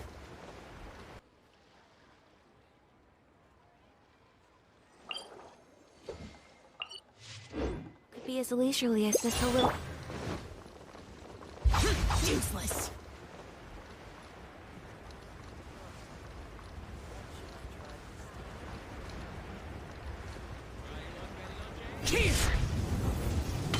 This place is pretty dead. By which I mean, there's nothing to kill.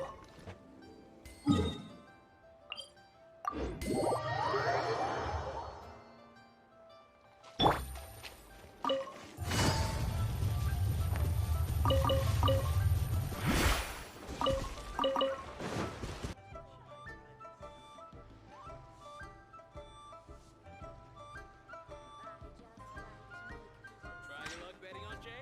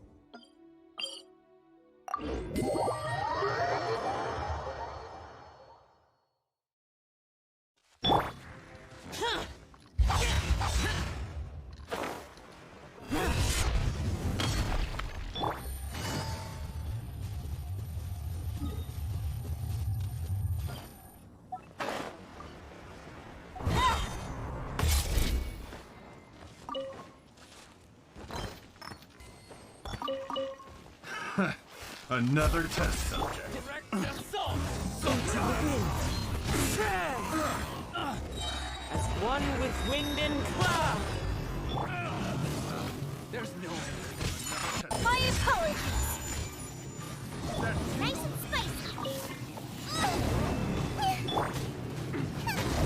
Revenge lives. You're mine!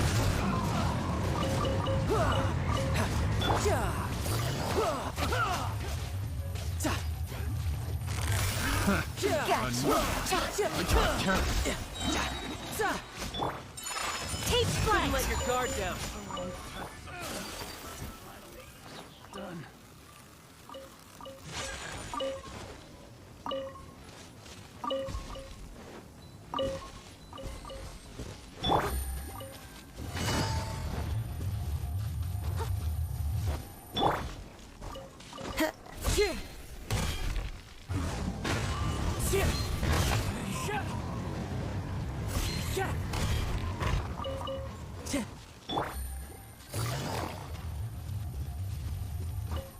Someone needs assistance.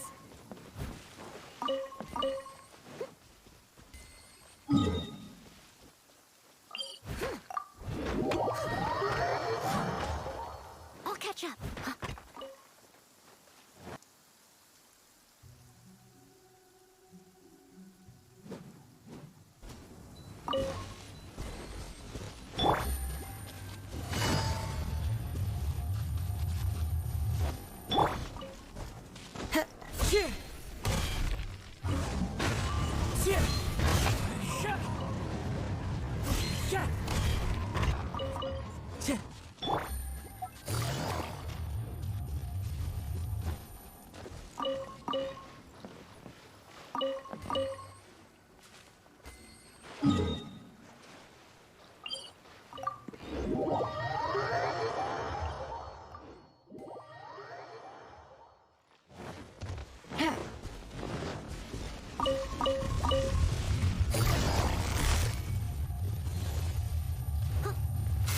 Busted.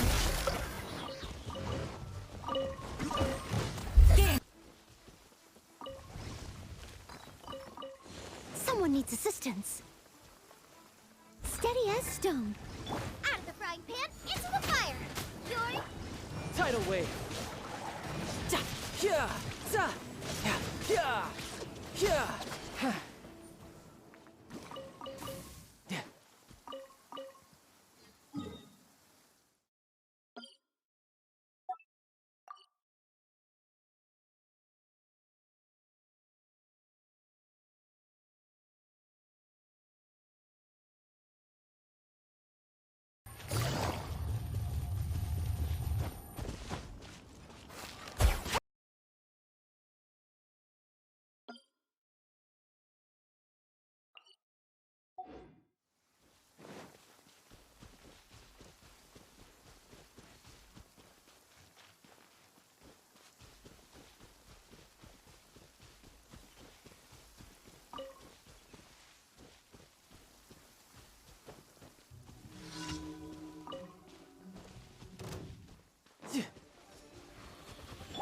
must leave no...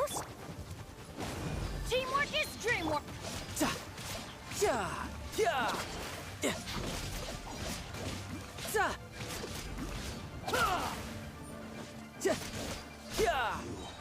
Can't run from death.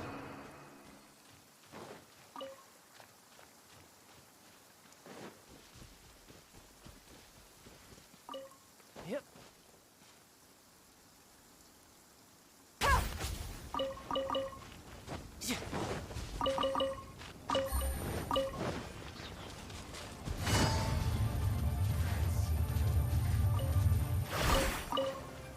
Take it easy.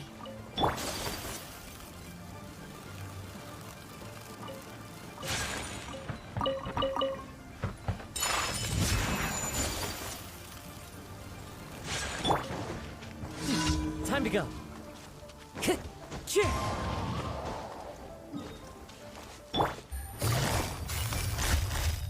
Quietly now. Into the wind.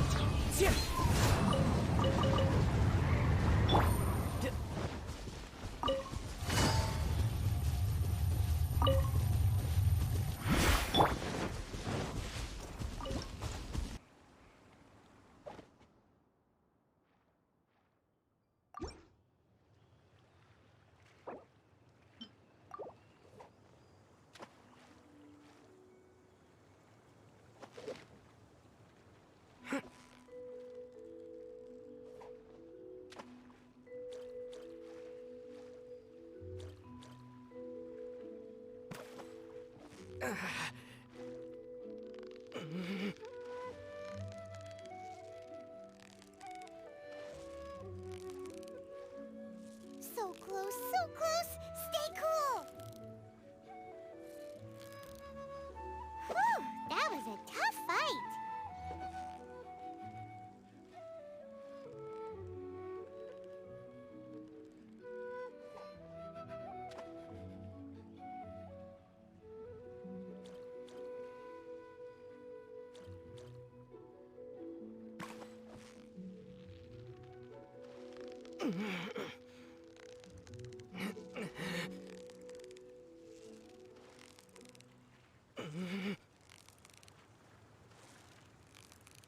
Victory is almost ours!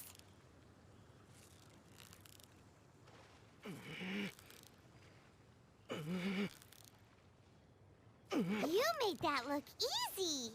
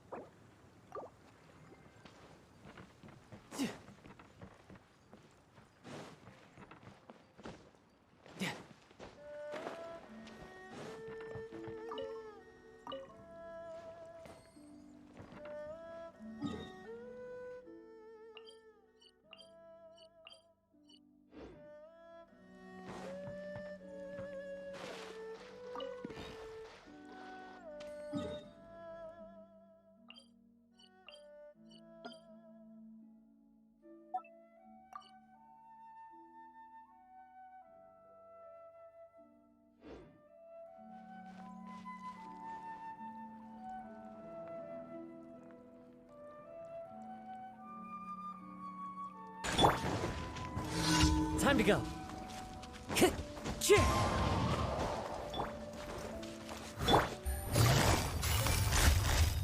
Quietly now. Into the wind.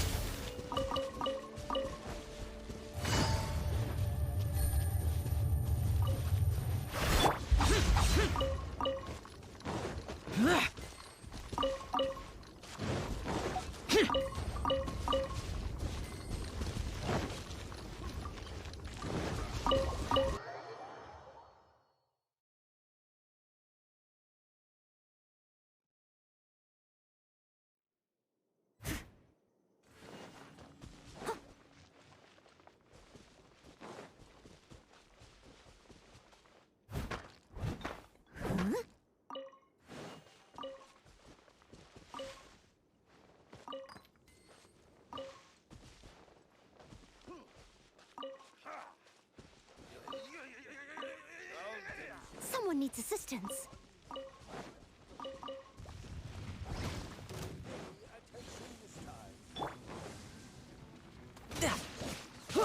Brace yourself. This is gonna hurt. Who's next?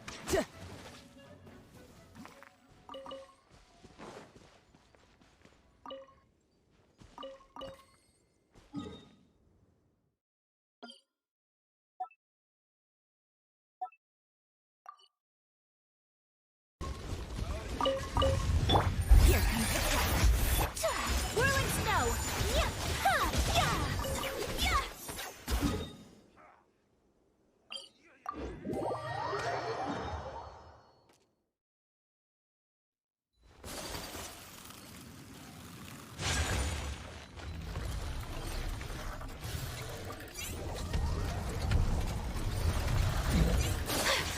Take flight. Wind strike. Clouds high. Birds come.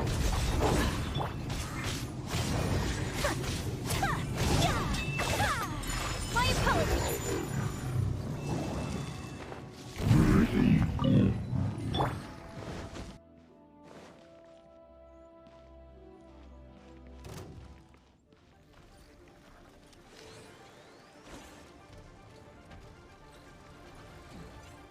Yeah.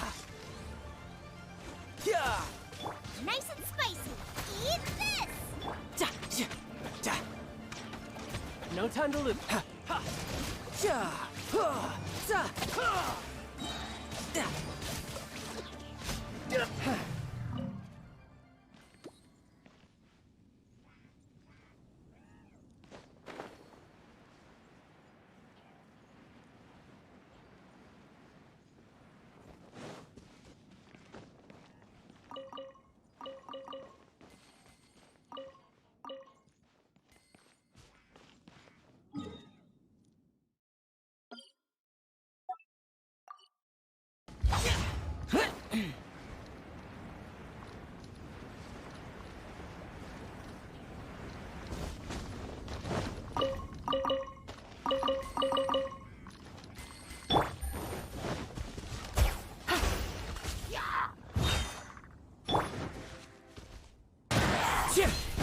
Fallen leaves, adorn my night. Evil conquering.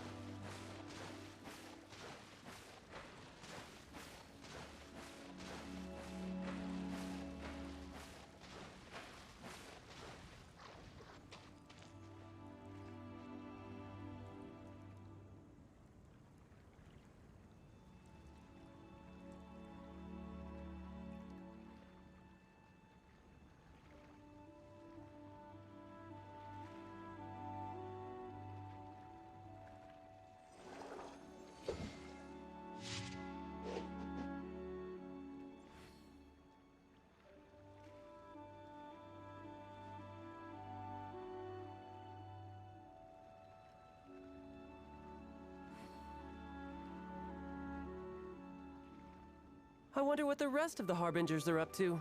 Plotting and scheming on an ever grander scale, no doubt.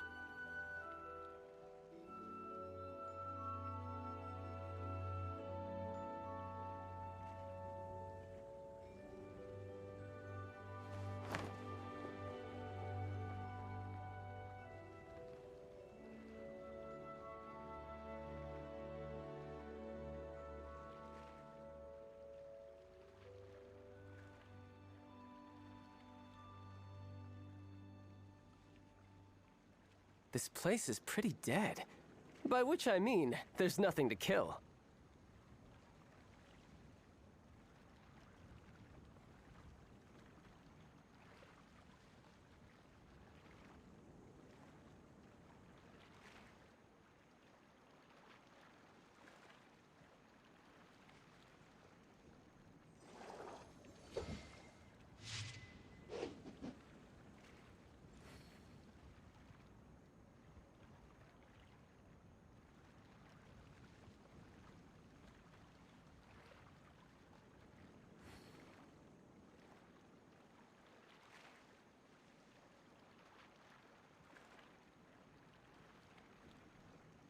Where I'm from, if we didn't keep moving, we'd freeze to death. Literally.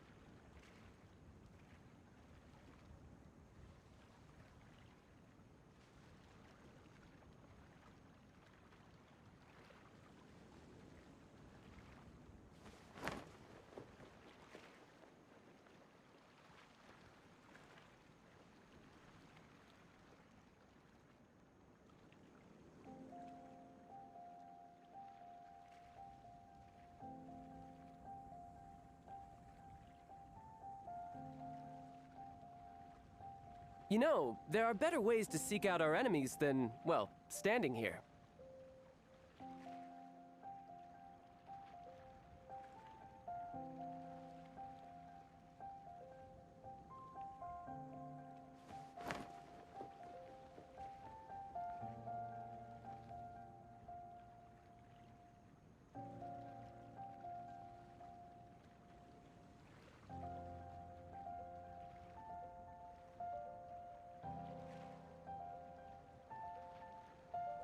This place is pretty dead. By which I mean, there's nothing to kill.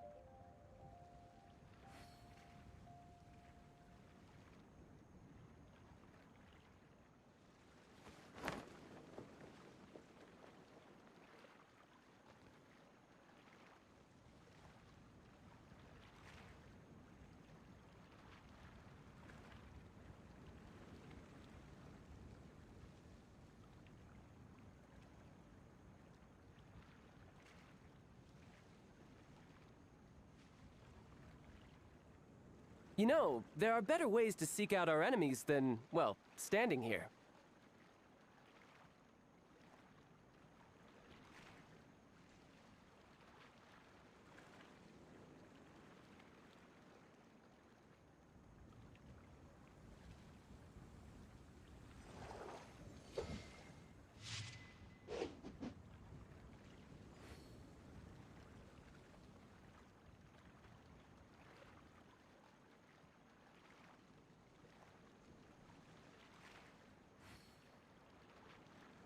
I wonder what the rest of the Harbingers are up to. Plotting and scheming on an ever grander scale, no doubt.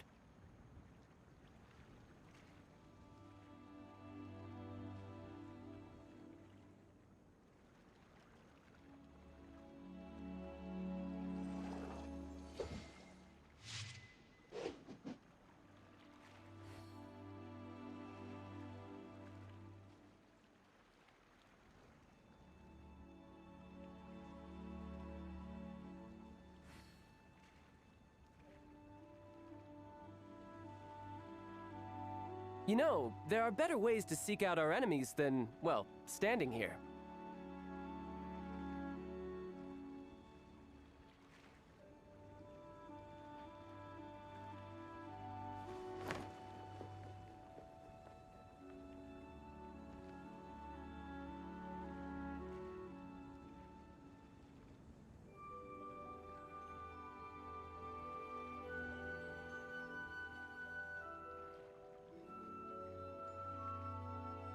This place is pretty dead. By which I mean, there's nothing to kill.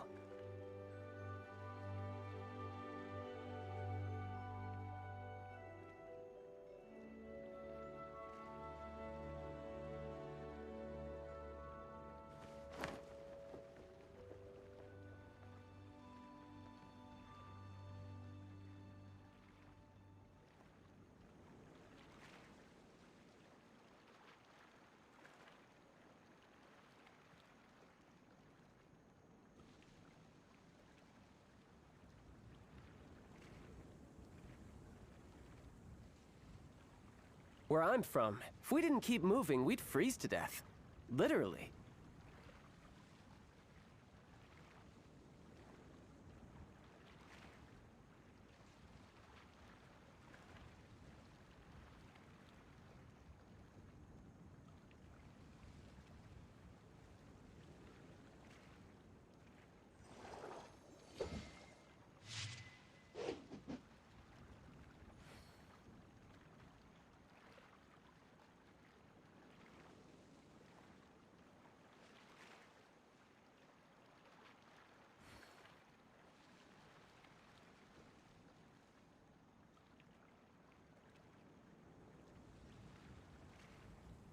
You know, there are better ways to seek out our enemies than, well, standing here.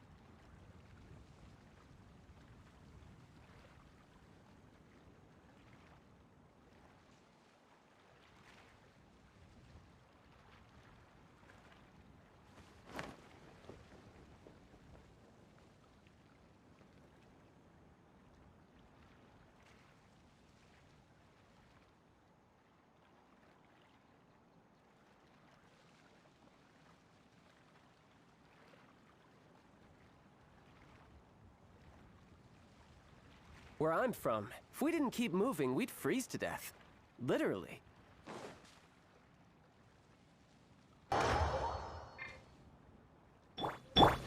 Useless.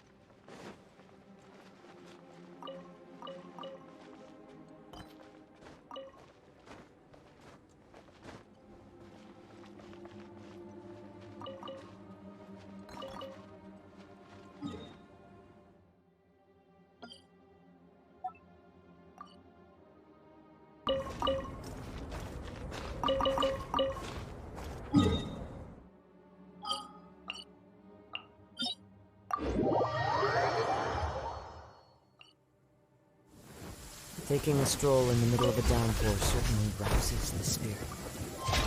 But it's best to dry your clothes as soon as possible before the rain stops.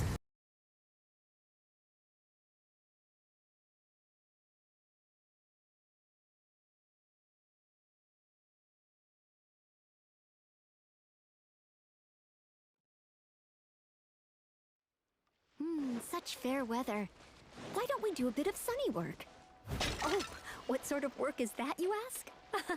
Well, anything that makes you feel bright and sunny, too.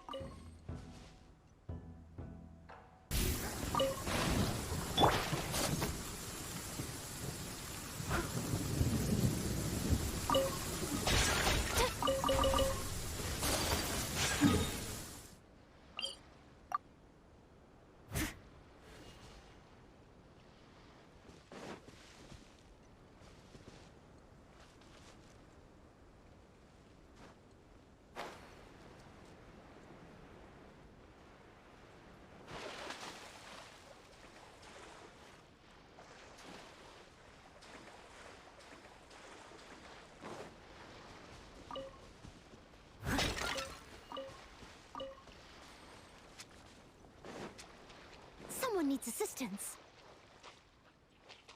I'll catch up.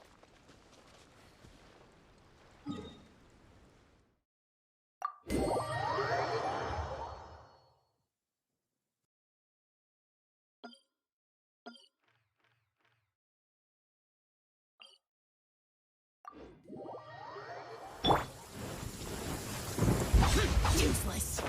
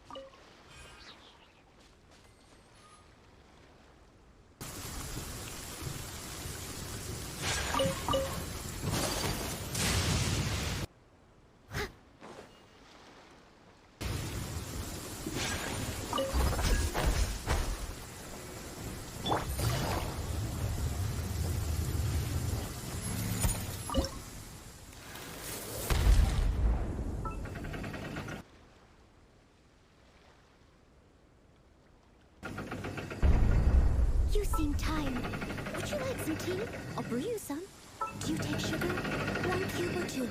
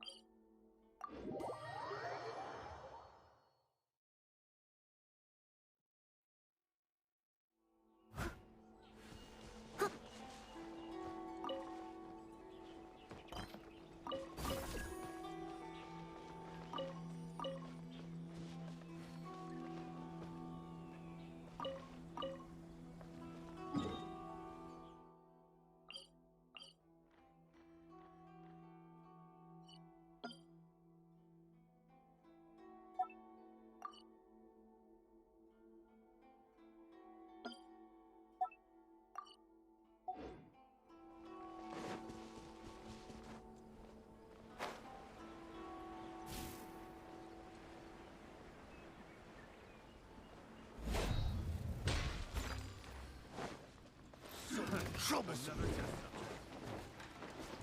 You're open.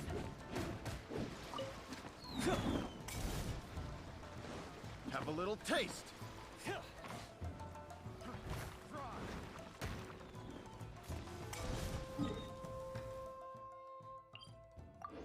Show me another test. One with nature.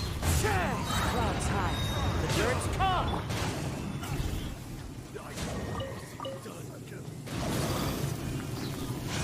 Take flight! Into the wind. Whenever you need me, I'll be there.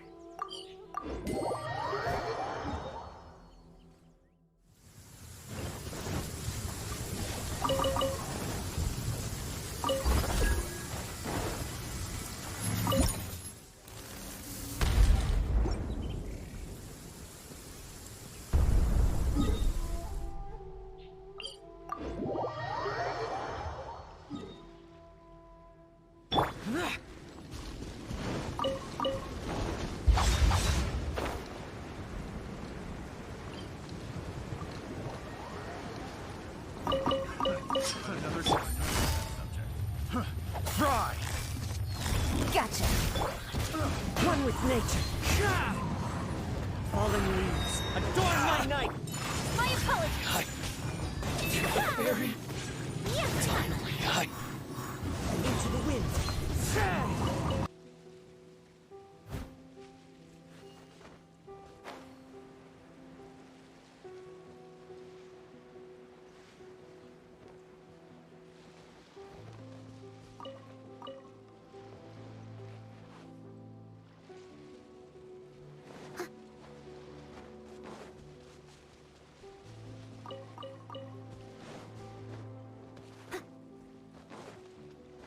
Let's get down to business.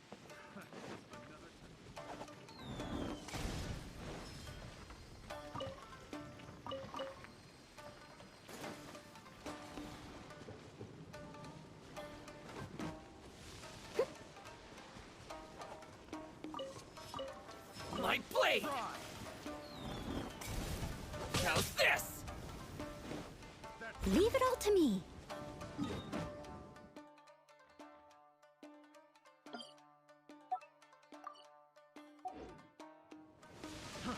Try. Let's light it up! I'm going in! Tidal wave. Yeah, let's get down to business. Shouldn't let your guard down. Say no more.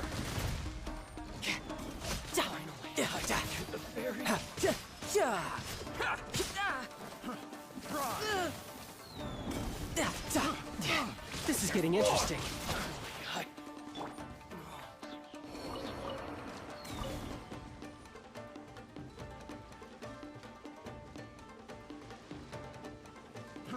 Try. Steady as stone, as a dutiful maid would. I got careless.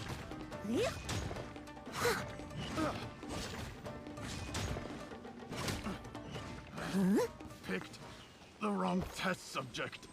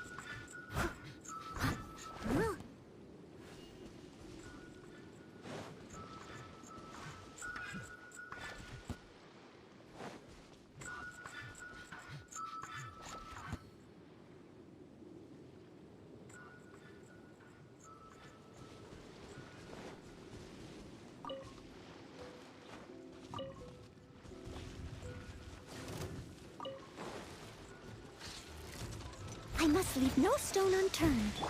Thoma, get them!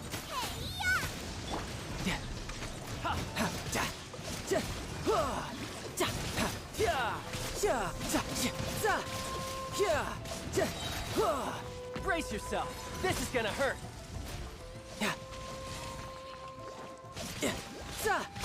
Who's next? No time to lose.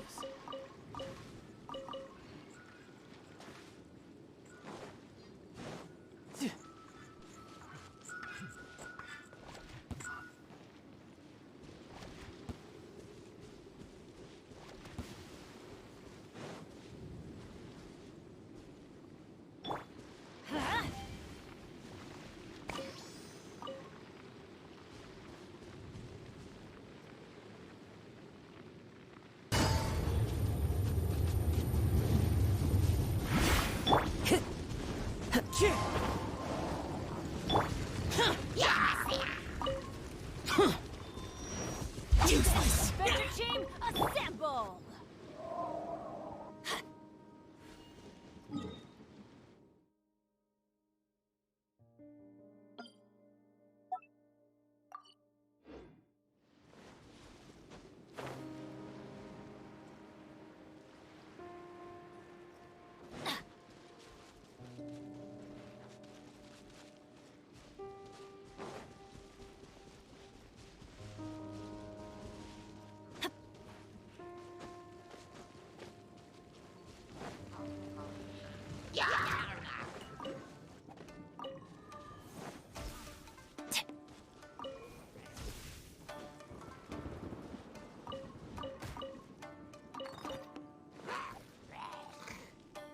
Adventure time! Time to go.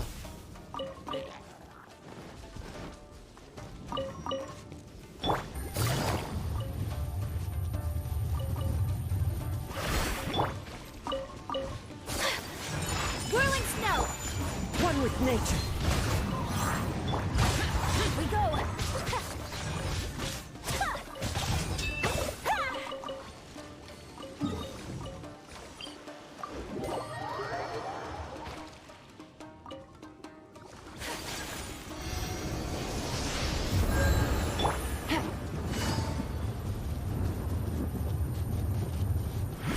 Take it easy.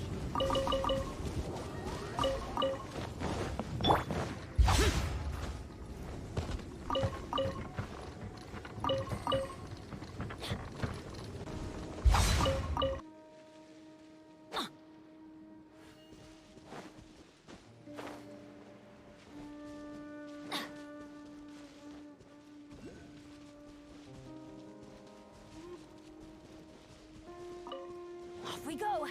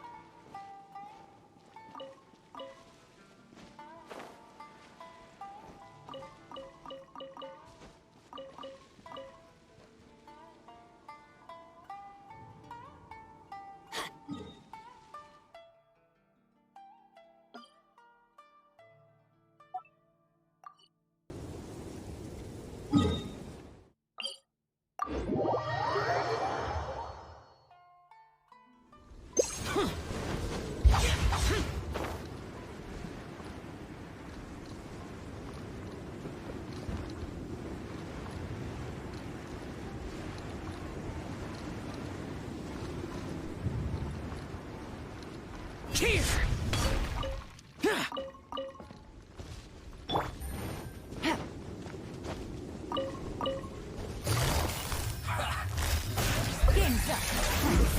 Shouldn't get careless. Killjoy! One more wind and cloud! Looks like I went too far.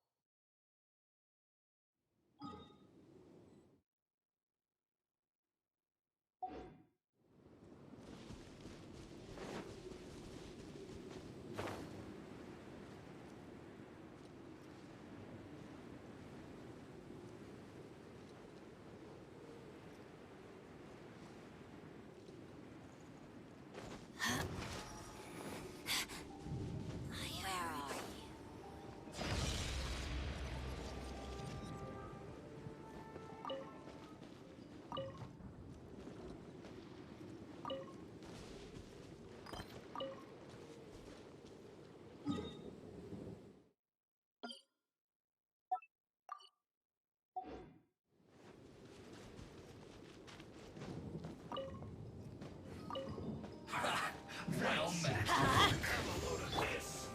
Out of the frying pan, it's... Tammy and Killjoy, we've only just begun. Let's move. No time to lose.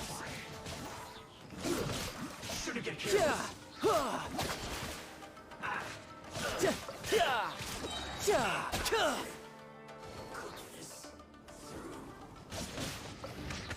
You can run, but you can't run. Nice and spicy. Well, don't be a Killjoy. We've only just like I went too far.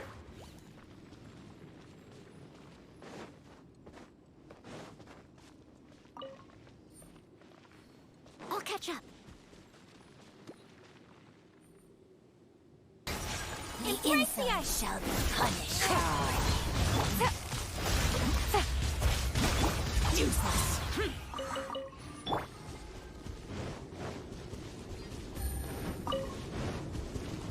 You seem tired. Would you like some tea? I'll bring you some. Do you take sugar? 1 cube or 2?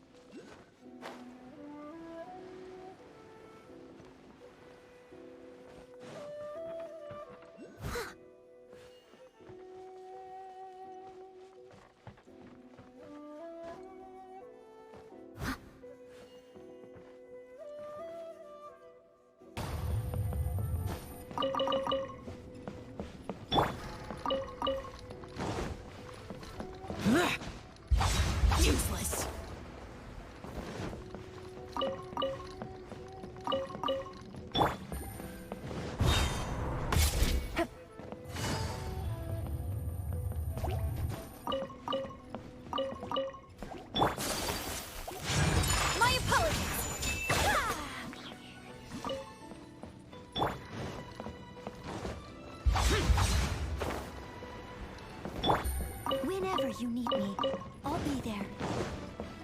Things are about to get dicey.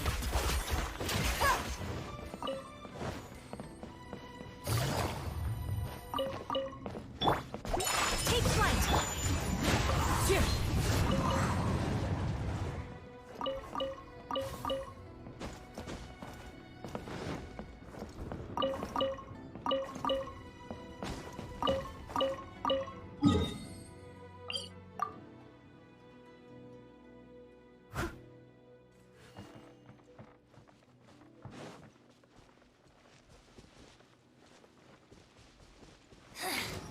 The insult shall be punished. Get them! Eat this!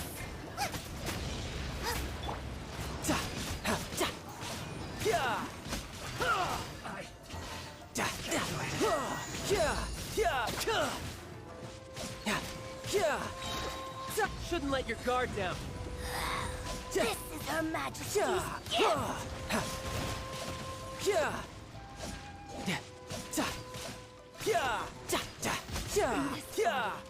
belongs to ice and snow.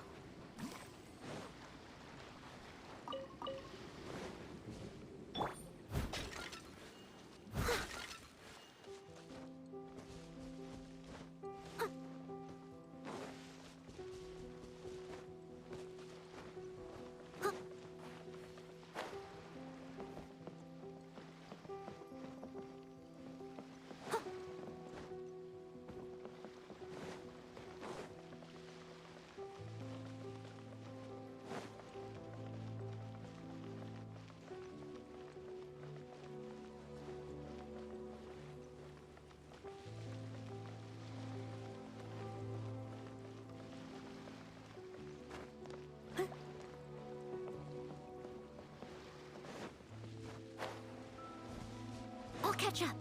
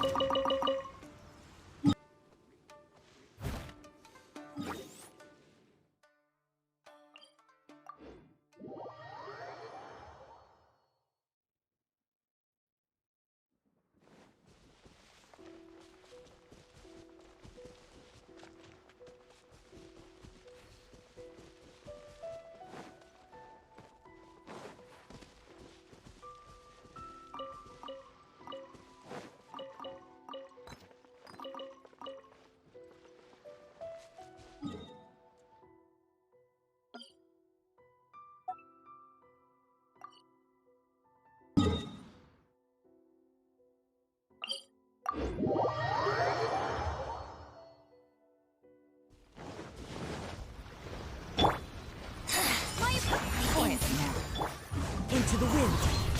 Falling leaves. Adorn my...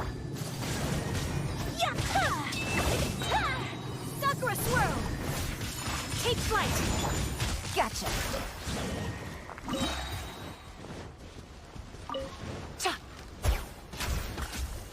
Let's get down to business. Game's up. Fun's over. One with Nick.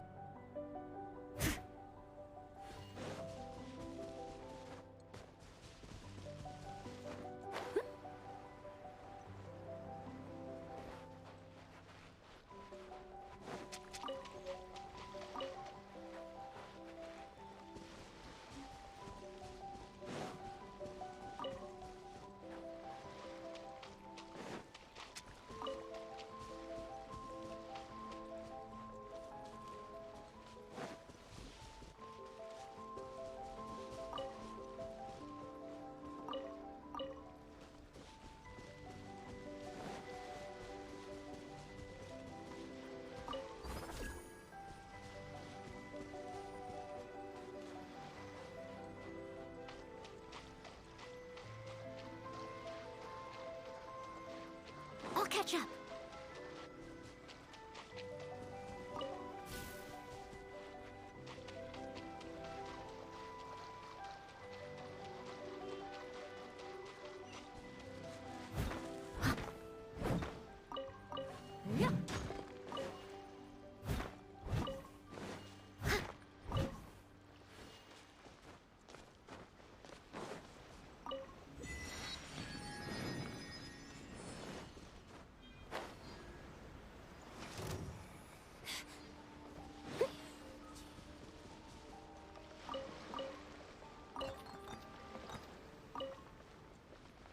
I'll catch up. It's my lucky day. Steady as stone. Huh. See no more. Huh? Teamwork is dreamwork. Tidal wave. See no more. There's more. Finally, and the fairy.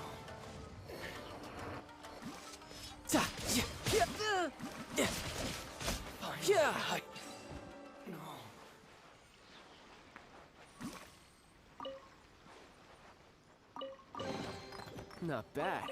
Not bad at all.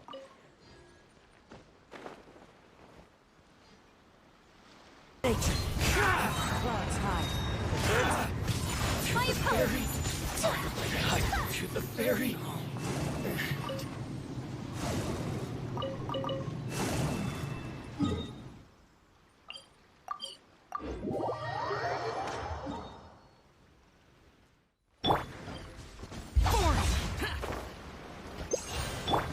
Time to go.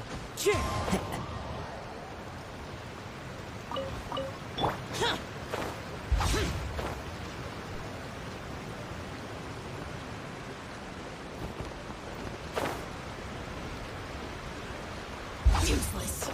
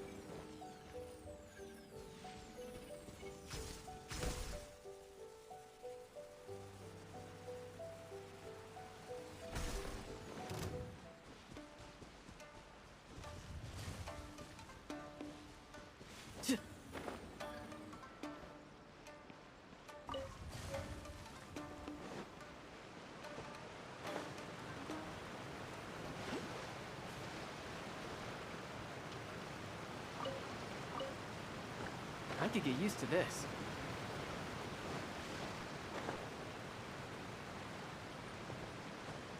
No time to lose.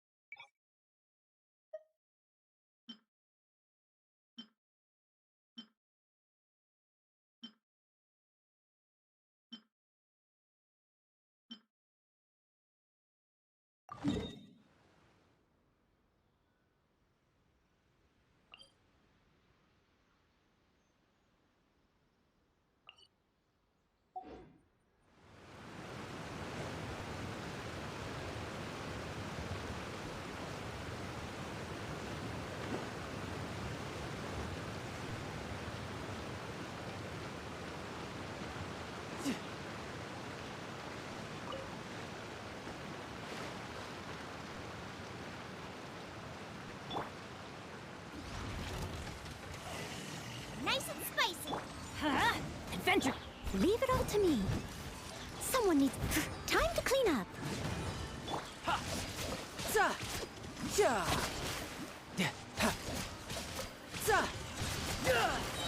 Brace yourself. This is gonna hurt.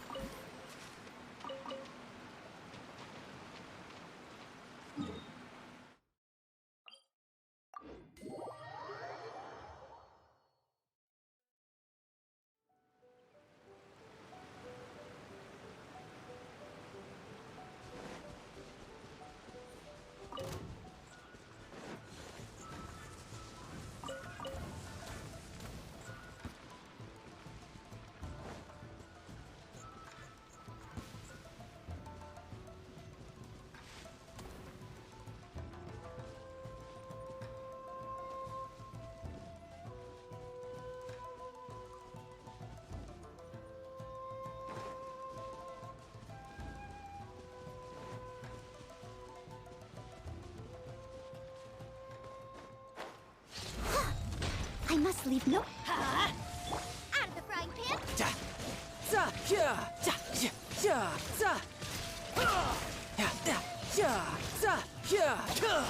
No time to live.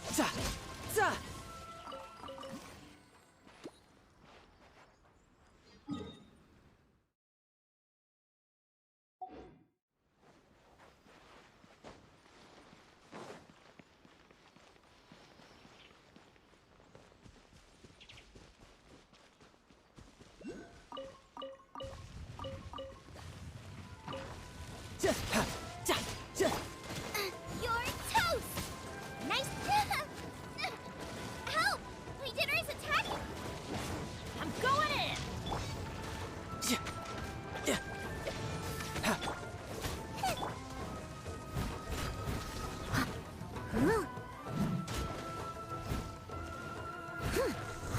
Out of the frying pan! Let's light it up!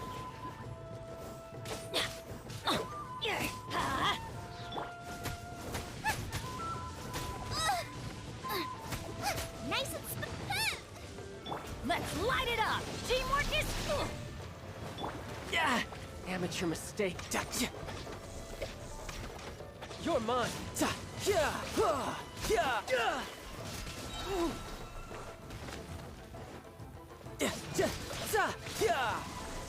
No time to lose. Shouldn't let your guard down.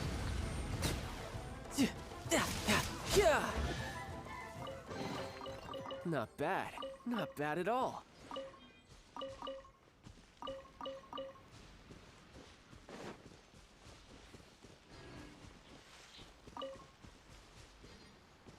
No time to lose.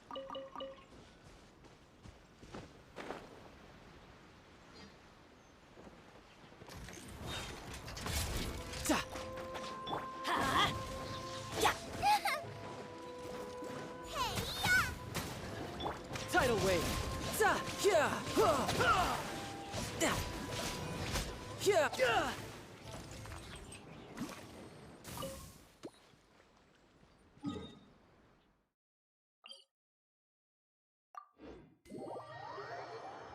Might sound lazy there, but you simply can't blame Ashlyn Ardeber. She's spent her life at the beginning of every alphabetical list. She's never had to wait for anything. N through Z, that's the sturdy boys half of the alphabet.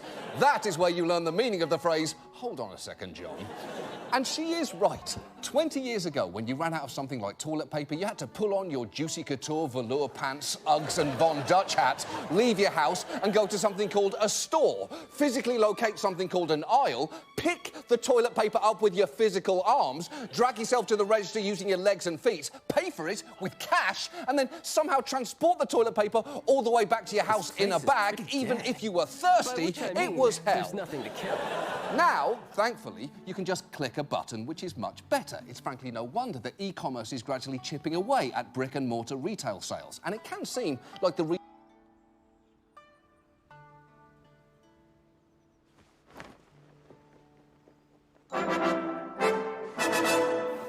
Hello, and welcome to the News Zone. No, No good? Okay, well, whatever. Because today is a very special occasion. Today is Biden Criticism Day! Merry deriding Biden Day, everyone! Get out your balloons and your traditional eggs with angry faces drawn on them for children to smash open and eat the raw yolks inside. That's right. It's the one day a year we're allowed to criticize Joseph Robinette Biden Jr., the president. We couldn't do it before the primary because that was sowing division within the party. We couldn't do it after the primary because do you want to get Trump elected? We couldn't do it after Biden was elected because, come on, give him time to do stuff. Sure, he's already started selecting his cabinet and laying out his plans for his first month in office, but everyone knows this is the Mulligan's period, where we just kind of let the president explore himself, you know, break some promises, bomb some folks, just let him play around in the space, you know? You have to yes and the president. You can't go no but, or please don't, or oh God, why? But it's a special day, people. It's been exactly 89 days since Biden was officially confirmed to be elected and 132 days since Election Day. So just enough time has passed that it's the one time of the year that we can criticize President Biden without wanting Trump back or being okay with fascism in the White House or wanting instead to get skull-fucked by a demonic overlord whose presidential podium is made out of human corpses and mummified dicks. So we have about less than an hour before we get too close to the midterms to say anything bad about Biden, so let's get into it. Oh, but before I do, legally, I am obligated to talk about some of the genuinely good things Biden has done. Otherwise, it means I secretly prefer Trump, and so on a technicality, Trump gets to be president again, because that's how things work. So, I've got to fill up the come on man-o-meter until it's full. Are you ready? Biden signed an executive order returning us to the Paris Climate Accord, signaling maybe a slightly less rapid gallop towards destroying the planet. He also renewed the START treaty with Russia, the only remaining treaty we have with Russia to help stave off a nuclear war. Cool!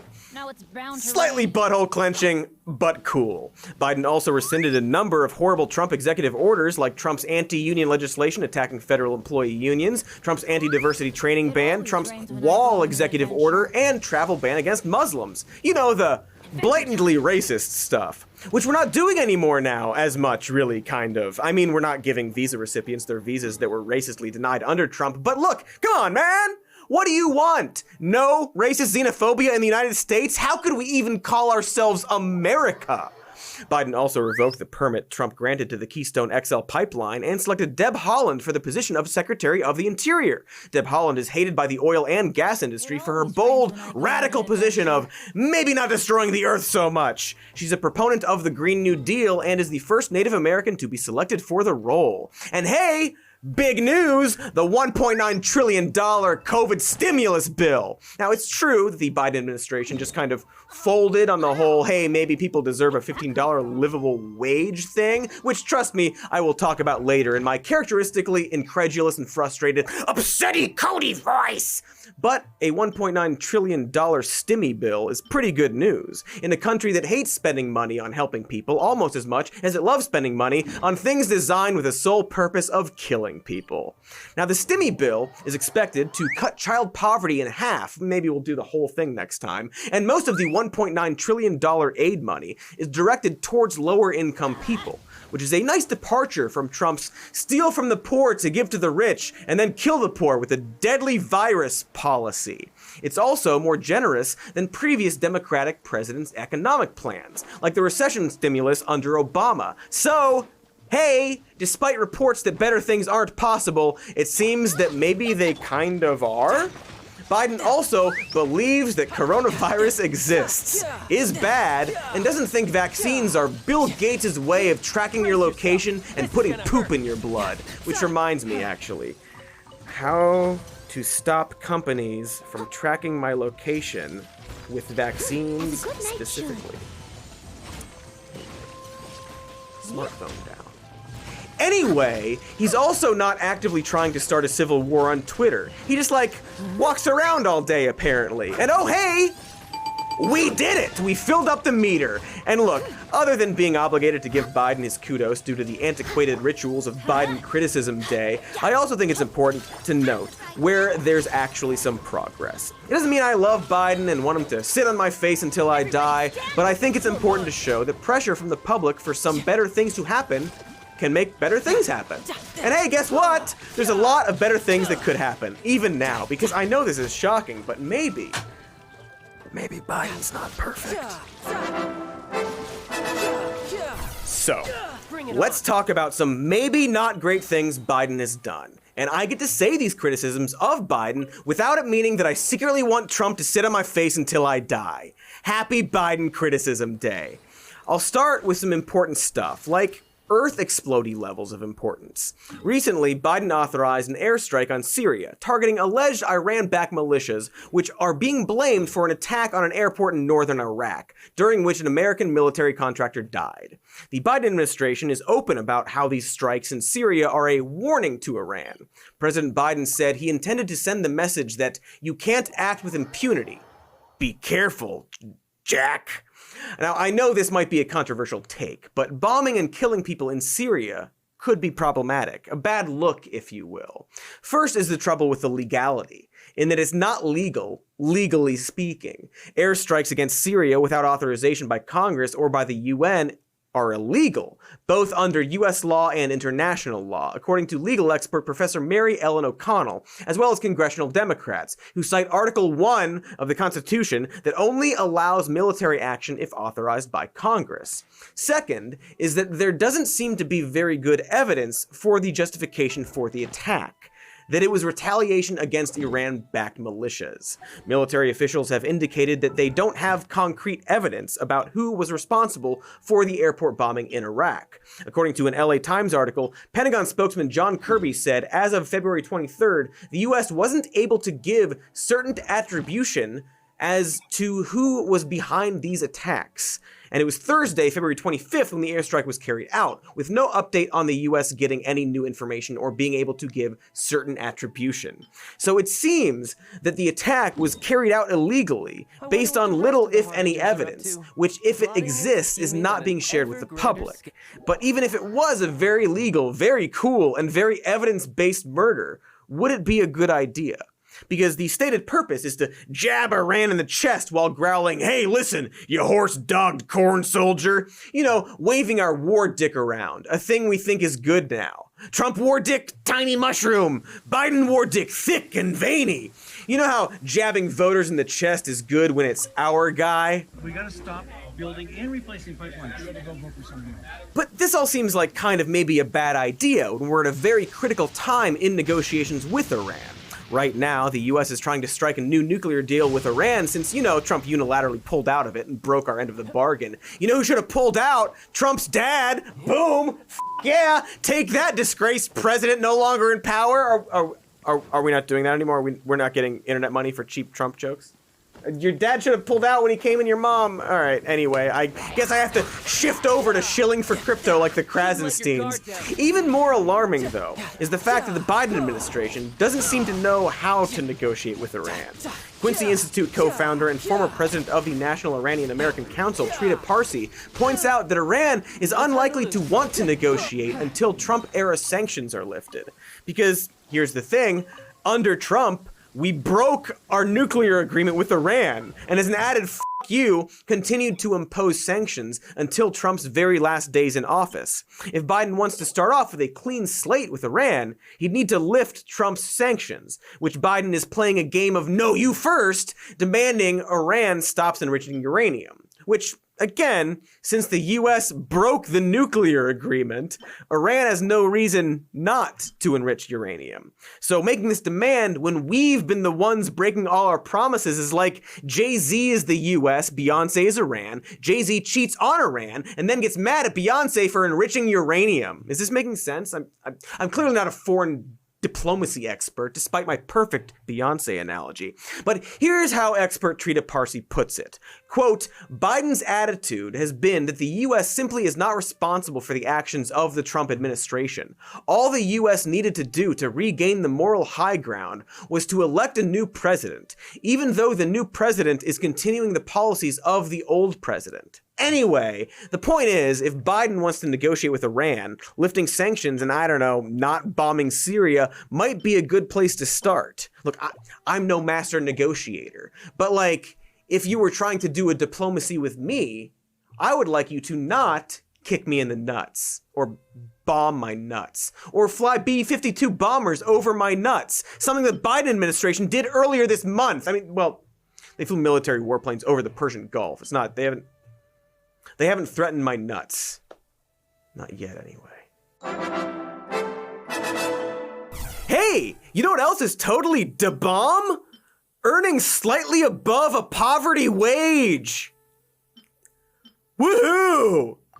Anyway, the radical demand to be paid just enough money to be able to live while working full-time is meeting an incredible amount of resistance from people paid more than enough money to be able to live. You see, progressives, and even allegedly Biden, wanted to add a minimum wage increase of $15 an hour to the COVID relief package. Maybe we could honor the essential workers that we've entrusted our lives with by giving them a wage they can live on, you know? In addition to honoring them with bobbleheads and Funko Pop figurines. But, uh-oh, enter the Senate parliamentarian. Pictured here, an unelected group of official advisors who hold no real legal authority and can be overruled at any time by the head of the Senate, who just so happens to be Vice President Kamala Harris. Typically, the head of the Senate won't exert these powers due to it being uncouth ribaldry, and that historically, the parliamentarian retaliates by releasing a herd of wild goats during rutting season into the Senate chambers. So the Biden administration could overrule the parliamentarian, but, you know, the goats.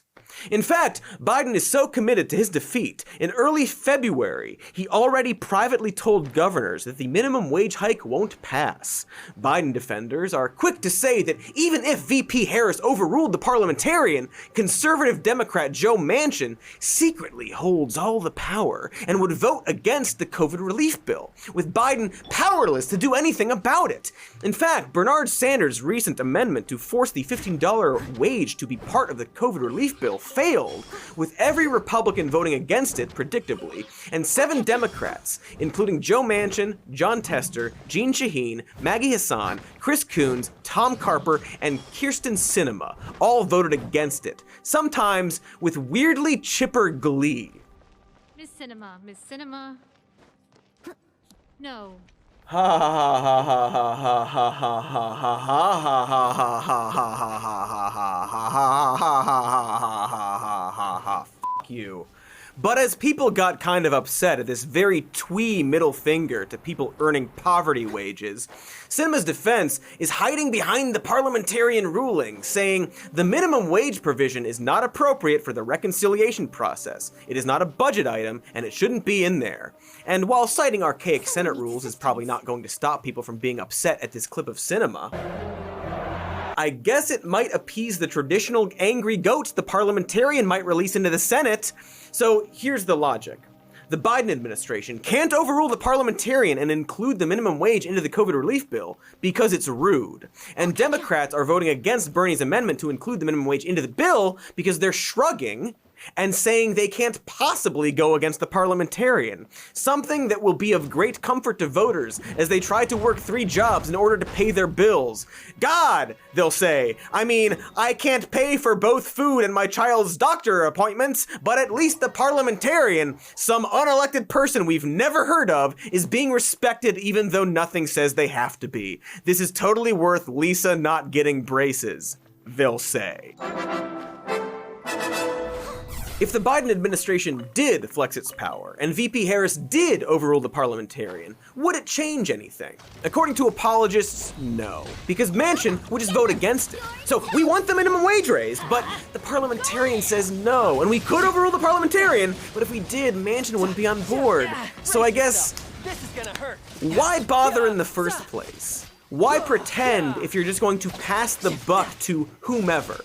But also, overruling would potentially change things, because it turns out using your power does actually have an effect. While it wouldn't guarantee Manchin would vote for the COVID relief bill, he would be forced to vote against an incredibly popular and critical bill in order to tank another incredibly popular move to increase the minimum wage. What's the word for it's like doing strategic maneuvers as president in order to try to get your policies passed. It's like a piece, polemics, poltergeists, possum, politics. Leave it all to Politics. That's it. Doing some politics. Something we were assured Biden was good at during the primary. But you may wonder, Dems have the majority of votes in the Senate. Why does the parliamentarian matter? Why does the fate of the entire U.S. rest in the hands of this Mr. Jim Parliamentarian? Well, the Senate filibuster means Democrats need 60 votes to pass bills that aren't directly related to federal taxation or spending. The filibuster works this way. Senators can delay or stop voting on a bill by speaking as long as they wish, which actually no longer requires anyone to physically speak. The only way to stop a filibuster is through the 3/5 rule, where 60 out of 100 senators vote to bring the filibuster debate to a close. So if Republicans and blue dog Democrats refuse to end filibusters, surely that will stop Biden from doing anything progressive without being his fault? Aw, shucks. Aw, darn. Guess we just have to go with the status quo. Aw, heckin' darn it to damn. It's not like we can just change the filibuster. It's been this way since time immemorial, in the ancient age of 2013 and 2017, when Senate Republicans used the nuclear option to reduce the number of votes needed to end the filibuster, to get their nominations through. Wait, you can just do that? Yeah, the nuclear option can be used to end debate using a simple majority. The reason Democrats don't like to use it is that it's super rude. And they fear retaliation from Republicans, who already used the nuclear option to get their shit passed, so... Did I mention it's super rude, though? We're the good guys. We can't just do stuff. There are a lot of actions by the Biden administration that I like to call the read the fine print of politics. Ending children in cages? Check. Now they're in overflow facilities. Those eager to jump to the defense of the Biden administration might think, well, what else are we gonna do with all these unaccompanied minors? We can't leave them on the streets, and Biden did try to do a moratorium on deportations for 100 days, but was blocked by a Trump judge, so what the heck can the guy do? Come on, man, cut me a break, you corn horse! Well, there are a few things Biden could do. The inhumanity of how we treat undocumented migrants is not limited to Trump's concentration camps or Biden's overflow facilities.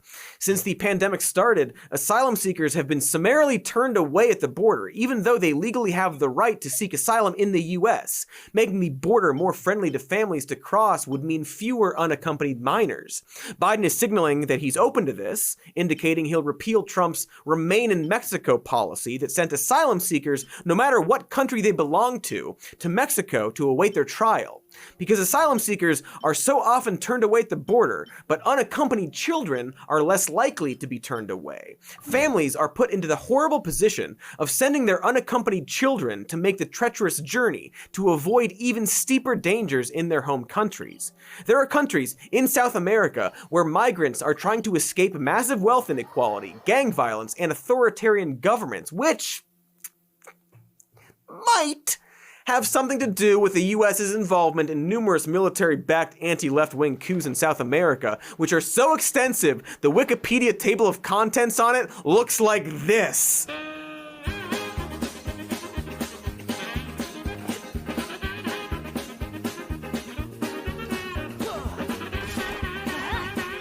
This is what's so bizarre about the defense of these overflow facilities. There's a larger issue, the inhumanity of tearing apart families by making refugee border crossings so risky.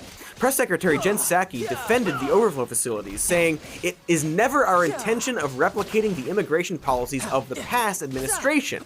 But we are in a circumstance where we are not going to expel unaccompanied minors at the border. That would be inhumane. That is not what we're going to do here as an administration."